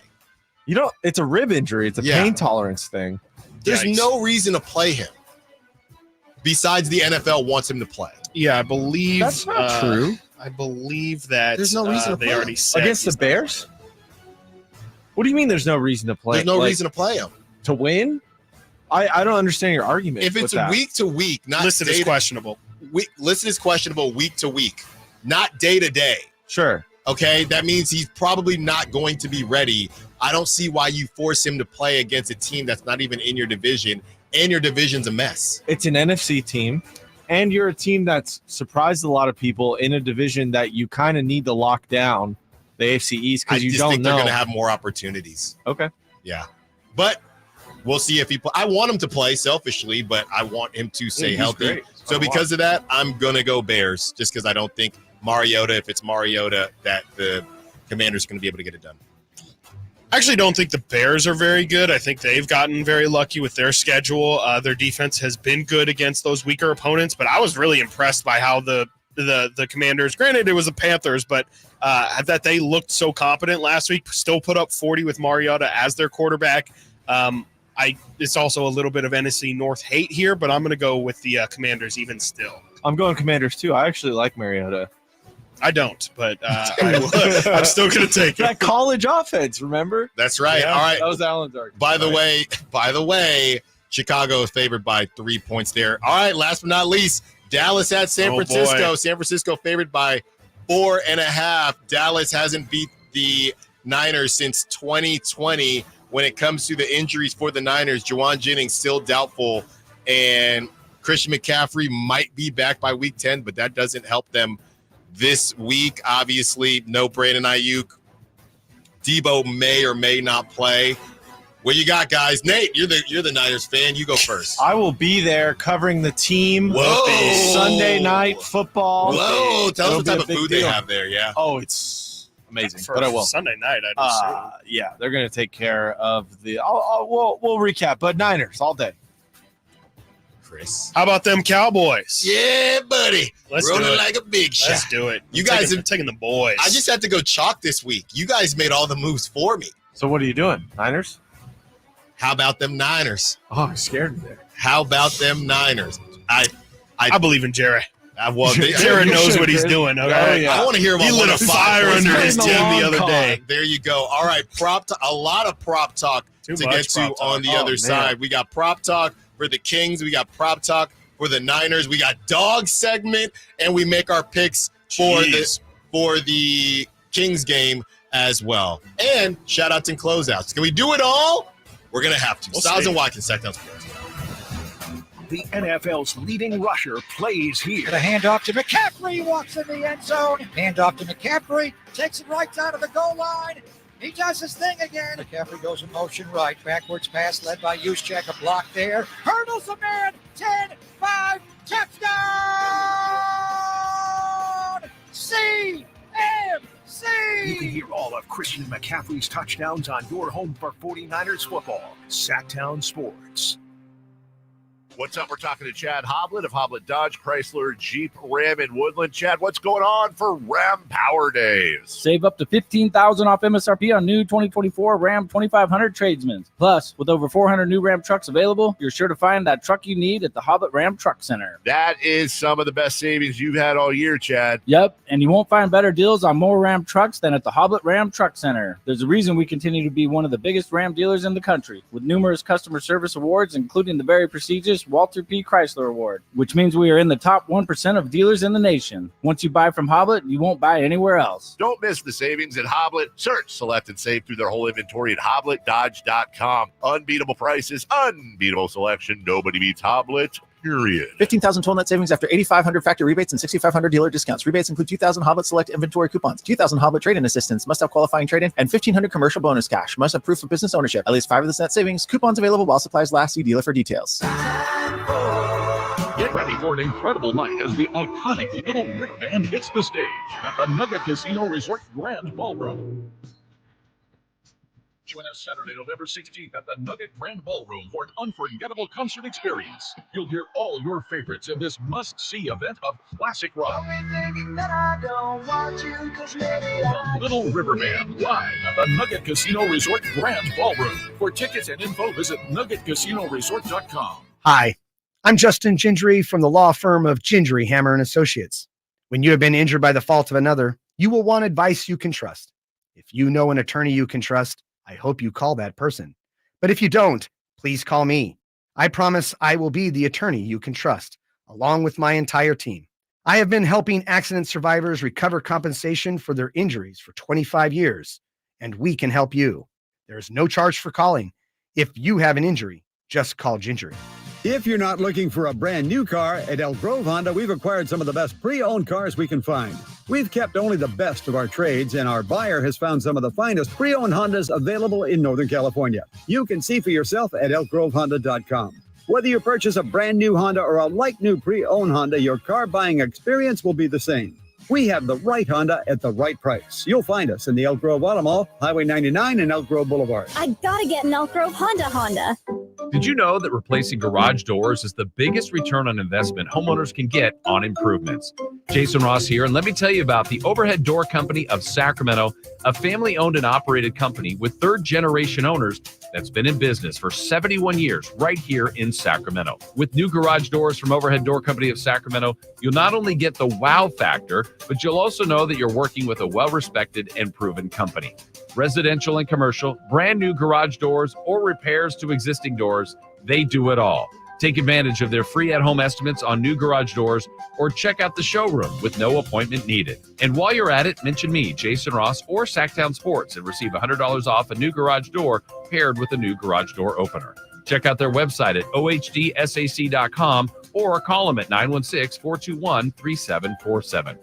Overhead Door Company of Sacramento, the genuine, the original overhead door. Always look for the red ribbon logo. Meta Chevy saves you $8,000 off MSRP on every new 2025 half-ton Silverado LT, RST, LTZ, and High Country in stock after rebates. All of them. Silverado savings on now at metachevy.com. Together, let's drive. See delivery details. Ends 10/31/24. Capital Casino, conveniently located on 411th North 16th Street in downtown Sacramento.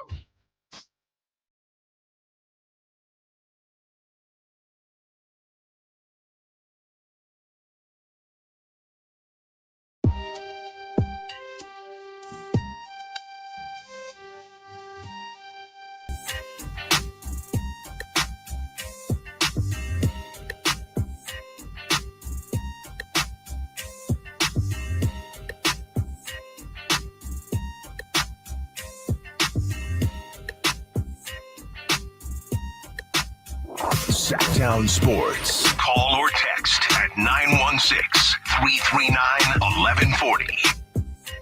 Whitey comes in here. He almost knocks down a Fox jersey, a signed Fox jersey. I mean, geez, he misses one game-winning shot, and Whitey just wants to tear the whole thing down. All right. Let's start here, guys. Prop talk for the Niners. I mean, it used to be tough to pick props, but now since there's just not a lot of Niners playing, it's a lot easier. I mean, it's a lot of Brock Purdy. It's a lot of Brock Purdy. That's literally. I'm gonna take Anders Carlson kicking points. Okay. No, I'm kidding. Well, that's the Nate move or the Kyle move. Kyle did that. That's not a terrible look right there. How are we still mixing me and Kyle up at this point? You know, you guys just like you're so similar. Your last names about you. We're the same height. We're the same weight. Yeah. Your last names start with L. Yeah, we both have a single syllable first name. Yeah. I don't understand the confusion. We sound the Actually, same. you both have the same. You have the same cadence.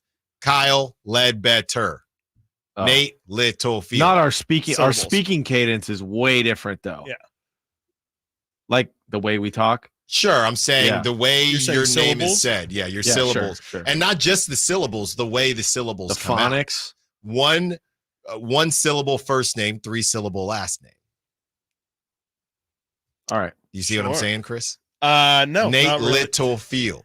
I have Kyle never Ledbetter. Yeah, I think There's that's why syllables. people confuse you. And we're like twins. Well, Just that in too. every possible Kyle's got way. better style, but Okay. I just actually forgot. Wait which till one you of guys see two me put on it Monday. there. Wait till you guys see me on Monday. Okay. Something's crazy Can't wait. happening to me this weekend. Great. All right. Nate's going to show up with a JJ Redick tattoo sleeve. What's happening? There you I'm go. not joking either. Okay. All right. Okay. Chris, do you have someone for prop talk yet? Well, like you were saying, I think it's going to be a lot of Brock Purdy, and I don't even know how much I believe it, but I do believe in chaos, and I like the Brock Purdy over over half interception. He just has to get one. He's been pretty loose with that football here recently. He had 3 picks against KC, 2 against Arizona. I just feel like Brock has been a little bit free with the ball, and I feel like they might throw it a lot against Dallas. So I'll take Brock with over 0.5 interceptions over. Nate? I'm taking Brock Purdy rushing yards set at 16.5. Ooh. Hammer the over, right? No Micah Parsons. Yeah, I'm taking that. Brock Purdy, 17 rushing yards. Lock that one in. We're all going to take a Brock Purdy prop. I think that's the state of the Niners, to be fair. Yeah, because is Debo playing? I think we still don't know if Debo's playing. I think Juwan Jennings is doubtful. It's either Jordan Mason or Brock. Really, it's the options. I'm torn on this one because I don't believe in the Cowboys per se, but I also don't know who's going to make the completions. They have Brock's pass completions at 20. For some odd reason, they don't have the Chiefs game, but he had 18 against the Seahawks and 19 against the Cardinals. I'm kind of tempted to go over because he might have to, but then again, I'm trying to figure out who's going to catch those passes. I'm torn on this one, guys. Is it crazy? Let me see what they got for Ricky. All they have for Ricky, a touchdown for Ricky. All they have for Ricky is a touchdown. They don't have, this is slim pickings here for the Niners. I guess I'll just go. I think I heard Verlad this morning pick Ricky Pearsall touchdown. Yeah. Which is great. Dave had Brock rushing TD too. That plays into mine a bit. I guess I will just go. Yeah, I'm just going to go Brock over 20 completions. Have no clue where they're going to go. Sure. But I'm going to go Brock over completions. He hasn't done it since the Rams game. I'm looking at it here. 17 against KC, 18 against Seattle, 19 against Arizona, 15 against New England. What was it against? 22 against the Rams. What was it against the Chiefs? 17 completions. So he's in the area. He's been hovering around that area. Well, you take away the 3 season. interceptions, you got 20 right there. Yeah. Well, you know what? I also was interested. They still have Jordan. They have Jordan Mason at 1.5 completions. I saw that too. Yeah, receptions. They don't receptions. They don't do that. But No. you're gonna have Two, to like two. Come on, two. But I'll tell you this much, guys. I was talking to my buddies about this yesterday, and as it pertains to the prop talk, I think my buddy is just going to put a full slate of running back receiving yards. This started last season, and we read and we did TikTok and we listened to TikToks about this to start the season. Quarterbacks are not throwing the ball down the field, right? I mean, there's just a lot of running back dump offs. That yesterday, and I don't even know that Kyron Williams was set at, I think, 13.5. Every pass seemed like it was to Kyron Williams. I'm just saying. Check down merchants everywhere. Your buddy's got to be careful with these lineups. I think I saw him last night. He had a few going. My buddy, he banged last night. He hit last night.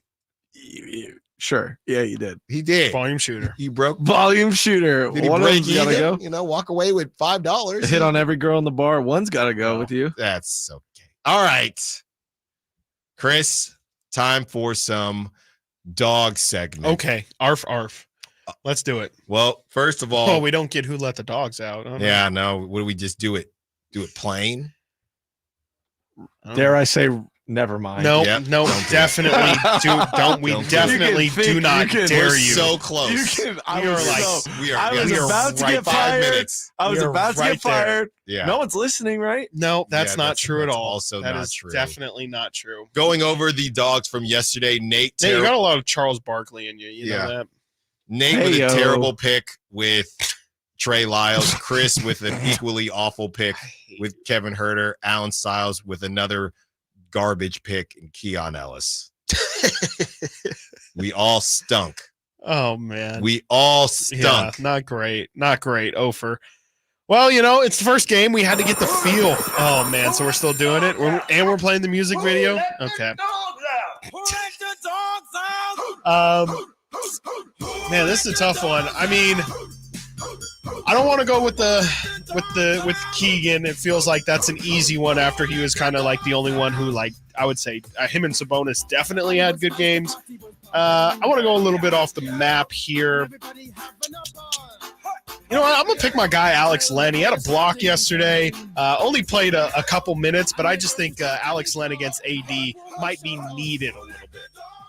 So I'm going to go Alexander Len with my dog pick. Alexander Len. It's definitely a little bit of a birthday heat check from you right there. Well, the thing, and for those of you that are new to the show, when we pick our dog segment, we're not going to – there are times where we'll pick the stars like De'Aaron, mostly if a win is needed really bad, but we try to stay – the point of dog segment is to not necessarily pick More like an non-starters. X factor, More of like an X somebody, factor, yes. a lesser known guy who's going to have a big impact. And with that being said, guys, on the national stage, look, he had 11 assists, but a stat line like De'Aaron's stat line last night is not going to get you $345 million. Correct. You're taking on the Lakers. You're in LA with LeBron and the rest of the crew. I am going to go De'Aaron Fox because, like I said, if you want to get $345 million, you got to show up and you got to show out. So I'm actually going to go De'Aaron Fox. It's a good pick. It's a good pick. Because I thought that 23 points. Yeah, it was easy. Easy. And he didn't even sniff it. No. So I have two questions for the rules of this segment. Sure. Remember last year how Allen wasn't allowed to take Kevin Huerter? Correct. He got Is banned, that still No, a rule? it's a okay, new year, starting fresh. New year, Okay. new rules. Just want to check. And are you allowed to pick the same guy back to back? You can do whatever you can do whatever you want. Then, I mean, I have to go with, Trey Lyles movement. The Trey Lyles movement. Okay, it's got to happen at some point. I mean, I don't feel good if about it's in any of those motion. picks again. No. You don't like my Alex Len pick? What's not? Yeah, I don't know. What is Are you not guys to making a like mockery about of my the Alex dog Len segment? pick? You know? How many minutes did Alex Len have last night? It's not 6. about how many you had. It's about what you do in those minutes. Yeah, it's about your plus or minus. 5 minutes, 40 Keon. seconds, and it was electrifying. My eyes were locked in the whole time. Let's see on the Sack Chat. Where are your dogs? Manny Too legit is picking the dog. Is picking De'Aaron again. You have 916 picking Keon. 916-339-1140 text line Sack Chat on YouTube. Put in your dogs. Amid Rock is asking Buffalo wings, Wingstop or Fire Wings? Ooh, that's a tough one. Wingstop has good fries. Yeah, this one's Man, easy for me. I'm gonna go I Wingstop love even me though some it's too fire wings, greasy. man. Actually, this one isn't that easy. I thought I read Buffalo Wild Wings. Then it would have been easy. Yeah, Wingstop or Fire Wings? you're What did going you say, Chris? for the Buffalo. I said Fire Wings. I like the Buffalo Stampede from Fire Wings. It's pretty dang spicy, I will say. Wingstop's fine. It's OG hot. I mean, you can't go wrong with it, but I do think Buffalo Stampede just has a better flavor. Yeah, I'm going Fire Wings, and for some odd reason, they serve garlic noodles, so I'll just get So good. So I'll I don't know what who made Fire Wings menu, but like all of those random sides are so good. The garlic noodles. Yeah. They got like zucchini fry. All of it is so fire. I think they have jalapeno poppers as They well. do. Yeah, they got jalapeno. Can we get Fire Wings to sponsor this show? I know we used to sponsor Dave's show back in the day. I feel like we're the He's real old wing news. lovers. That's though. right. Yeah, come on. We're the foodies of the show. That's right. Yeah, That's we right. Talk about I it. think we would literally get Fire Wings every single day if they sponsored us. Real quick, just because over the weekend it'll basically be done in about 20 seconds or less. Brock Purdy, there was a conversation with Brad SF Niners with Alex Smith about whether or not Brock Purdy can audible. Then Brock Purdy got asked about it. Brock Purdy cannot audible. So there was a whole battle on social media about whether Brock should be able to audible or not. It came out that Matt Ryan had plays in the Super Bowl that he could not audible to as well. So keep an eye on that. I think this will be a theme moving forward if the Niners do not pick it up, because $60 million quarterback, should he be able to audible or not? Don't think we have enough time for shout-outs and closeouts. I'm just going to shout out everybody that is starting to celebrate their Halloween a bit early. I'm washed up, so I won't be doing that. Chris, your birthday, man. Enjoy yourself. Any birthday shout-outs? Happy birthday, Chris. No, not really. Just myself. I earned it. There you go. All right. Thank you to our callers, texters, sack chatters. Congrats to our winners. Whitey Gleason, Cal Draper up next on the drive, guys.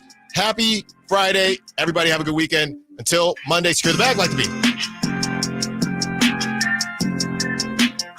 De'Aaron Fox plays here. Stolen by Fox. Breakaway coming up for De'Aaron. And a simple, casual spike.